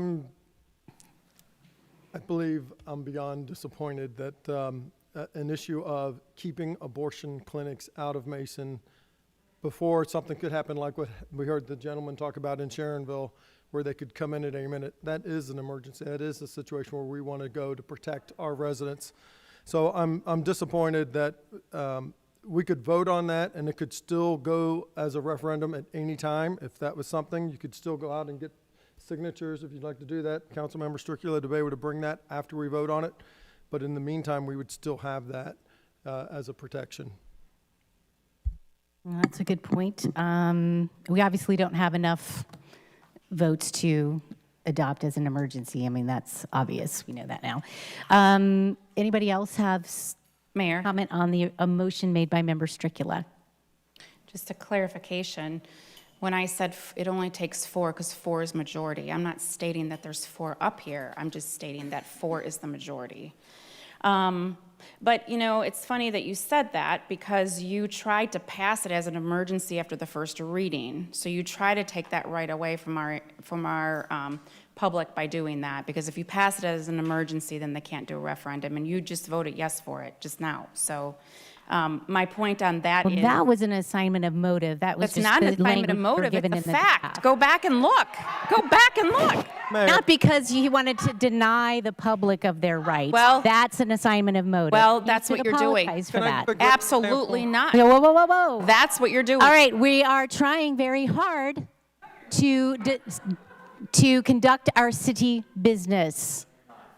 Mayor.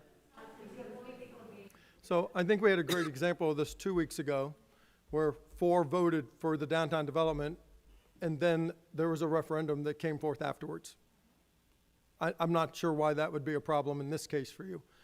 Well, it's not a problem. It's just that this is how the proper way to For do this right it. now that would pass, and in the meantime, right, we could still have that. Just, I have to clarify the procedural stage at where we're at here. The ordinance that is before council is an emergency ordinance. If adopted as an emergency, there is no opportunity for referendum.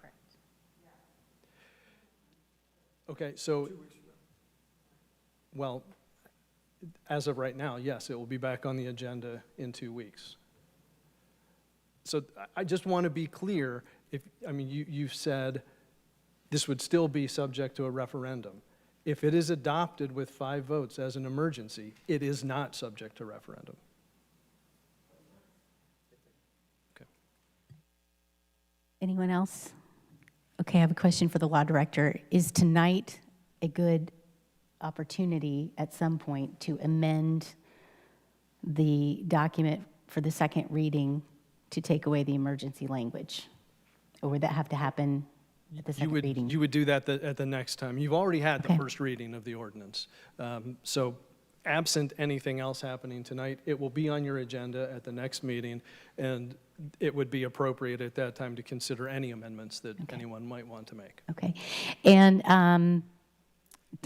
Yeah, actually, I'm sorry, including the most recent red line changes that came this morning, because that's not what was included in the packet. Right. Law Director, then, Jeff, if I can ask then, so 2 weeks from now, we come back to council, we get a second reading on this, we make an amendment, take the emergency clause out, we vote on it, whether it's 4 or 5 votes. If it's 4 votes, it's still subject to referendum. People could still do it. If it's 5 votes, it couldn't. Is that clear? No, it's based on the language of the ordinance. But if we remove the emergency clause, if we amend it at the next meeting, If you amend it at the next meeting to remove the emergency clause, then it can be adopted with 4 votes, and it would be subject to the referendum period. Thank you. It would not go into effect for 30 days. Thank you. Mayor, can I ask another legal question? Sure. I don't understand how we can have a first reading and then change the document and then have a second reading. If you change the document, I would think that you'd have to have a first reading all over again. well, that's why I just asked him that, just to point that out, that it'd have to be amended on the floor at the second reading. Correct, and you have the authority to do that. You can make amendments on the floor prior to the second reading, and you do not have to start over the entire first reading, second reading again. Boy, that doesn't seem right, though. Okay. Okay. Anyone else? Yes, Member Sorry, just Stricula.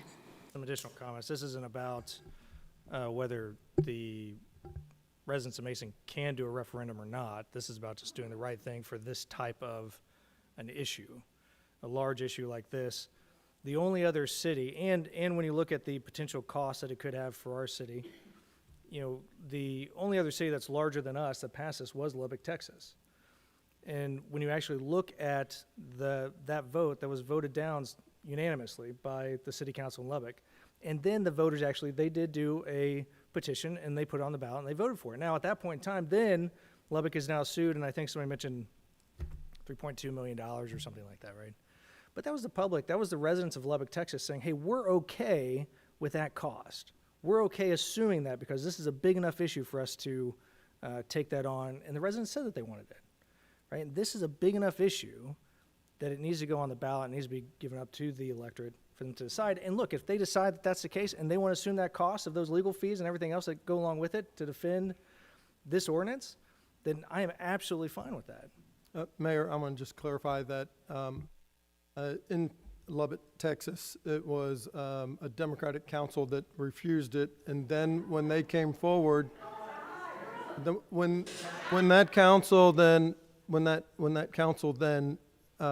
had that referendum come forth, they then refused the free attorney from the group. So I mean, they took down that 3.2 million because they refused the free attorney that was offered to them.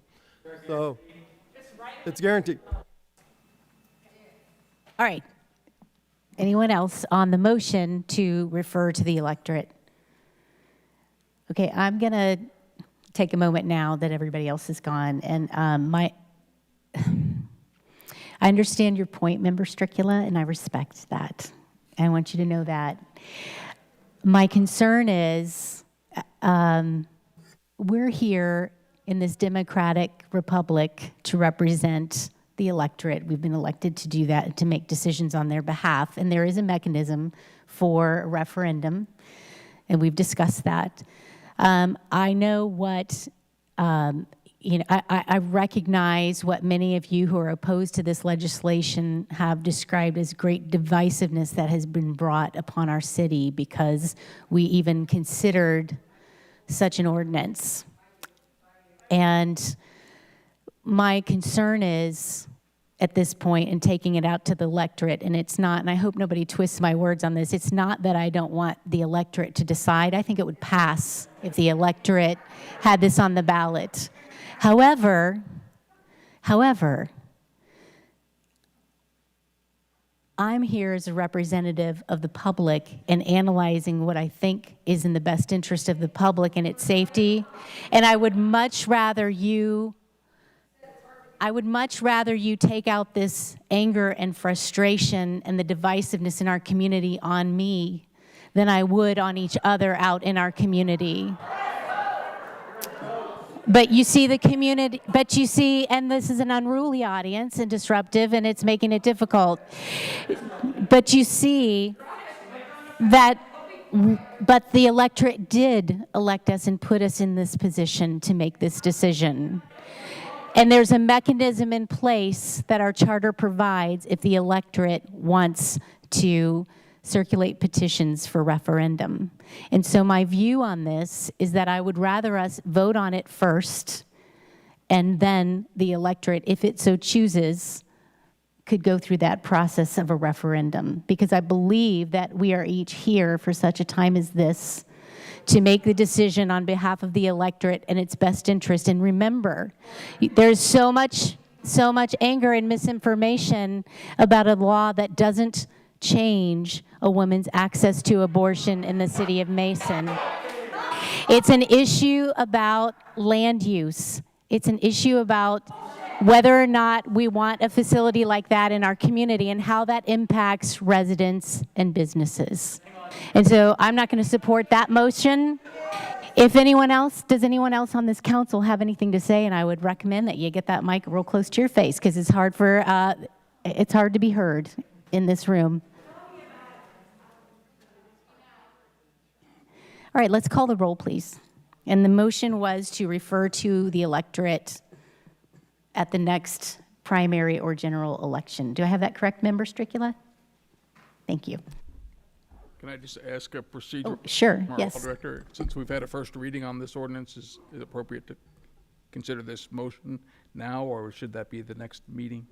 The charter says that a motion for referral can be heard at any time on any pending legislation. Since you've had the first reading, it's pending, so it would be appropriate to consider it. Thank you. Councilmember Hunterlaw? To No. the electorate. No. Mayor Grossman? No. Councilmember Nelson? Yes. Councilmember Bradburn? Yes. Councilmember Stricula? Councilmember Stricula? Yes. Vice Mayor Gill? No. Okay, Law Director. The motion fails. At this point, you've had your first reading. It will be back on the agenda as the version that was in your packet tonight will be back on the agenda at the next meeting. Okay. In the meantime, we will have staff schedule a policy and legislation committee per Member Nelson's request, so we can go over it one more time. It's not tabled, but we can accommodate that. I appreciate that request. I'm happy to do that. All right, so that is our answer for now. I hope that in 2 weeks we'll be able to have a productive meeting and get through that. All right, so our item 19 is done. It is now 11:30. So let's take a quick 5 minutes, and then we will resume council business with the rest of our agenda.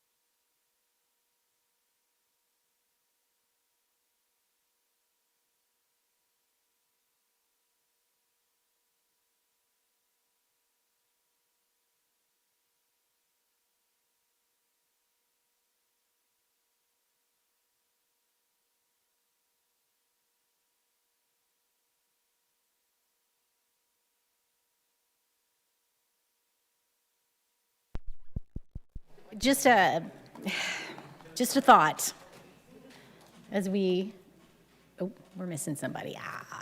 As we work our way back, and I can bring this up later, but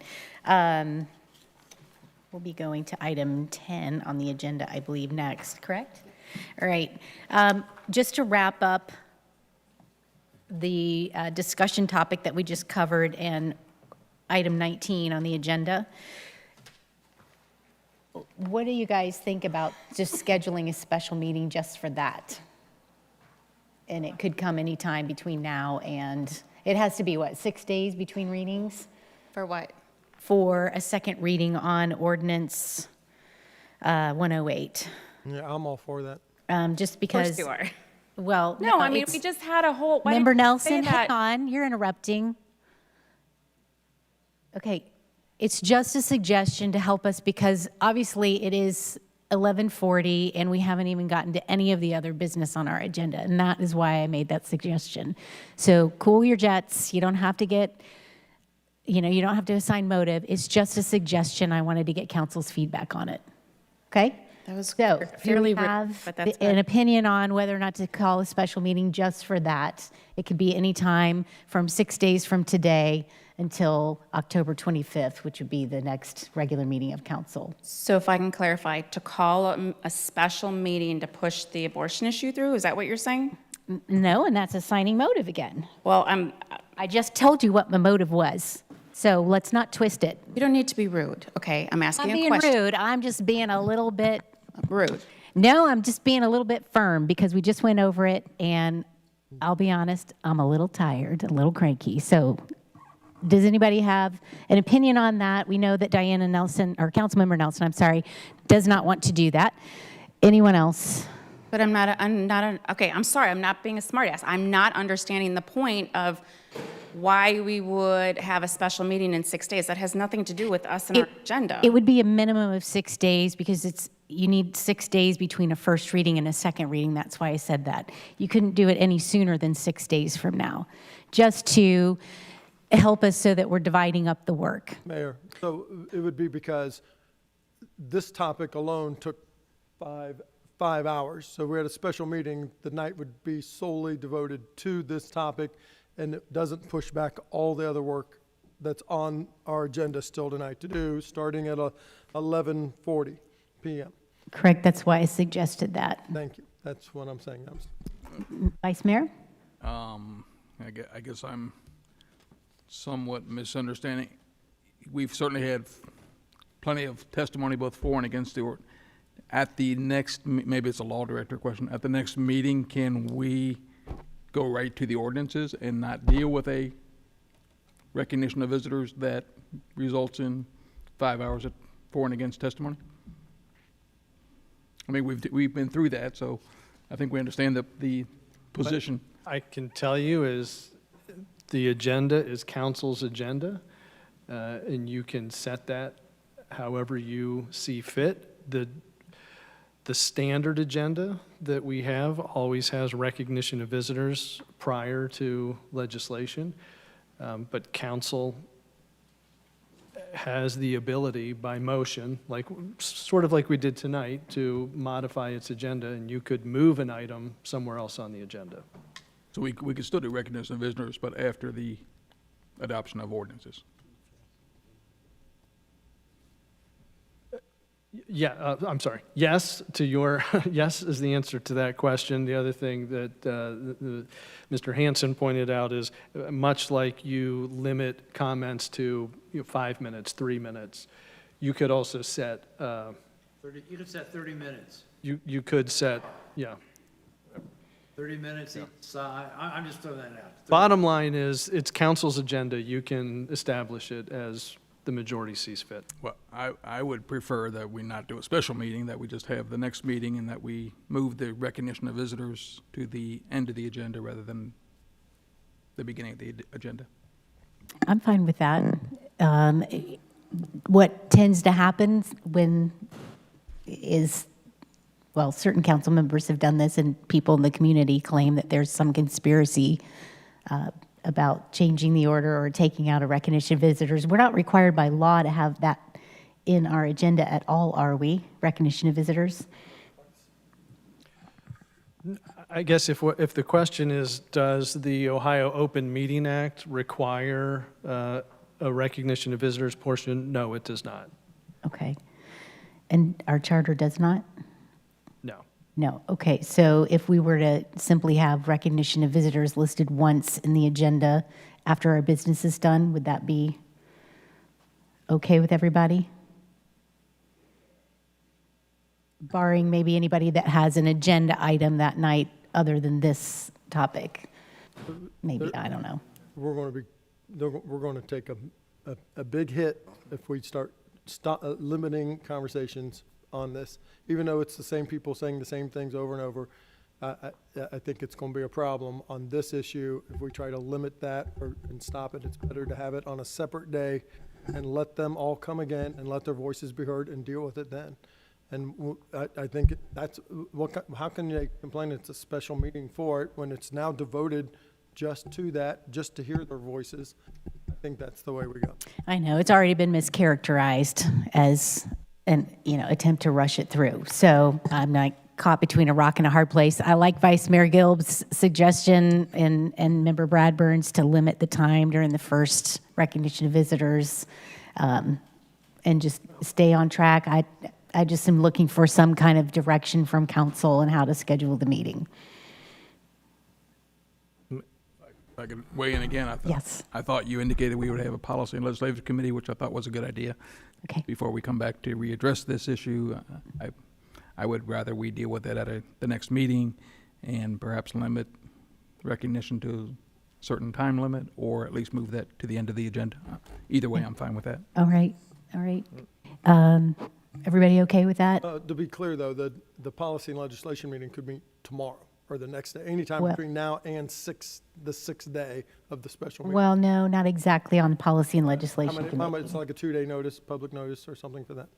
But I mean, there is room in that 6-day window to have that committee meeting. Well, maybe, but I think without being specific, I know at least one council member travels a lot for work, so it might be difficult. So I'm okay with waiting till the 25th. And we could probably do policy and legislation that day. Would that work for you? Would that work for you, Member Bradburn? Yeah, but you're very busy with your new baby, Miss Grace. Yeah. Yeah, puppy. Puppy baby. He has a fur baby, and she's very cute. I got to meet her finally. She's very sweet. I was just going to add that, but we do have the capabilities of zooming into those meetings too. No, not any longer. You don't? No. That was just during the COVID. We're getting tired, aren't we? Thank you. Oh, that's okay. That's all right. Okay. All right. So we'll make a plan that we'll have the second reading on the 25th, and we will meet with policy and legislation probably on the 25th as well, but we're going to be in touch with the city manager, and we'll schedule that works with us, and we can go through that. In the meantime, though, please, council, don't rely just on the Policy and Legislation Committee. If you could read the amended draft with the red lines in it and be prepared for that, and raise questions with our law director throughout the 2 weeks, and have him go through it with you, because he's a really good teacher, and he does make a lot of sense when he goes through it with you from top to bottom. Eric, you look like you have something to say. Well, just for clarity, for my own sake, so next meeting is when this will appear on the agenda, like we announced. I will do the agenda, the standard template. Council at that meeting can adjust it, move recognition of visitors, set time limits, unless council wanted to make a motion now on that. Otherwise, I'm going to follow what we typically do. You can adjust. Why don't we make a motion now, because I've had more than one person get super upset because they tried to time coming and thought something was going to happen at a particular time and it didn't. And can we make the motion now to limit the first recognition of visitors to a certain time and then follow that with this ordinance immediately following? You absolutely can. Okay. Is there somebody that can make that motion? All right. How long do you want the time to be? got 30 seconds as long as we hit the last 3 meetings. No, actually, 12 o'clock, an hour and a half is short. 45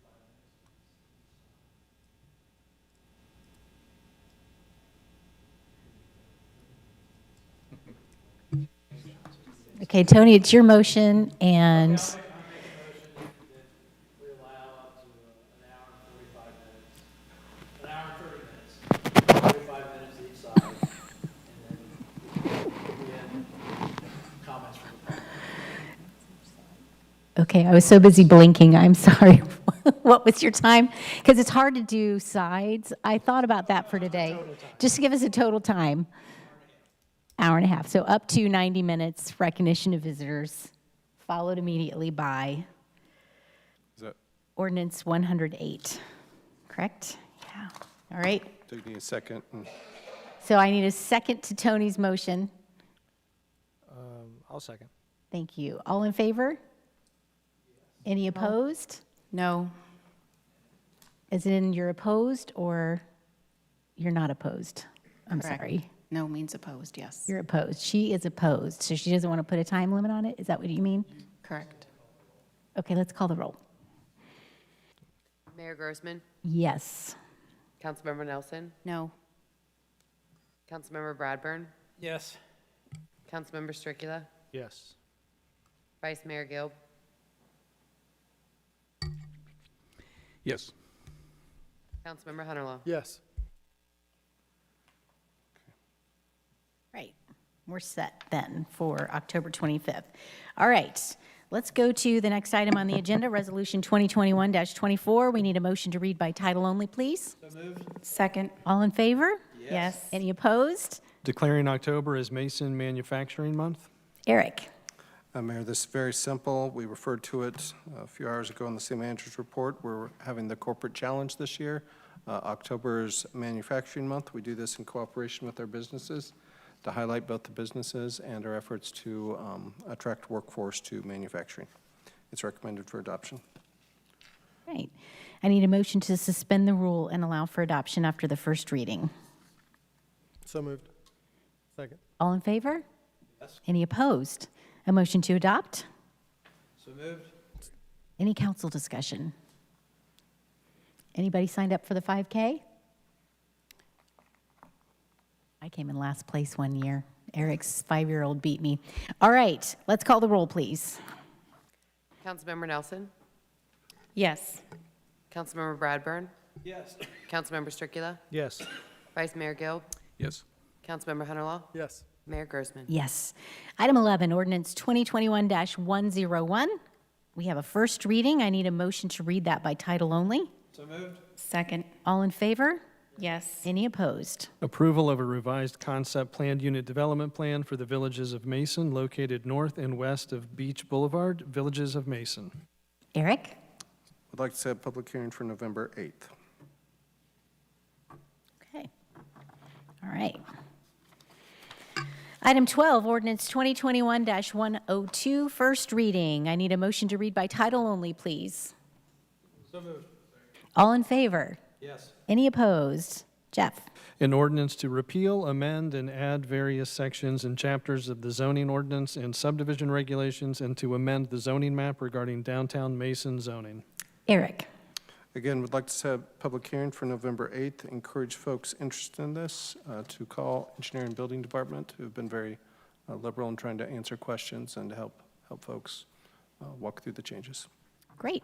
All right. Item 13, Ordinance 2021-103. Motion to read by title only, please. So moved. All in favor? Yes. Any opposed? Approval of the final plat for lots 204 through 215 and 221 in the Crooked Tree Preserve subdivision, Phase 3G. Kurt? Yes, thank you, Mayor and Council. This is the last 12 lots in the Crooked Tree Preserve subdivision, actually. So this plat was recommended for approval at the October 5th Planning Commission meeting, and as usual, it dedicates the right-of-way, utilities, storm sewer easements that are necessary for the subdivision, and was recommended for approval with the submission of a subdivider's contract and performance bond. So 2021-103 is recommended for adoption. Thank you. I need a motion to suspend that rule and allow for adoption after the first reading. All in favor? Any opposed? All right, we need a motion to adopt. So moved? Any council discussion? Let's call the roll, please. Councilmember Bradburn? Yes. Councilmember Stricula? Yes. Vice Mayor Gill? Yes. Councilmember Hunterlaw? Yes. Mayor Grossman? Yes. Councilmember Nelson? Yes. Item 14 on the agenda is Ordinance 2021-104. I need a motion to read by title only, please. So moved? All in favor? Any opposed? Approval of the replat for Lot 1 in the Tower Park PUD development. Kurt? Yes, thank you. This is a replat of Lot 1, breaking it up into 2 lots. One is just under 2.5 acres, and the other is just under 2 acres. This will access off a private access road that is adjacent to Tylersville Road. Planning Commission recommended approval of this plat contingent on dedication of the required right-of-way for Tower Park Drive for the widening improvements that are required on Tylersville Road. So with that, ordinance 2021-104 is recommended for adoption. Okay, thank you. We need a motion to suspend the rule and allow for adoption after the first reading. So moved? Second? All in favor? Yes. Any opposed? We need a motion to adopt. So moved. Second? Any council discussion on this one? Let's call the roll, please. Councilmember Stricula? Yes. Vice Mayor Gill? Yes. Councilmember Hunterlaw? Yes. Mayor Grossman? Yes. Councilmember Nelson? Yes. Councilmember Bradburn? Item 15 on the agenda is Ordinance 2021-105. I need a motion to read that by title only, please. All in favor? Yes. Any opposed? Authorizing the city manager to enter into a contract or contracts with a music entertainment agency or agencies in a total amount not to exceed $150,000 for entertainment artists for the 2022 Red Rhythm and Boom concert. Oh, yeah. All right, Eric. Yes, Mayor, I'd actually like to address the next 2 ordinances as one. They both address Red Rhythm Boom for, let's see, my eyes stopped working, I think. Sunday, July 3rd of 2022.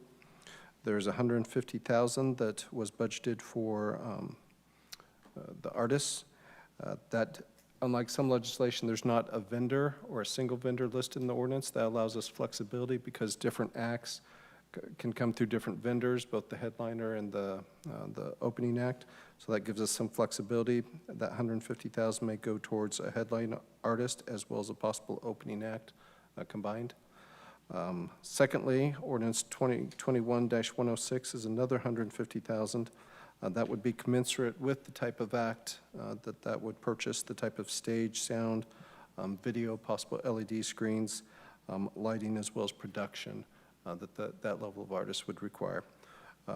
And that would be, again, we've had great track record with Frequency City Sound that's familiar with working with artists and the type of technical needs there. One thing to make clear on this, sometimes we work well in advance on these. We've learned some lessons over many years.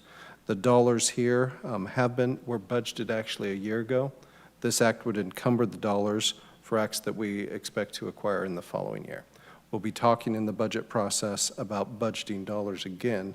Those would actually be for acts that would be full 18 months out in 2023. So both ordinances are recommended for adoption. Now that we have an instant commander that's gotten the torch, make sure he gets to work. Great. All right. I need a motion to suspend the rule and allow for adoption after the first reading. All in favor? Any opposed? Do we have a motion to adopt for our Justin Bieber concert? Okay, a motion to adopt, sorry. So moved. Second. Thank you. Any council discussion? Justin Bieber. If it's Justin Bieber, I'm voting no. Oh, but the beeps, I love him. Okay, anything else? Let's call the roll, please. Vice Mayor Gill? Yes. Councilmember Hunterlaw? Yes. Mayor Grossman? Yes. Councilmember Nelson? Yes. Councilmember Bradburn? No to Bieber, but yes to Councilmember Stricula. Yes. Ouch, ouch, ouch. Okay, item 16, ordinance 2021-106. We need a motion to read by title only, please. Second. All in favor? Any opposed? Okay, Jeff. Authorizing the city manager to enter into a contract with Frequency City Sound in an amount not to exceed $150,000 to provide the stage, sound, lights, and video screens for the 2022 Red Rhythm and Boom concert. Right. Anything else to add, Eric? No, I'm sorry. All right. Motion to suspend the rule and allow for adoption after the first reading. So moved. Second? All in favor? Yes. Any opposed? We need a motion to adopt. So moved. Any council discussion on this one?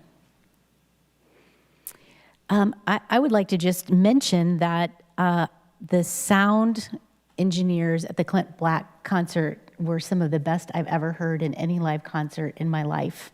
So I'm really glad we're using the same company again, but it was very well done. They knew their audience, which was awesome because we were all there, all of us. But no, it was very well done, and the entire event was great. So I'll definitely support this. Anyone else? All right, let's call the roll. Councilmember Hunterlaw. Yes. Mayor Grossman. Yes. Councilmember Nelson. Yes.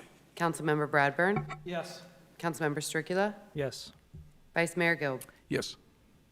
Item 17, ordinance 2021-107. We need a motion to read by title only, please. Second. All in favor? Any opposed? Jeff? Authorizing the city manager to enter into a pre-annexation agreement with Jordan Hatch and Stephen Schumacher. Kurt?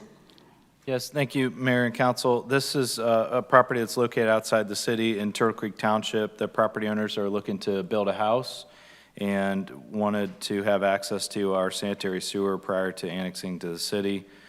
As with past practice, we had them submit a pre-annexation agreement for your approval tonight, and this would require them to pay 1.5 times the standard sewer rate until the property was annexed to the city.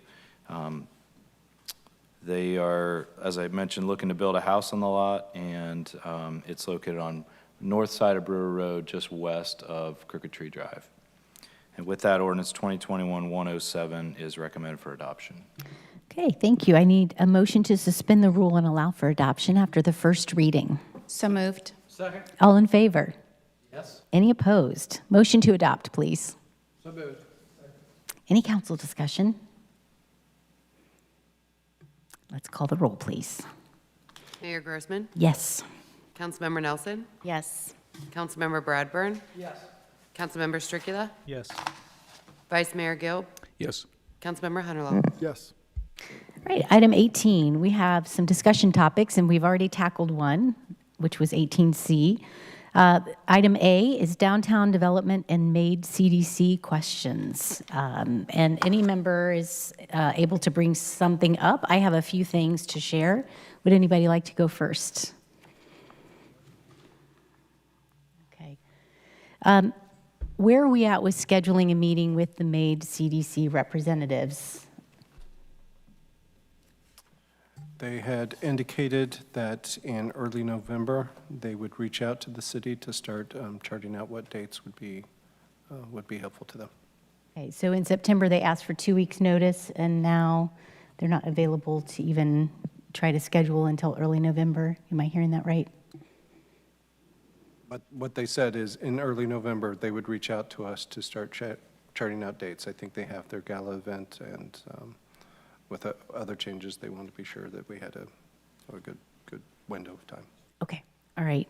I know I had a series of questions, and council saw that in an email that went out to the MAID CDC about some of their things that they want to accomplish with downtown planning. And I asked our city manager to provide this packet about, and just a hard copy to everybody. It's in your electronic packet about the communications that have gone on between the city and the community regarding the comprehensive plan updates, which began in the summer of 2019 and are going to be discussed at the public hearing on November 8th here at council. I was at the Planning Commission on Tuesday, October 5th, and we were addressed by Sherry Taylor from the MAID CDC. She identified herself that night as a representative from the MAID CDC, and she read a letter to us, and this letter was urging us not to move forward with the comprehensive plan updates. And you've been provided with a copy of that as well. And part of it was about feelings that some people had about not being communicated with or feeling included. And so I'm glad that we have documentation of the extensive communication that the city has done, and we have until November 8th. If anybody from the community wants to reach out to our staff, we have an excellent website explaining it, and we have staff that are ready to help answer any questions or concerns that any residents or property owners might have about the comprehensive plan updates, which are in the downtown overlay district. Mayor, if I could interrupt, Yes. Kurt's giving me the evil eye. I know there is some confusion. It's the zoning code that would be updated. The comprehensive plan, the plan document, this isn't an update of that. It's actually going to the zoning and updating the zoning. Oh, thank you. I did misspeak about that. Technicality, but it does. Planners Thank get you. high-strung about that. Thank you. Yeah. The planners and engineers. So just to make it clear, the CDC did not tell us to stop with the plan, correct? Oh, they did, yeah. And no one on Planning Commission agreed with their position to. Eric, I'm asking Eric. Thank you. Just distinguish the zoning code. I think they did ask Planning Commission, who is reviewing the updates, to pause on an update to the zoning code. But not the comprehensive plan. That's- Thank you. I misspoke about the comprehensive I plan. just wanted to make it clear. Yes, okay. But yes, no one on Planning Commission agreed with their position to pause on that. There was a unanimous consensus to move forward on that, and on that issue. There was one no vote based on his feeling that he spoke extensively about feeling like he wasn't able to really study the issue because he had not been in attendance and had missed some previous emails about it. And so he declined and voted no, but everyone else voted yes on that matter. But he did state directly that he disagreed with their suggestion that we pause on the progress of updating the zoning code.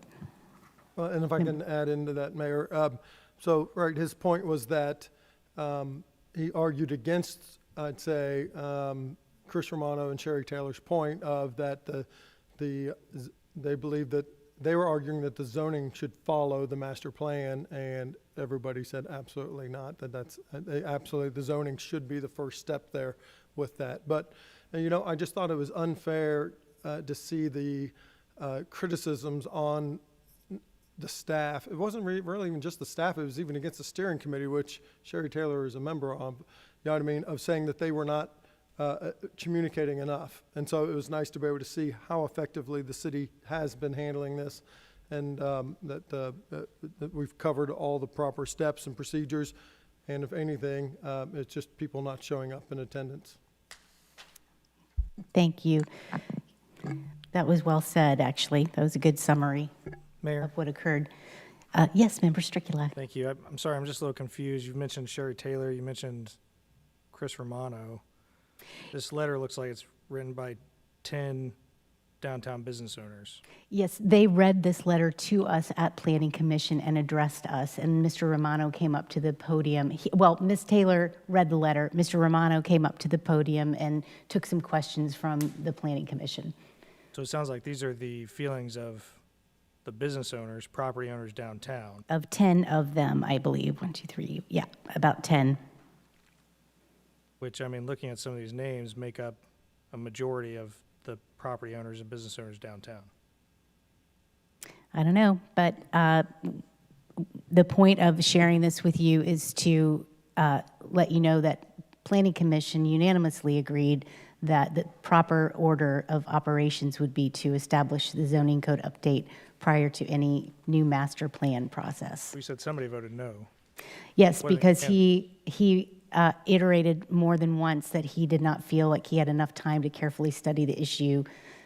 So He had missed some emails and information from staff, and he was caught off guard. He didn't even realize we were updating the zoning but code. it would be disingenuous to say it's unanimous. No, it was unanimous in the sense that everyone on Planning Commission present There's record agreed. of votes. Correct, but there's a nuance, Member Stricula. There's a nuance, which is he directly stated himself, he said it. He's voting no, but he disagreed with their proposition to rearrange the order and do a master plan before a zoning code update. He said that directly, and I'm sure that will be reflected in the minutes. And Mayor, I'd just point out, so this was item number 12. Tonight was the first reading on that.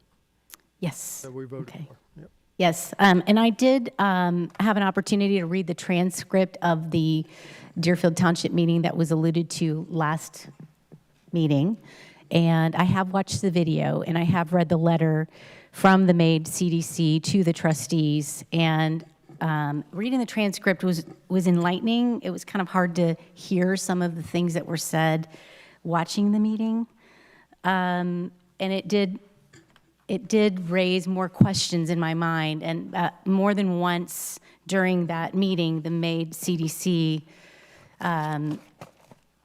mentioned comprehensive planning. There were different terms that they used. They talked about a regional approach.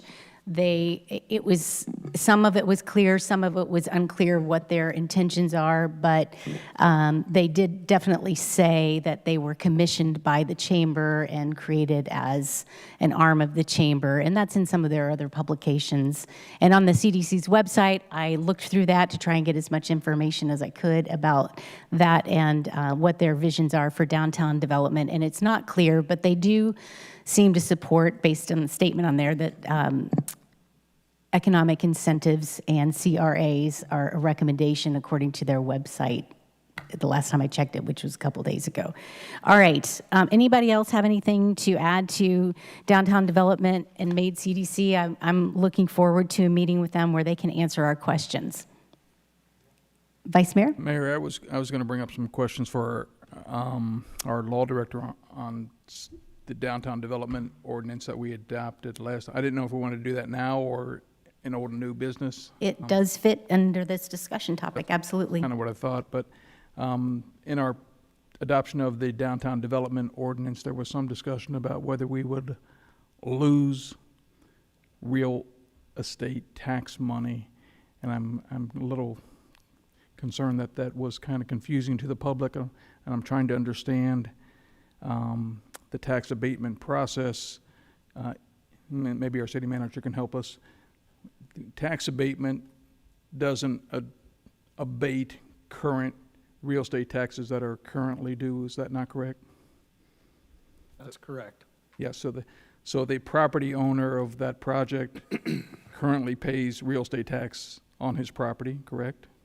Yes. And he will continue to pay real estate tax on his property even over the 15-year period of a tax abatement. The current taxes that he's paying. The current value of the property and the taxes on, yeah, that stays. Yeah, so we didn't the abatement doesn't give away any of that tax revenue, correct? It doesn't discount the existing absolute amount. There's Okay, all right. And in terms of the city-owned property, at least since the city's owned it since 2007, has the city paid any real estate tax on its own property? No, no significant. The city doesn't pay any tax. So when that property if it's transferred to the developer under the development agreement that we adopted, would the developers start paying tax on that property that's no longer owned by the city? Okay, all right. And so there's no real loss of property tax in terms of what property, there's actually an increase in property taxes because the property tax that's not paid by the city will be paid by the developer when he owns the property, correct? Yes. Yeah, okay, all right. It all depends on the auditor's valuation, but there's no discount from the existing valuation. Okay, and then in terms of the schools, so in terms of the abatement is on the investment dollars that the project is receiving, is that not correct? the increased valuation, however the auditor determines that. Okay, all right. The valuation should grow as it develops, so. So as the property, as the developer's committed to spend $20 million to develop the property, whether it's going to increase the value of that property is a question for the auditor to determine. But whatever value was increased is going to, that's what the abatement would deal with. Yes, the abatement is only on the, what's called the increment, which is the increase in valuation that the abatement brought. Okay. But in terms of that, I think we also talked about the schools have the ability to collect or at least negotiate with the developer for the recovery of tax revenue that it may lose because of the abatement. If we're talking about the Keystone development, which the city has told the developer and the schools to negotiate that development amount. We'd handle the abatement, but the recoupment to the schools would need to be negotiated by them. That hasn't occurred yet, so we don't know. We know what the developer has indicated he would like. Okay, all right, but in terms, so the increased valuation results in additional tax revenue. Yes. Which we've the development agreement says we abate for 15 years. But as part of that agreement, there's a negotiated payment to the schools for what would have been real estate tax revenue. From the new increment, so that development brought new tax revenue on top of the base that would be due to the schools if the development came without the abatement. But the schools will now negotiate what they will accept to the developers. They both need to be satisfied on how much of that they'll pay. So if there's $100 in new tax revenue, that they reach some agreement on how to split that. Okay, and in terms of the tax, so in terms of that $100, how much of that currently goes, if it was tax dollars, how much would go to the school? About $75 of it. Okay, so the majority of that is yes, school tax revenue in this, and the school has a right in this development agreement to kind of control what it's going to agree or not agree to. Right. The developer has a contingency. The city has said, once the schools are satisfied, then we can move forward. The developer's contingency is he has to be satisfied with where the schools are at, or he could leave the deal. Okay, so that could be that's a contingency on the whole deal. If the schools can't reach an agreement with him, then the development is off. Is that? No, the developer has the option to, if he's not satisfied with where the schools leave it, then he can step out of the agreement with no further penalty. Okay. All right. Now he has that ability. He may choose not. He may waive that contingency and stay in. All right. All right. I thought there was maybe some confusion on that, so I just wanted to clarify. That it is. Add one thing that may round it out. From the city's perspective, and to some extent the schools, these decisions are made on increasing the time when that future tax revenue may come. So that $100 we're kind of pretending with, if the developer doesn't make the investment or doesn't make it for 10 years, no one gets anything new. So there's always kind of a time value of money to it that I may be willing to accept nothing, an abatement for 5, 10, 15 years, knowing that after that, I'm going to get the full value coming in. So that's, it's kind of an investment decision. I may give it up because I know nothing else may come. And that raises then one more question. So after the 15-year abatement period, whatever increased value in that property is going to result in the new tax revenue on into infinitum. When the abatement expires, all the revenue comes in. Okay, all right. Mayor? Yes. Well, first of all, I'm concerned that you're an attorney and you're asking these questions now. These questions really should have been asked before if you didn't understand them, so that disappoints me a Member little bit. Nelson, I think he knew the answers before he asked the question. Well, then why did he ask the questions? Because he wanted to get the information out to the public. Is that a problem Should have for just you? given it out to the public instead. Well, we've done in that whole repeatedly. shenanigan thing. We've But done what- that repeatedly. But then he shouldn't have had to do that tonight if you've done it repeatedly. We've done it repeatedly. But in reality, if we were just to sell the land at fair market value and collect the taxes on it, we would be $6.6 million ahead. I'm just stating. And he's trying to get the school board to go down on the taxes that he has to pay, which would be terrible since we just passed a levy. But that's my 2 cents. Well, that's between the school board and the developer to meet the school compensation agreement, but how do you come up with $6.6 million if we were to sell it at fair market value?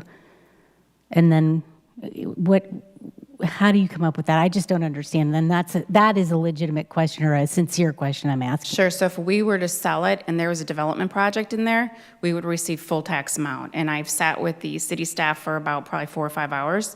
We determined it was $6.6 million. Okay, what would be the value of that development?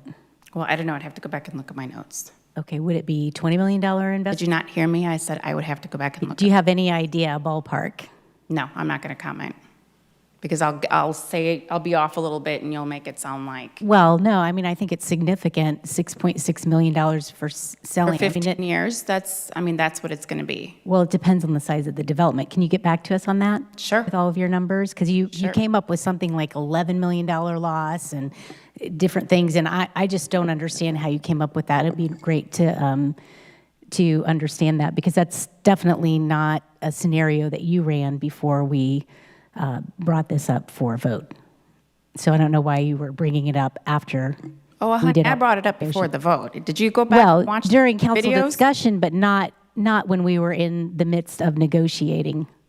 Well, yes, I've been against this deal from day one. Yeah, but we needed to Talking about understand your number philosophy on that. That's what I'm saying. All right. Oh, geez. I've got a kid that wants to know if McDonald's is open. I'm sorry. I think that ship may have sailed. Sorry. Anybody else have anything to add? Okay, there is a lot of misinformation going around the community about this, and I have talked to the city manager about a way maybe we could deal with a publication from the city to deal with frequently asked questions.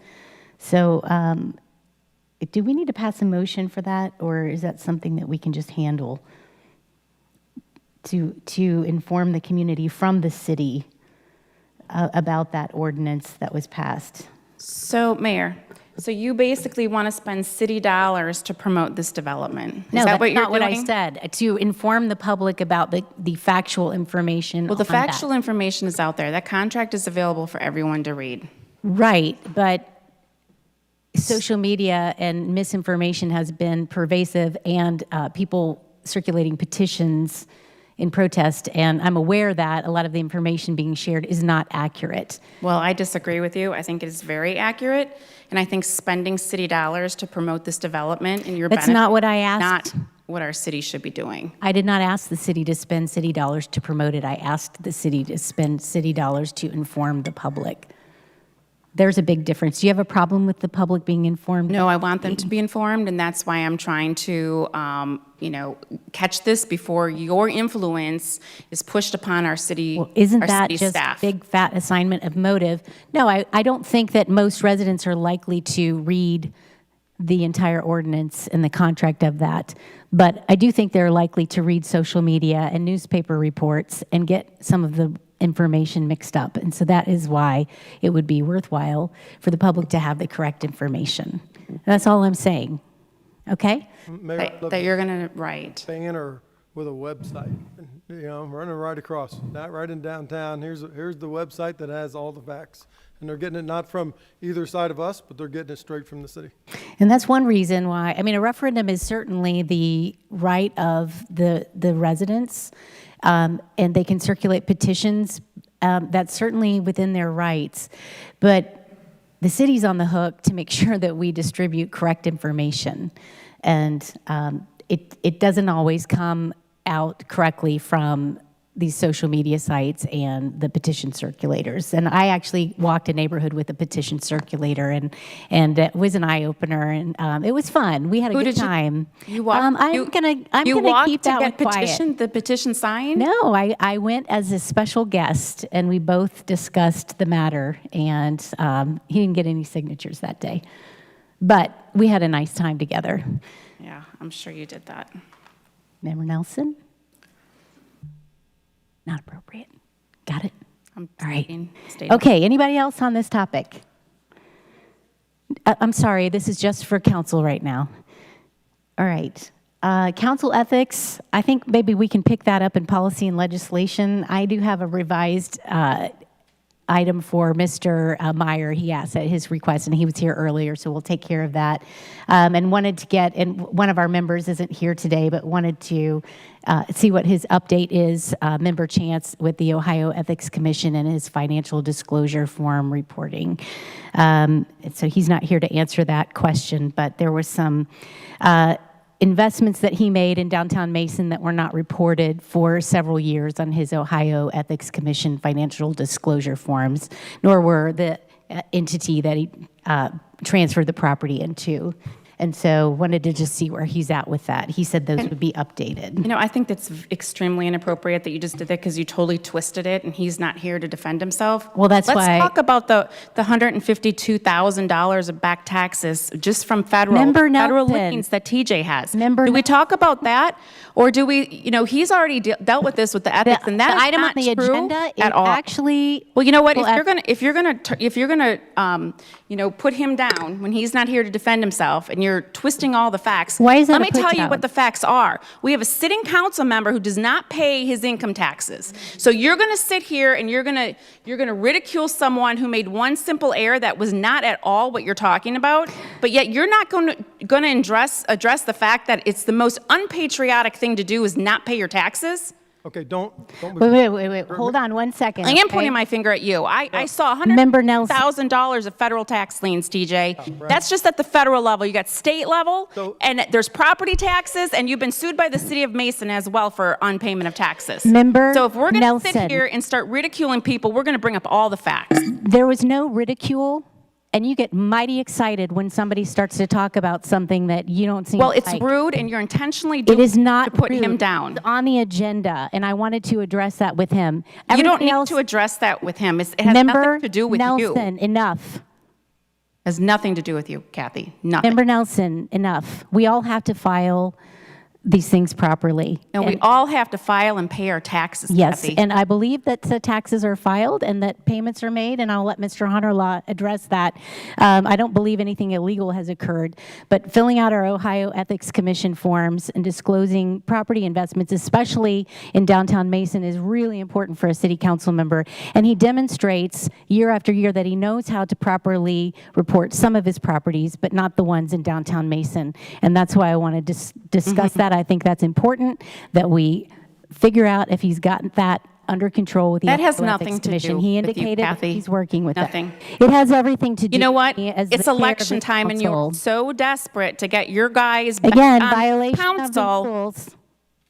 We have rules here. We do, and you And are you're violating violating them them. as well. No, you should Kathy's not not be bringing up violating his the rules. ethics anything because it has nothing to do with you. And you're It's a public record, and it has so is that. everything to do. So is not paying your taxes. That's a Okay. public record. We're going to let him address that in just a minute. I like to Illegal- make a motion to Member Nelson, adjourn the meeting. You don't have the floor, and you don't have the ability to make that motion right now. It is illegal to fill out Ohio Ethics Commission disclosure It's illegal forms not to pay your incorrectly. taxes. Mayor, We're going to let Love to be- Mr. Hunterlaw Mayor- address Mayor, that. If I Mr. could- Hunterlaw? Real quick, Mayor, if I could, just. Yeah, give him a second. Being as Councilmember Nelson is calling me out saying she's not being political at all as we're running against each other for this election. So here's a statement I've read in the past. So I have always filed my taxes and accurately reported my income. I've never evaded or misreported. Like many people that have gone through difficult times, I've properly reported, filed, and have been making installment payments, which is permitted by the IRS. There's nothing illegal or inappropriate. That doesn't make me a tax cheat or a tax evader. Like Absolutely does. It does not. It I'm absolutely does. statement. I'm making installment payments on that. So, you know, everyone owes the IRS. We can all agree it's an enormous amount that we all pay and are either paying it regularly or on installment payments. Had some guy tell me today he owes the IRS. And so, anyway, so if you've gone through personal financial hardships, God forbid, we heard stories tonight of people who have gone it. I'm sorry that you haven't gone through one, but I have. The bigger question I say that we should be asking, as all our career politicians have made millions of dollars once they get elected into office, and as career politicians, I think the bigger question is, What maybe Councilmember Nelson should be asking is, why would a sitting city council member be buying properties downtown across from proposed $20 million developments, and others before that development deal was made public? Why is this, at best, unethical behavior be okay? Isn't this how career politicians become worth millions? It's doing things like that. And that's exactly what I think the mayor was pointing out. It's when you sit there and start hiding things like that, at no time, at no place should city council members be doing that behavior. And that should be the question of every citizen, not the fact that I had tax debt owed that I've been making payments on regularly from hardships that were brought on me. Okay? Does that clear that up for you? No, it really doesn't, because if I can look here, let me see. It dates back from 2002. You didn't pay your taxes in 2012. You didn't pay your taxes in 2010. You didn't pay your taxes in 2005. You didn't pay your taxes in 2013, 2014, 2015. Let me see. 2006, 2007, 2009. When you say you filed them on time, I doubt that, because the date of assessment in 2006 wasn't until 2011, which means you got caught and they made you Careful. Well, I'm reading the federal lien, and that's what that date of assessment means. So to tell me that you had, such a hard time, okay, well, maybe 1 year, but, you have multiple years dating back to 2002. So don't sit there and act like you're, been filing your taxes and you're such a good person, because really that's the most unpatriotic thing you can do, and you're a leader of this community and you're on city council. But what's funny, that's a shame. Member Nelson, remember to address the chair. Member Hunter Law, remember to address the chair, not each other. It's frustrating because she knows my personal story. I don't know your personal story from 2002. Member Nelson, we just went over the rule. She's heard it, and now she's twisting it and making it something. Well, what is your story that for, Member 15 Nelson. years you can't pay your taxes? Member Nelson, follow the rules. All right. Member Hunter Law, is there anything else you want to say about that? No. Okay. So it sounds like you got behind in 2002 on, and you've been making payments, but some things are still unsettled. I'm not really familiar with how it works, but you've been making payments over time, and it's a long process. Sometimes people get underwater, but you're saying for the record that everything is filed properly. Absolutely, 100%. You're following the rules of the IRS. Right. I have a CPA that takes care of all of it. You have to Okay. watch, according to some of them there. Okay. All right. Anything else you want to add, Member Nelson? Okay. All right. All right. Item 20 on the agenda is committee reports. Does anybody have a committee report? I don't.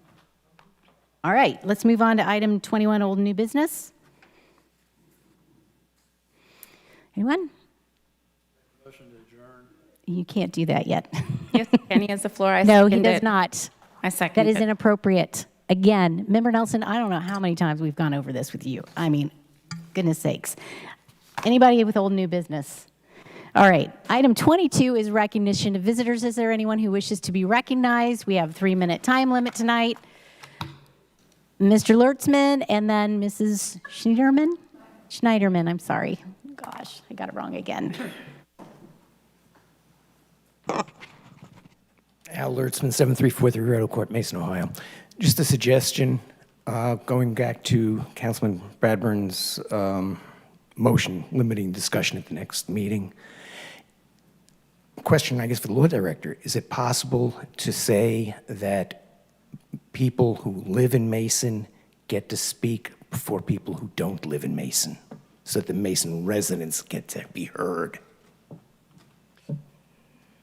Yeah, like I mentioned before, I mean, it's council's agenda. They can organize it how they see fit, and if that's something that they want to consider, they can. I would recommend the council consider that. Let the citizens of Mason be heard, and then if there's time, let the non-residents have time. Thank you. Duly noted. I hope you guys can help us remember that at the next meeting, so that council would set that through motion. Okay, Mrs. Schneiderman.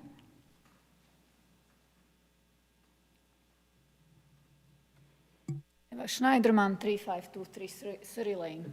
What is your return on investment on your downtown development? Well, There's Simple zero. question, you should know by now. yeah, we do. So it's different from normal economic development packages. Excuse me. There are recommendations in the studies and downtown revitalization study that date back to 2002, a Pogemeyer report, which was a 20 to 30 year recommendation. And the city has accomplished quite a number of those things. One of the suggestions or recommendations they made was to establish a CRA, which is a community reinvestment area, and allows for tax abatements. And so there's been a debate over whether or not to abate the value of the $20 million improvement. So it's not our $20 million investment. It is us agreeing to abate the value of those improvements in exchange, and with a requirement or contingency that the developer must enter agreement with the schools with a pilot, a payment in lieu of taxes, PILOT. And if they can work that out, we agree to the abatement of the value of the $20 million investment, not the underlying value of the property. So taxes would be paid on what we would transfer immediately, plus what he already owns, which he's paying taxes on now. And the value that we thought it brought downtown and the return on investment is different than typical economic development packages where we're just talking about earnings tax. We abate often the value of the improvements to the property with corporations, but the employees and the jobs generated creates earnings tax revenue. So in this case, with this PUD in downtown Mason, this proposed development, the return on investment would be stimulus to the downtown economy and getting the process started of following the recommendations of the Pogemeyer report, which were to establish mixed-use developments with residential, multifamily residential, and commercial space, which is actually kind of an old model. They call it new urbanism now, but it's how downtowns used to thrive. And when the burbs were built, they didn't exactly follow that model in all of the downtowns. But our downtown is small and it's unique, and it's in need of some improvements, and that's a part of the study and recommendations that we haven't yet accomplished. And now that we have this opportunity, and 4 of us decided that this was an excellent opportunity to start downtown revitalization, or to start a new phase of downtown revitalization. 3 people disagreed, and that's where we're at with that. I hope that answered your question. Any follow-ups? It's a simple question. What is your return on investment? You spend 3 minutes. You don't allow the community members. You call us audience. We are your citizens. You don't allow us to speak longer than 3 minutes. You just spend 3 minutes answering. Okay. We don't know exactly what the pilot would be, but we think it would be about 75% of what the value of the improvements would be. But that has to be worked out between the developer and the school. Zero return on investment. Okay. So the return on investment to the city is much smaller because we only have 4.4 mils in property tax. But the return, or the public purpose or the public return, would be a big investment in the schools, which doesn't exist and won't exist unless there's somebody else that's waiting in the wings with a $20 million private investment.